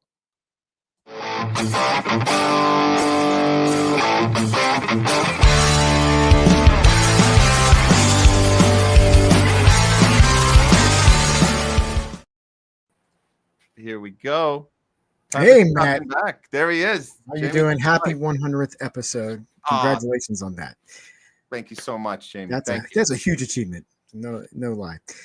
So we're going to talk back today. Look, I'm going to have to learn how to do buns in my hair so it can look like the picture next time I fill in. Yes. You got to do the buns. That's only right. And we'll add a cheese slice behind as well. We'll do something like that. I don't know. We'll mess I with don't it. know. You can keep the same one. Maybe just like scratch your name out and put cheese slice on it or something. No, I think we should all have our own little character, because sometimes I do it by myself. Sometimes it's Leslie a lot and it's you, but like we could have a little. I'll work on it. I'll do like a little. Who drew fun that? thing. Who drew that? I just found it on. You know what? I don't know if it's an AI thing, but it was on Canva. They kind of came up with. I kind of. Okay. I typed in some keywords. I don't know if it's. I don't think it's AI. I think it was. You type in keywords and they match the thing, and it's. Or I think it already existed, and then I did some modifications on it after they gave it to me. Yeah, so I can do that again. I'll do one for you. I'll do one for you too. Don't break your neck on it. Don't. It's all good. It's fine. Okay. All right. So yeah, let's go ahead and jump into it. Well, there's a lot of good comments we've had today. Let's start with this one. This was just early on in the show. Land MW said MAGAs have always been tribal, and that's, I think, been a big theme of today's show, where you talked about how these people say they're one way about things, but now that Trump's in office and he's doing things in the opposite of what they said they wanted before, but they're still going along with it. And I think we've been seeing a lot of that going on. Although I will say this, one reason that Trump got elected was because he was able to form a big coalition. It wasn't just MAGA. And I think a lot of the people who jumped on board with the Trump train as part of the coalition, they're the ones who are falling off. But the MAGA people, they're still on board, and they're basically going to do whatever their leader tells them to do, and whatever they think is okay from that perspective. But yeah, MAGA is tribal. They always have been tribal. And there's people out there. I think Garland Nixon is the one saying that MAGA is just an iteration of the Tea Party. Yes, that's right. The Tea Party people have just moved into becoming the MAGA people now. And I think there's a lot of truth to that assessment. Yeah. All right. Tribalism is alive and well, for sure. Yeah, it's the worst thing. Like, while you're talking to Fee, I'm just sitting there thinking nothing's going to change for the better politically in America until people stop voting for Republicans and Democrats. Yeah. Until the third place candidate isn't getting 1.5% of the vote. Yeah, until the third place candidate wins. Yeah. That's when things might start to get better. Yeah. Even if it's a libertarian, I'll take a libertarian, even though I wouldn't prefer like a leftist. I'll take a libertarian over Republican or Democrat. They'll do things I don't like, but they do things I do like, because we have some overlap there, because they're anti-authoritarian, at least in principle. So, but yeah, until the third party wins in a big way, even if it's in Congress or the Senate, I think we're in trouble. Yeah. All right. So the next quote here, it is impossible for the U.S. to reverse the last 75 years of globalization. It cannot be undone no matter what they do. This is 2025, not 1955. Time is up for them and they wasted it. Well, who's them? I mean, if the them is us, then yes, we're the ones who wasted it because we allowed this to happen. But the globalization, I don't think it really can be reversed. I think the industrialization or the deindustrialization of America, if it can be reversed, which I think it can be, it's going to take decades to do. I mean, we've spent 40 years dismantling it, and it's probably going to take 40 years to bring it back. We can't spin things back up again. But in terms of the time is up, these people are getting what they want. And I think this goes into what Pasta's saying. It was all the plan. Like, I kind of lean more towards with Don, because Pasta and Don were talking about this was the plan. It was going to be Biden or Trump, then Biden, then Trump, and it's just consistency the whole way. I don't agree with that. I kind of lean more in the Don DeBar camp. But the ruling class who's overseeing that, they're going to win either way. I don't think they wanted Trump because Trump is chaotic. And when it comes to business and capital enterprises, they want predictability and consistency, and Trump does not deliver that. So I think that's why they were trying to get rid of him and keep him from winning. But they also know they can work with him because he's not in total opposition to their goals. It's just he makes it more difficult to conduct business than it would be otherwise if they had somebody that was just more stable and keeping a consistent system in place. So you could think about like with the tariff situation, he slaps the tariffs on all these countries, and then he picks it up and gets rid of it a week later. Now he's saying a 90-day pause. Well, all these corporations, they can't make decisions right now because they don't know exactly how that 90-day pause is going to work in the end. And a lot of the people running those businesses are supposedly the people that would be in favor of Biden or Trump. But they don't like this. So they got to put everything on hold. They can't do hiring. They can't decide to make where to move factories if they want to move things back. They don't know what's going to happen because of the chaos right now. And they're also looking at what's happening with all the business coming out of China. If, let's say, if they weren't being affected by China directly, they're probably being affected indirectly because almost everybody gets all their stuff or some part of something that they make comes from China. Yeah. So, if they're going to have to start changing like distribution networks so that they got to, instead of China shipping directly to the US, they're going to ship to other countries. They put the stuff together there and then send it to us, made in Taiwan, made in Vietnam, made in wherever, pick a country. That's going to add a lot of cost, even if you're avoiding the tariff costs, just in cost of shipping. Yeah. So I don't think that the people in charge are really happy with Trump because of the chaos he brings, but I also don't think they're losing out either. They are able to make decisions and still win in a way and keep. Well, of course they can still win. I mean, look, I tried to ask Don. That's what we have right now. So yeah, I tried to ask Don about for them.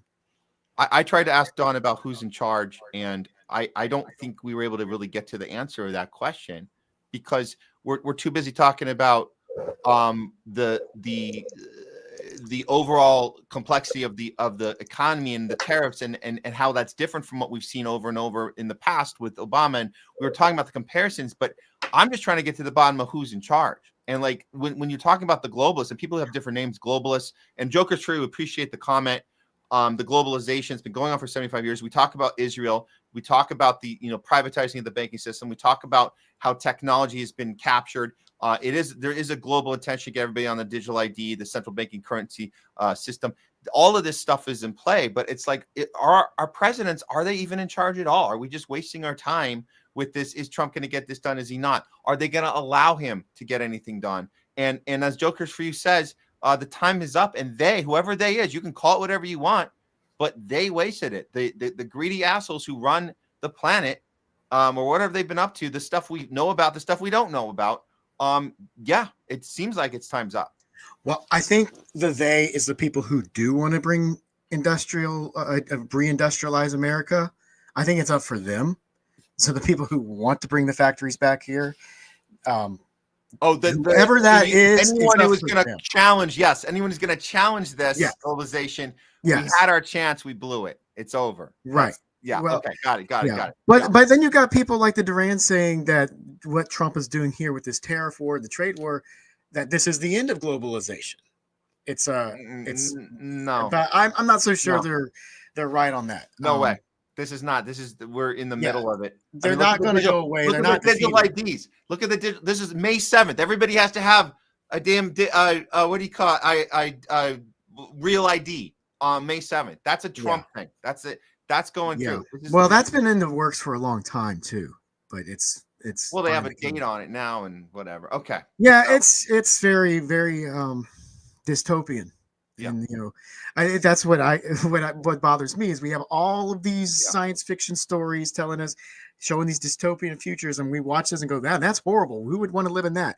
But these ruling class people, they watch those stories and they say, hey, that's a good idea. Let's do it. Let's make it a reality. And that's what they're trying to do. All right. Moving on. So let's go. That kind of leads into the next comment here. So this from Wish to Go. A predator ruling class Zio occupation is the same here in the UK. I think it might be actually worse in the UK. Yeah, that's our blueprint. That's our blueprint. The UK is our blueprint to see what's coming next. Yes. They're literally beating the shit out of students as they're going in this class. They're just like boom, boom, boom. They're just they're knocking on your door. They're not even knocking anymore. If you did a social media post they didn't like, you're gone. You're in jail right now. And we've watched some of the people in the UK getting arrested for posting something on Facebook. Yeah. And the cops are just like, you don't even see a concern on their face, like, we know we're doing the wrong thing, but we have to do it. They're totally on board and going along with it. Those cops all quit. They're, you know what I mean? Yeah, Like, well, that's what yeah. If you've got a conscience where you think that's bad, you're going to leave. But so then that's what you're left with, right? Is these people who just like, well, these are the rules. We're going to follow the rules and do what we need to do. That is terrifying, because there's a lot of people who are like that, and they're under the same oppression we are. It's but they're just going to be treated a little bit better because they're willing to turn us in. That's going on in the UK right now. I'm afraid for anybody who works in our space to ever set foot in the UK. I think we need to stay out. I'm kind of shocked that Jay is over there. He's reporting on this show from the UK. I'm like, man, I hope he just keeps his head down when he's trying to get out. Maybe I shouldn't have announced that he was there. That's my bad. Yeah, my bad. The same thing. I was like reporting live from the UK on assignment. They're like, what assignment is he on? Boom. They're like, boom, maybe boom, boom, boom. You should have said, yeah, no, he's in Canada. Yeah, he's oh my god, I totally said, it literally says on assignment in UK. They're like, what's the assignment? What's he up to? And they're like, he's a journalist. He's I mean, because they pulled Richard Medhurst off the plane and threw him in jail. And as far as I know, I think he's still like probably in some jail, locked away from right now, as far as I know. No. He got out. He got out, but he's isolated. The guy's like traumatized, man. Yeah, well, I know he got out, but then I thought like they sent him back in. Did it again? Did I miss that? That's what I thought happened. Oh my god, he got out I and might he have missed that. Well, anyway, what's happening to him is absolutely wrong, and that's happening in the UK. So, oh my god, yeah. They're it's talking about arresting, but I think it's worse. They're talking about arresting these other podcasters right now. They're literally the Zionist team. I forget the name of the guy. We saw this clip of they're going after Candace Owens. They're going after even Cenk Uygur, Anna Kasparian, people you never thought you'd say in the same sentence. They're talking about, well, because they're all like, hey, this is bullshit. And you're like, they're like, oh, you're going to be a voice of dissent against Israel. That's anti-Semitic. That's anti-Semitic. That's worth. We're gonna lock your ass up. We're gonna cut off your funding. I'm actually shocked how things look right now in the UK from that standpoint. I didn't think they were that far from us, but wow, it's they really do not care about freedoms of their people. I mean, it is a kingdom, right? And a kingdom is a form of dictatorship. Yeah. So. Moving on. Let's go ahead and move on. That one's terrifying. All right, so we had a troll, and I think you took care of it, Matt.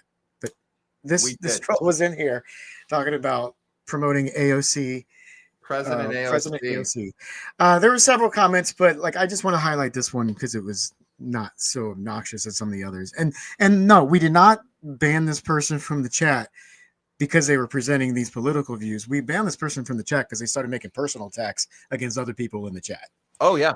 I mean, you can't do that. Like, if you want to come in and spew all this stuff that we might disagree with politically, we're going to let you say it. No problem. But don't attack other people. That's just wrong. I mean, that's what a troll, that's a definition of a troll. Somebody with bad intention to harass and bully. So we don't care what you have to say politically because you already crossed that line. But here's a person though very much pro AOC. I don't know. Well, okay, everything they were saying was very pro AOC. Maybe it was a right winger that was just trying to, mess with us. That's possible too. But this opens the door for a conversation, and I'm glad you had that conversation with Kit. I almost actually called Kit the other night to have a very similar conversation with him about this, but I didn't want to bug him. Yeah. Because. I kind of want to go through that thought exercise of like, okay, let's say, and you and Kit did a touch on it earlier, but let's say that the AOC does run for president and everybody gets on board with it, like we were in 2016 with Bernie, right? Yeah.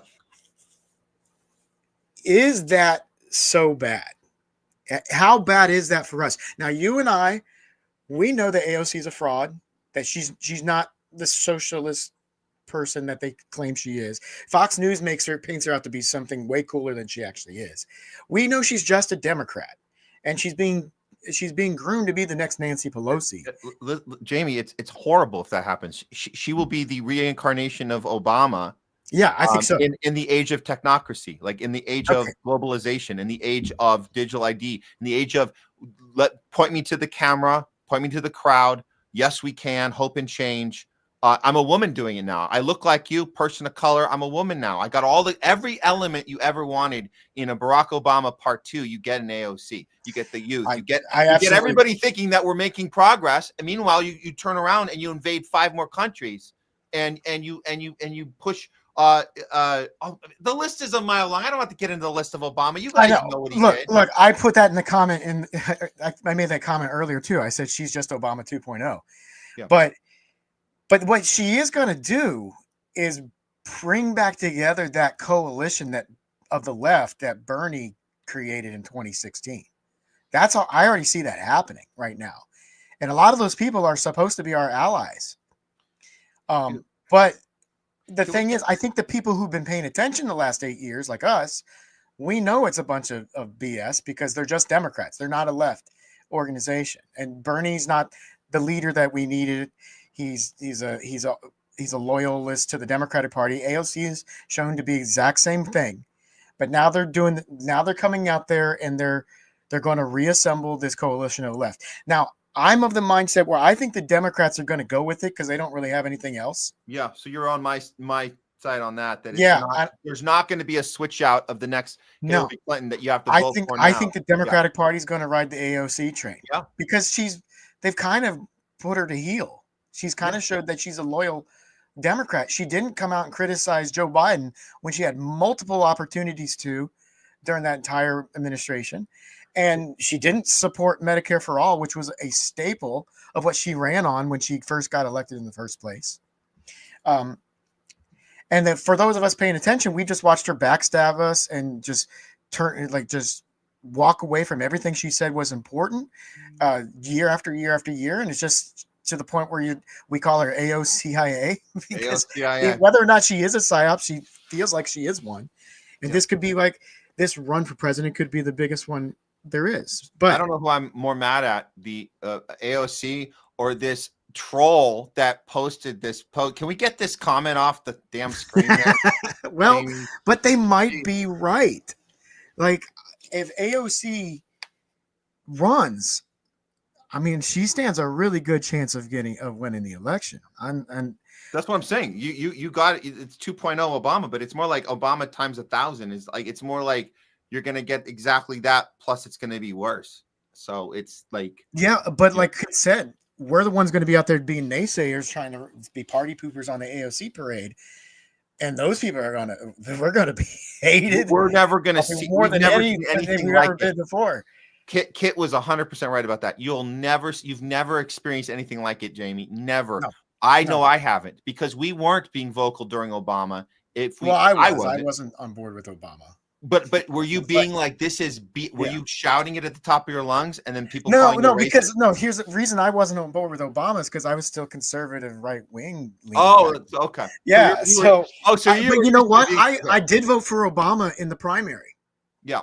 Because I liked what he was saying, and then because I was more libertarian, identifying with the Tea Party way back then, at least in the kind the core of the movement, like the baseline that they put out there for what they want to do, they've got a lot of good points, but then it came clear to me that the movement was being co-opted by big business, and a lot of principles started going out the window, and then you kind of this isn't where I want to be. Like you're not sticking true to what you said. But with Obama, I kind of saw some of that too. Same thing with Howard Dean in 2004. Oh God, yeah. Like Howard Dean, I mean, I was still pretty much just a Republican, a disgruntled Republican, because I didn't like George W. Bush.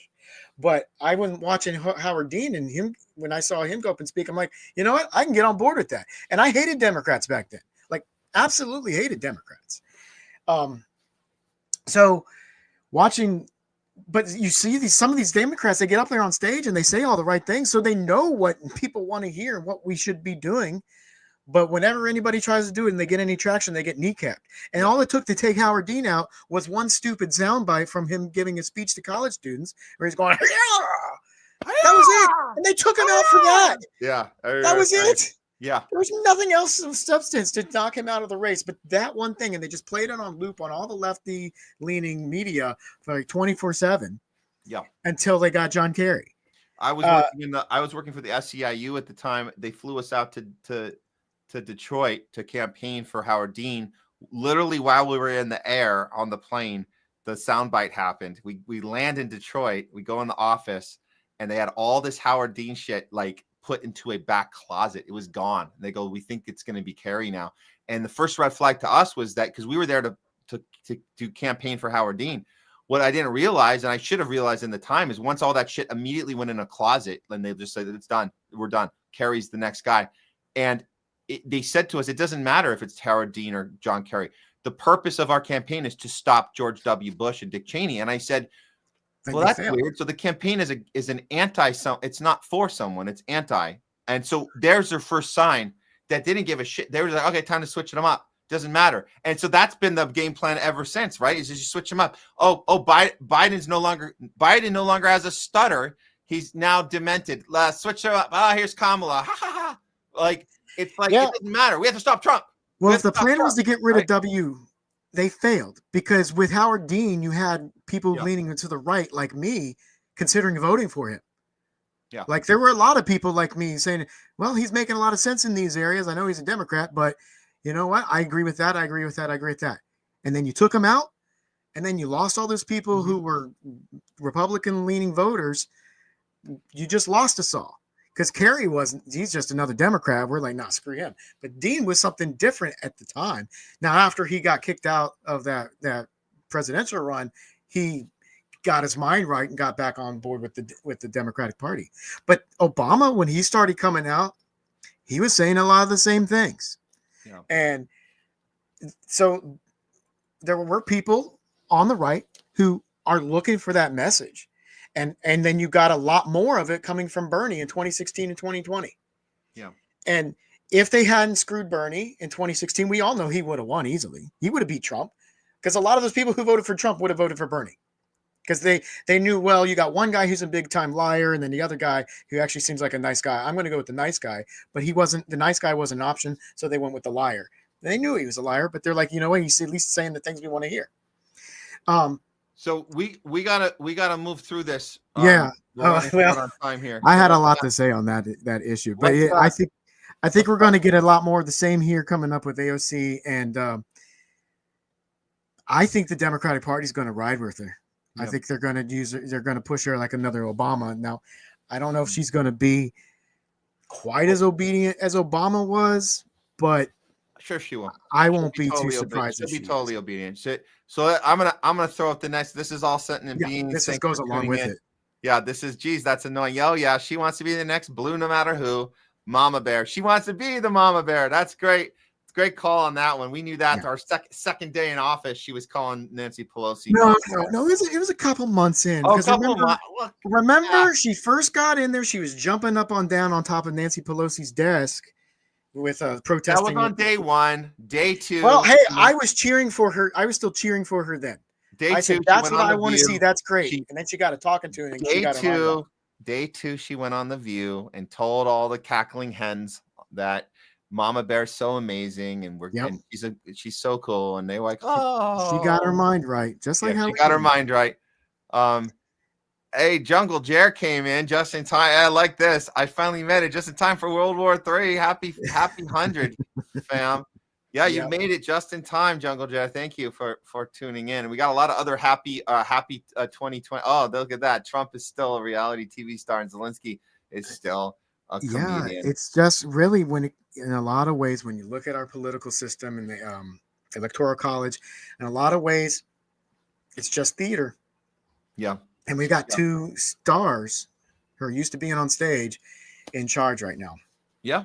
What's the difference of Reagan and, I know they tried to do something with Schwarzenegger there for a second, but whatever. This is an old game plan to pick the stars, but we know the CIA, the reason we call AOC CIA, we know the Hollywood alignment with DC. There's always been an interchangeable element of what is acting. Acting is good performance. You get it from Hollywood, so you can take people right out of Hollywood, right out of the #1 reality show on TV. So it works in Ukraine too. Take him. He was Zelensky literally played the president. Take him right off the show and put him right behind a desk with a camera on, a green screen behind him. Remember the green screen, the Zelensky's green screen. I'm in the middle of the action. It's Hollywood. I mean, you could say a lot of that was true with Obama, but it was certainly true with Reagan.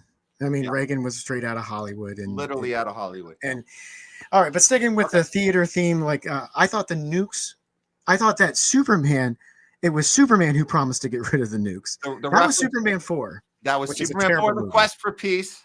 Quest for Peace.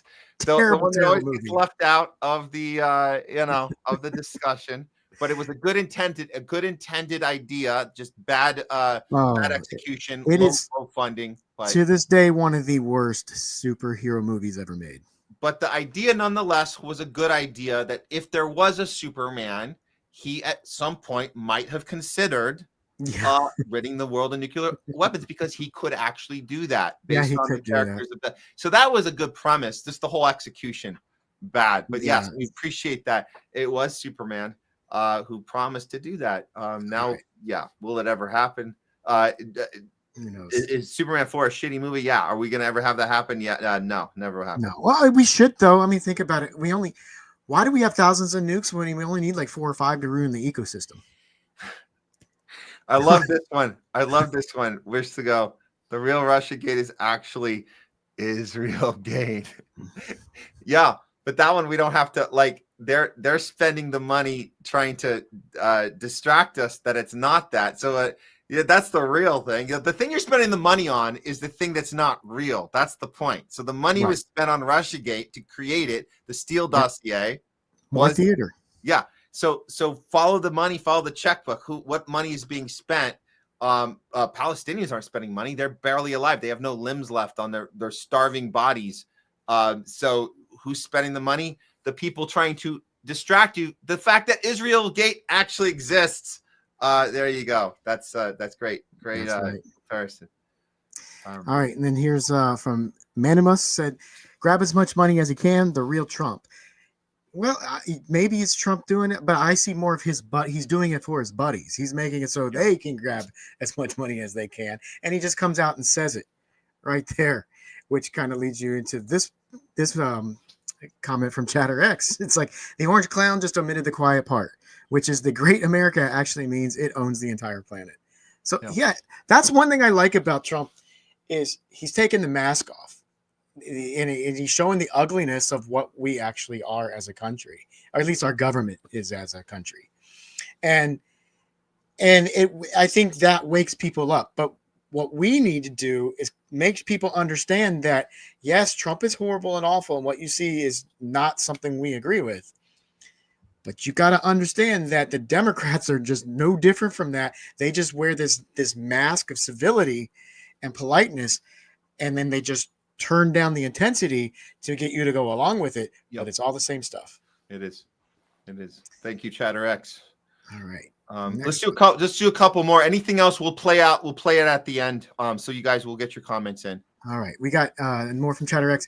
In a time of universal deceit, telling the truth is a revolutionary act, from George Orwell. That's very true. A lot of George Orwell quotes we need to share constantly and remind people of that. Let's see. We'll skip that one. We already talked about that. This one from the Bernie rally. Yeah. So One Cup said the people should have walked out when Bernie was just sitting there watching them take away the I haven't seen any footage shared since, but I can imagine a handful walked out. But how does Bernie even win that crowd back? We don't really get to see the rest of that. And nobody ever told me. I was trying to find out what city that took place in. I couldn't find it, but it definitely is recent. It's definitely in the last 2 weeks that happened. But yeah, nobody has a clip of what happened next, but it would be awesome if everyone just walked out. It'd be great if there were people being interviewed coming out saying, hey, why are you leaving? And it's like, Bernie didn't stand up for those protesters. And it just shows that who Bernie is afraid of. Bernie, even if he gets into office, he's already showing he's scared. He's not showing leadership. Leadership would be standing up in the face of that. But he's knowing we can't go up against Israel. that's gonna be because then they'll ruin everything. Well, they're already ruining everything, which is why you got to stand up to them. Yeah. So he's never going to stand up. He's never going He's to. doing And all like the Zionist talking points, Jamie. He's doing all the that's all he does. Yeah. Israel has a right to defend himself. Hamas is the terrorist organization. Yeah, I don't even think he believes those things when he says them, but he knows that's what he has to say in order for them to leave him alone and let him be a political operative. Well, if that's the way you're going to be, you're no good as a political operative. Does Trump believe Operation Warp Speed worked? Do you know what I mean? Like, this is just put him in the category with everybody else. RFK Jr., does he believe that Palestinians are the most pampered people on the planet? Like, I'm just saying, like, just put him in the category with people that it doesn't really matter if they believe it. They're willing to do it. So there you go. And Leslie followed up. It's so sad, Bernie. This could have been very powerful. And it would have been if he told him to sit, hey, let those people, let them go. That would have been a big moment. That would have probably gotten us to turn around and go, hey, he actually stood up for something. That would have been a moment of showing leadership, which he doesn't do. Yeah. Take the handcuffs off. That is a breach of the First Amendment right. You have a right to protest, even if we disagree with you. And that would have gotten a round of applause right there. And that would still be he could still do a Zionist shit. He could still do it. Just say, you have the right to protest. It's not a crime. It's not a crime to protest. He could have won the crowd back. That's all you had to say. Yeah. So he could have done something big with this. Too bad he didn't. Yeah. Thank you, all sentient beings. You're right in line with what we're thinking. All right. So Leslie also said, if you are not angry, there is something wrong with you. I think that's why shows like this exist. Because deep down, I think we're pretty angry about this stuff.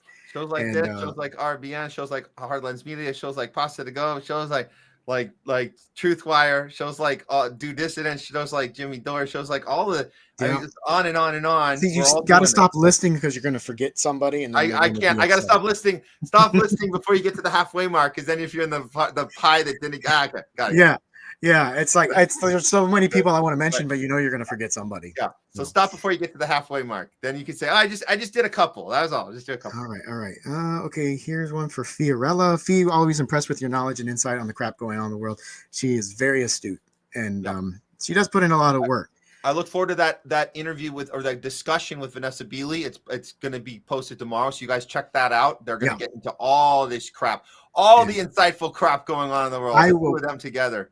Very likely, I'll be behind the scenes on that one too. Oh, very cool, dude. So I will probably be the engineering and producing that. Yeah. Okay.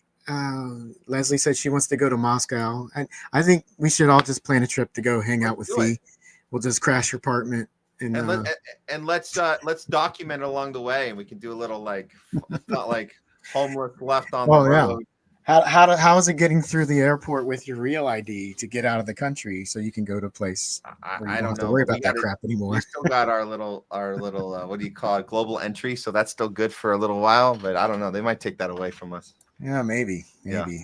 I wish we should go. Says the CIA are responsible for 95% of the world's misery. Now I digress. I think it's probably only like 85 to 90%. I think 95% is probably a little too high. We're not the only bad guys out there. Does that include the Mossad? Does that include MI6? The MI6, does that include? Yeah, I don't know. I don't know if it does. If it does include them, then yeah, I could say 95. But I think CIA on its own is probably only in the 80, 85. Yeah. Does it include the Rothschilds or the? Yeah, we're not the only bad guys out there. We got there's other people that are doing a lot of bad things too. The Royal UK centuries of fucked upness. I don't know. CIA is kind of new in the grand scheme of things. CIA is new, and people remind us that Israel itself is kind of new in the grand scheme of things. The concept of Zionism is long before Israel, but the people effing up the world. There's centuries of it. So yeah. All right, let's do one more. We'll do the rest. That was the last one I had marked. Okay, great. Well, there's some recent ones here. Yeah. Okay, here's an update from Airwaves. I think this is Fred Edwards.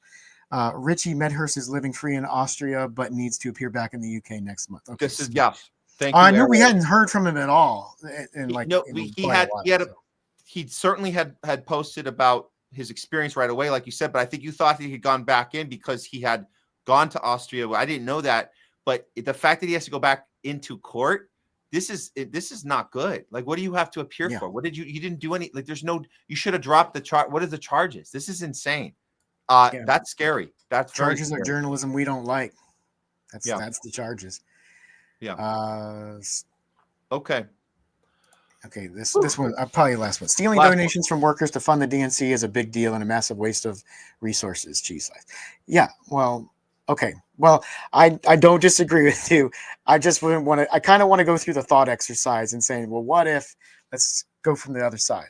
I totally understand the circumstances of what's going on, but I'm a very pessimistic person by nature, so sometimes I try to want to be less pessimistic and find an optimistic outlook on things and try to look for that silver lining. So maybe it wouldn't be so bad, but that's a facade from me. I really think it's going to be a disaster if they run and win. So, okay. Well, look, holding people accountable, that's what we got to do. And we can be optimistic sometimes and pessimistic other times and nihilistic sometimes, like Craig Voss says sometimes. But hey, end of the day, let's just report the story, get all the angles, be consistent. We're doing the best we can. So that's what it's about. Yeah. Okay. And it's tough to be a reporter because you got to hold your tongue and just give the facts, right? Like, it's much easier to be a commentator. So you can give your opinions and things like that. Yeah. Well, listen. All right. Good job today, man, on talking back. No, great job with your 100th episode. It's you're gonna hit 5 hours here. I know you gotta have 10 more minutes in you. You gotta do it. I have one more story. I'm gonna do it quick. Let me do the story. We'll roll it out. All right. We're gonna do a little story. Okay. Well, thanks a lot for inviting me on, giving me the opportunity, and thanks, Leslie. We'll talk again soon, and have a good rest of the show. Awesome. Thanks, Jamie. All right. Take care. All right. Okay, guys. Great show today, man. This has been awesome. Thanks for all the great engagement, guys. Don't forget to hit the like if you're just following us. You haven't done it yet. Please do that. It helps with the algorithm, all that good stuff. Okay, let's go ahead and we'll do this last story. We'll get to this quick. We're heading the 5 hour mark here, so we got to get this story done and get us out of here. Okay, here we go. We're gonna do a little. We know what it's not. That's what we're gonna do. This will be a quickie, but we need to cover it. Okay, hold on. Let me grab it. Okay, here we go. Let's do this. Here we go. Boom. But the virus. Okay, sorry. Here we go. Now we're doing it. Boom. But the virus stops with every vaccinated person. But this is a pandemic of the unvaccinated. The conspiracy theory about this related to vaccine, you're right. We have to really move at the speed of science. It's time for a We Know What It's Not, brought to you by all of the pharma companies, all of the shots and the things and the jabbies and the jibbity jabs and all the stuff that's really, really good for us. We need to go out and get as many as possible, do what the CDC tells us. But now it looks like that RFK Jr., we've been talking about RFK Jr. being in the position of power that he's in. We're understanding that he has more power than they've even told us. He could instantaneously remove this law immediately that is covering people for putting mRNA out there right now. He could do it right now. Doesn't need to wait 4 years to do it. He could do it now. He's not doing it. That's not his job. He's told very clearly, your job is not mRNA. We need to fast track that with the bird flu. We need to fast track this Larry Ellison deal. So he's doing that. But what he can do is talk a little bit about autism. He can talk about it. There's a recent speech he gave on autism. Let's hear one of the clips. This is one of the standout clips of where he kind of nails it. Then I'm going to show you guys where he didn't nail it. So we're gonna play both clips and see where we're at afterwards. But we suspect that this entire thing is kind of one big psyop operation because he's almost failing on purpose. Let's look at the good part of the speech where he actually talks about the autism increase that we all have to be concerned about right now. Here we go. Americans can understand what is happening with chronic disease in this country in real time and not have to wait 2 years to react. We don't wait 2 years to react to a measles epidemic, and we should not, or any kind of infectious disease. We shouldn't have to do that for diabetes or for autism. The ASD prevalence rate in 8-year-olds is now 1 in 31. Shocking. There's an extreme risk for boys. Overall, the risk for boys of getting an autism diagnosis in this country is now 1 in 20. And as high in California, which has the best data collection. So it probably also reflects the national trend, 1 in 12.5 boys. This is part of an unrelenting upward trend. The prevalence 2 years ago was 1 in 36. Since the first ADDM report in 1990, which was 1992 births, autism has increased by a factor of 4.8. That's 480%, I believe. The first ADDM survey was 22 years ago when prevalence was 1 in 150 children. In all the core states, the trend is consistently upward, and most cases now are severe. So about 25% of the kids who are diagnosed with autism are nonverbal, non-toilet trained, and have other stereotypical features, head banging, tactile and light sensitivities, stimming, toe walking, etc. Okay, so he is giving the facts. He's been doing this. This isn't the first time he's talked like this. He used to talk like this on the campaign trail. He talked about it years before COVID, by the way. He's been talking like this. This is the first time, however, he's doing it in a position of power, in a position of authority, which is the HHS secretary. So this is a big deal, stating facts. You want to look at the facts, they're right here. There you go, 70s to 2025. You can see the increase every single few years. They are doing that every 2-4 year increase. You're seeing it from 2000 up. It just keeps going up. It's right there, right in front of our faces. So it's too bad that he couldn't just do a fact-based speech, which this clip was. But it is good that he did that. I'm going to get to the bad part in a second here, but this is the MJ Truth Ultra has been a fan, been championing RFK. I think MJ Truth Ultra also gives critique when it's needed, but in this particular case, this clip is outrageous. RFK Jr. just revealed autism rate for boys in America now 1 in 20. In California, it's 1 in 12.5. This is insane. So these are facts. It's hard to argue these facts. It's just too bad that RFK couldn't stop there. He had to go, as we call this is a fail part of the script. And I say script because he had it written down. He's not just winging it. So why would he include this part in the speech? Are you ready for this? Buckle up. Here we go. Sure. This is an individual tragedy as well. Autism destroys families. More importantly, it destroys our greatest resource, which are our children. These are children who should not be suffering like this. These are kids who, many of them were fully functional and regressed because of some environmental exposure into autism when they're 2 years old. And these are kids who will never pay taxes. They'll never hold a job. They'll never play baseball. They'll never write a poem. They'll never go out on a date. Many of them will never use a toilet unassisted.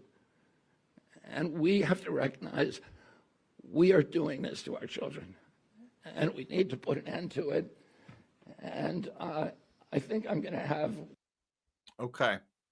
Well, he might have meant well. It might have been designed to get people angry about things that will distract him from the actual facts he just stated.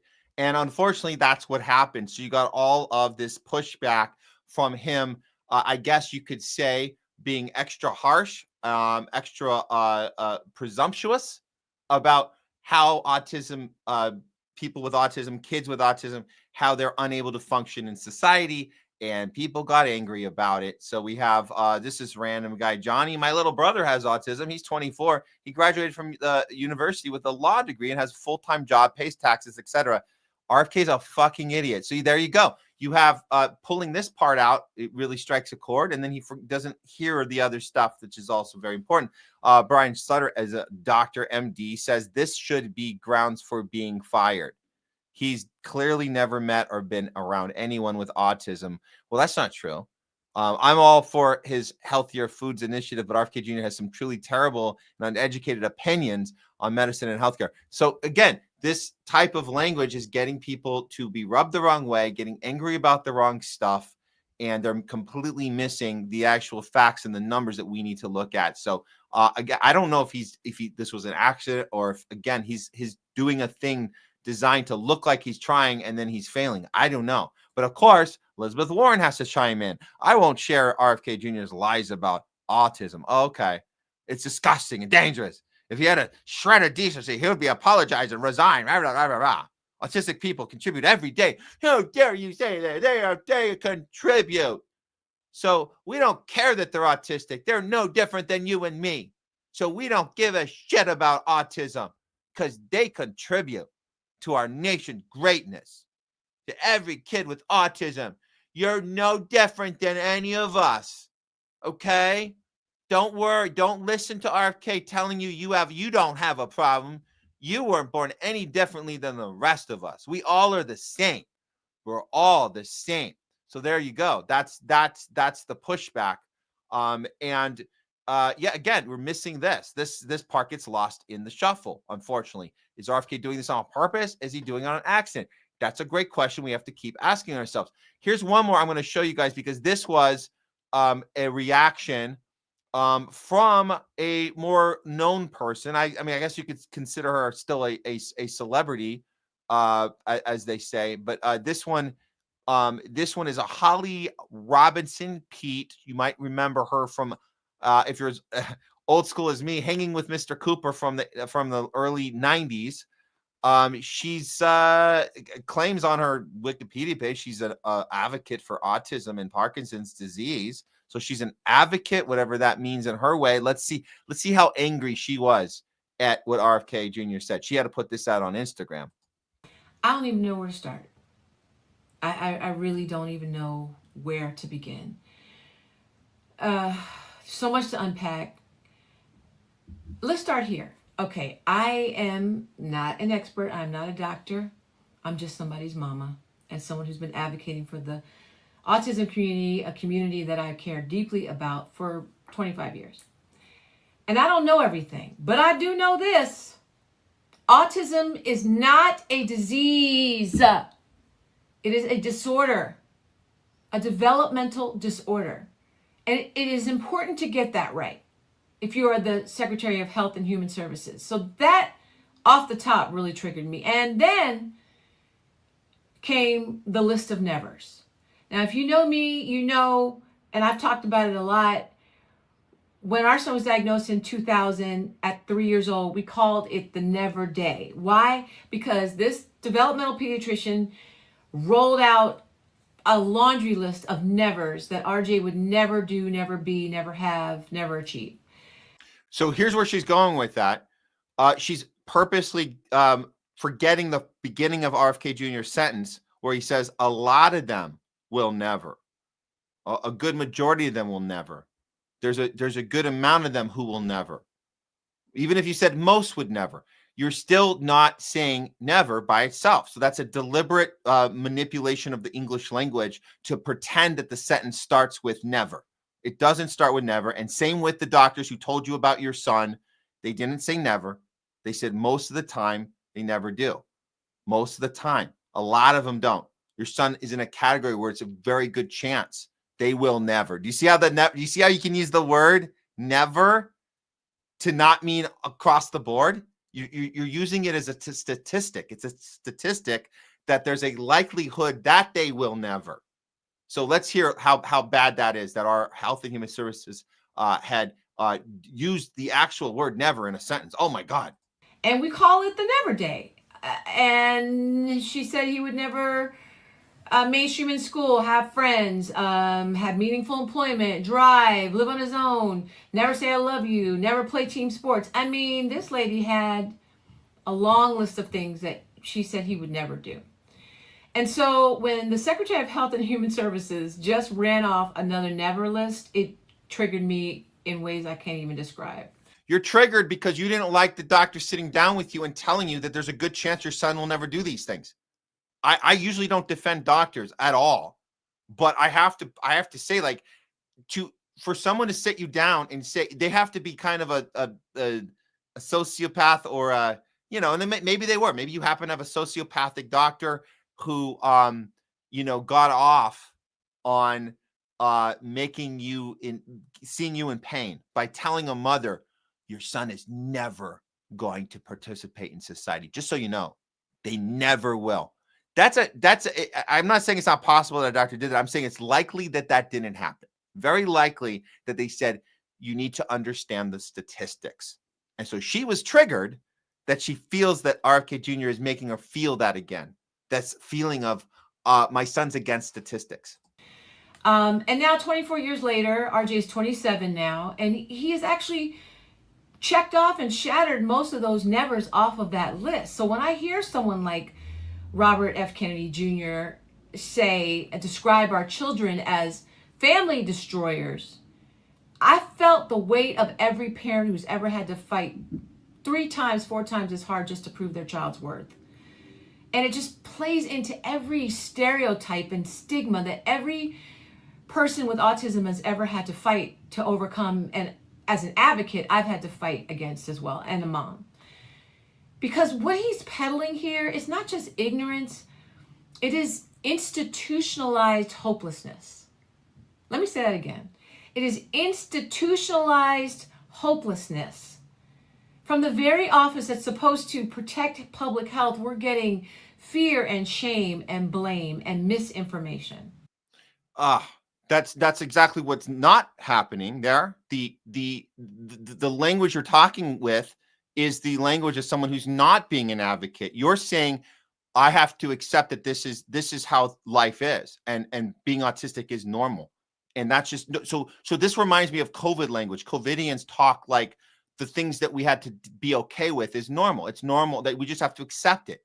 And that we're the bad guys for saying, wait a minute, why is this happening? Why are our kids having learning disabilities? Why are the small businesses shutting down? We're not, why do you want to kill grandma? Why? So they turn this. So I'm going to just go out on a limb and say Holly Robinson Peete was a total COVIDian and listened to everything that Fauci said and followed the rules. And anybody who had a question about it, you said they were being mean, they were being anti, whatever you want to call them. And then using the word misinformation.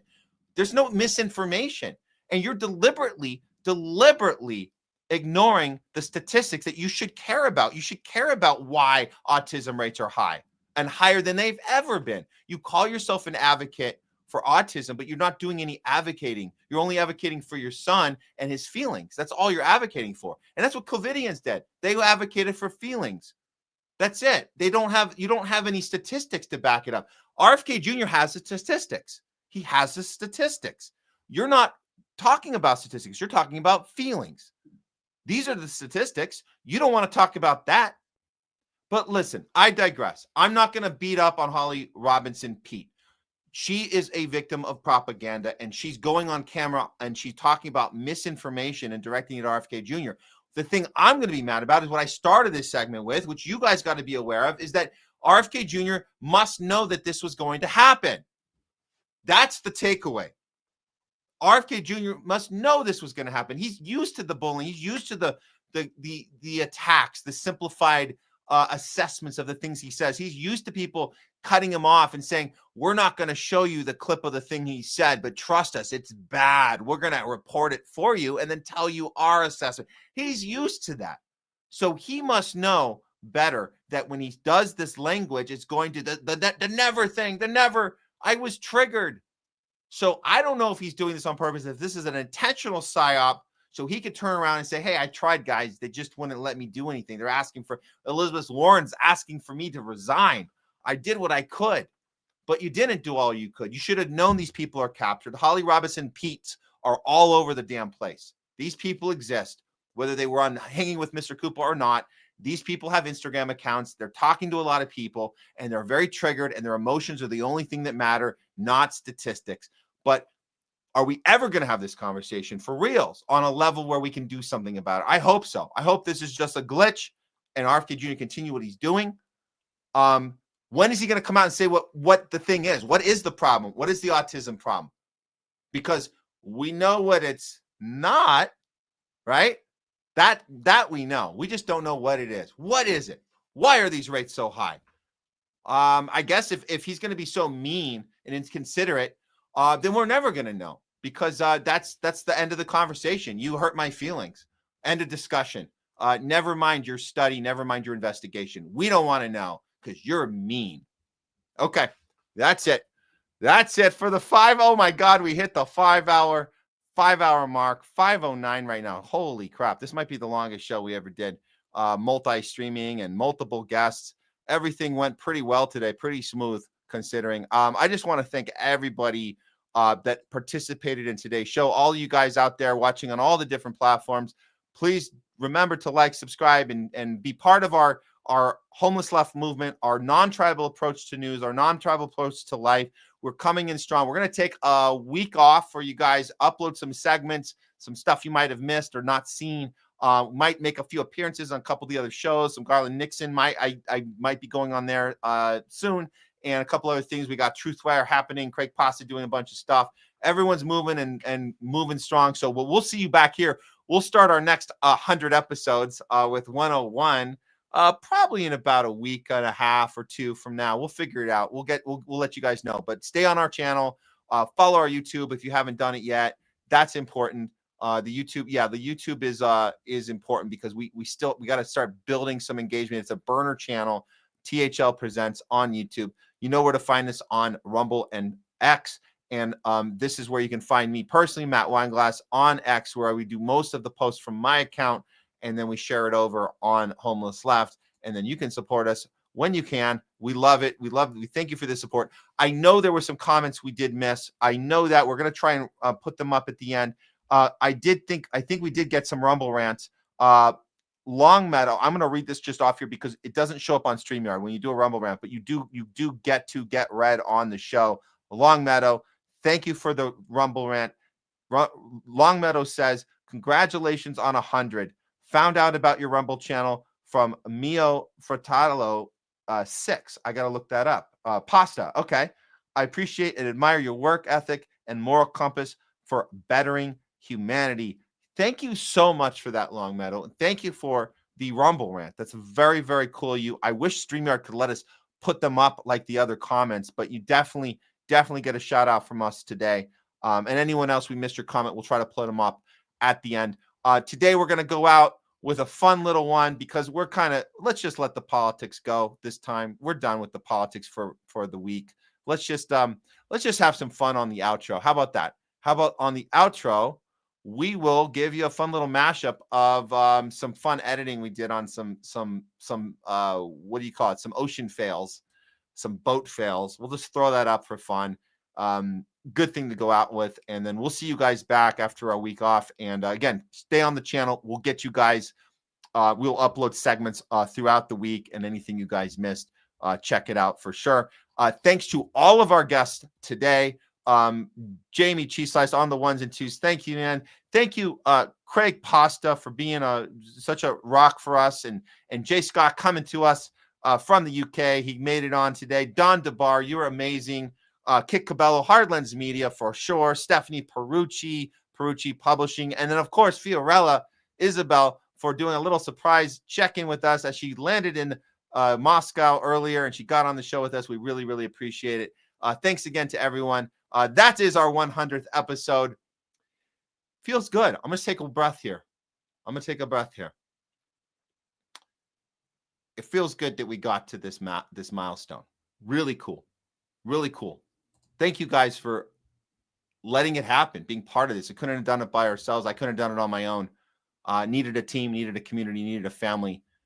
It's not tribal, guys. We're a community of people with self-awareness, with critical thinking skills. And we're not going to run to a tribal leader or to a color to tell us what to think, tell us what to feel. What's our stance on this today? We're not waiting to be told. We're going to figure it out ourselves.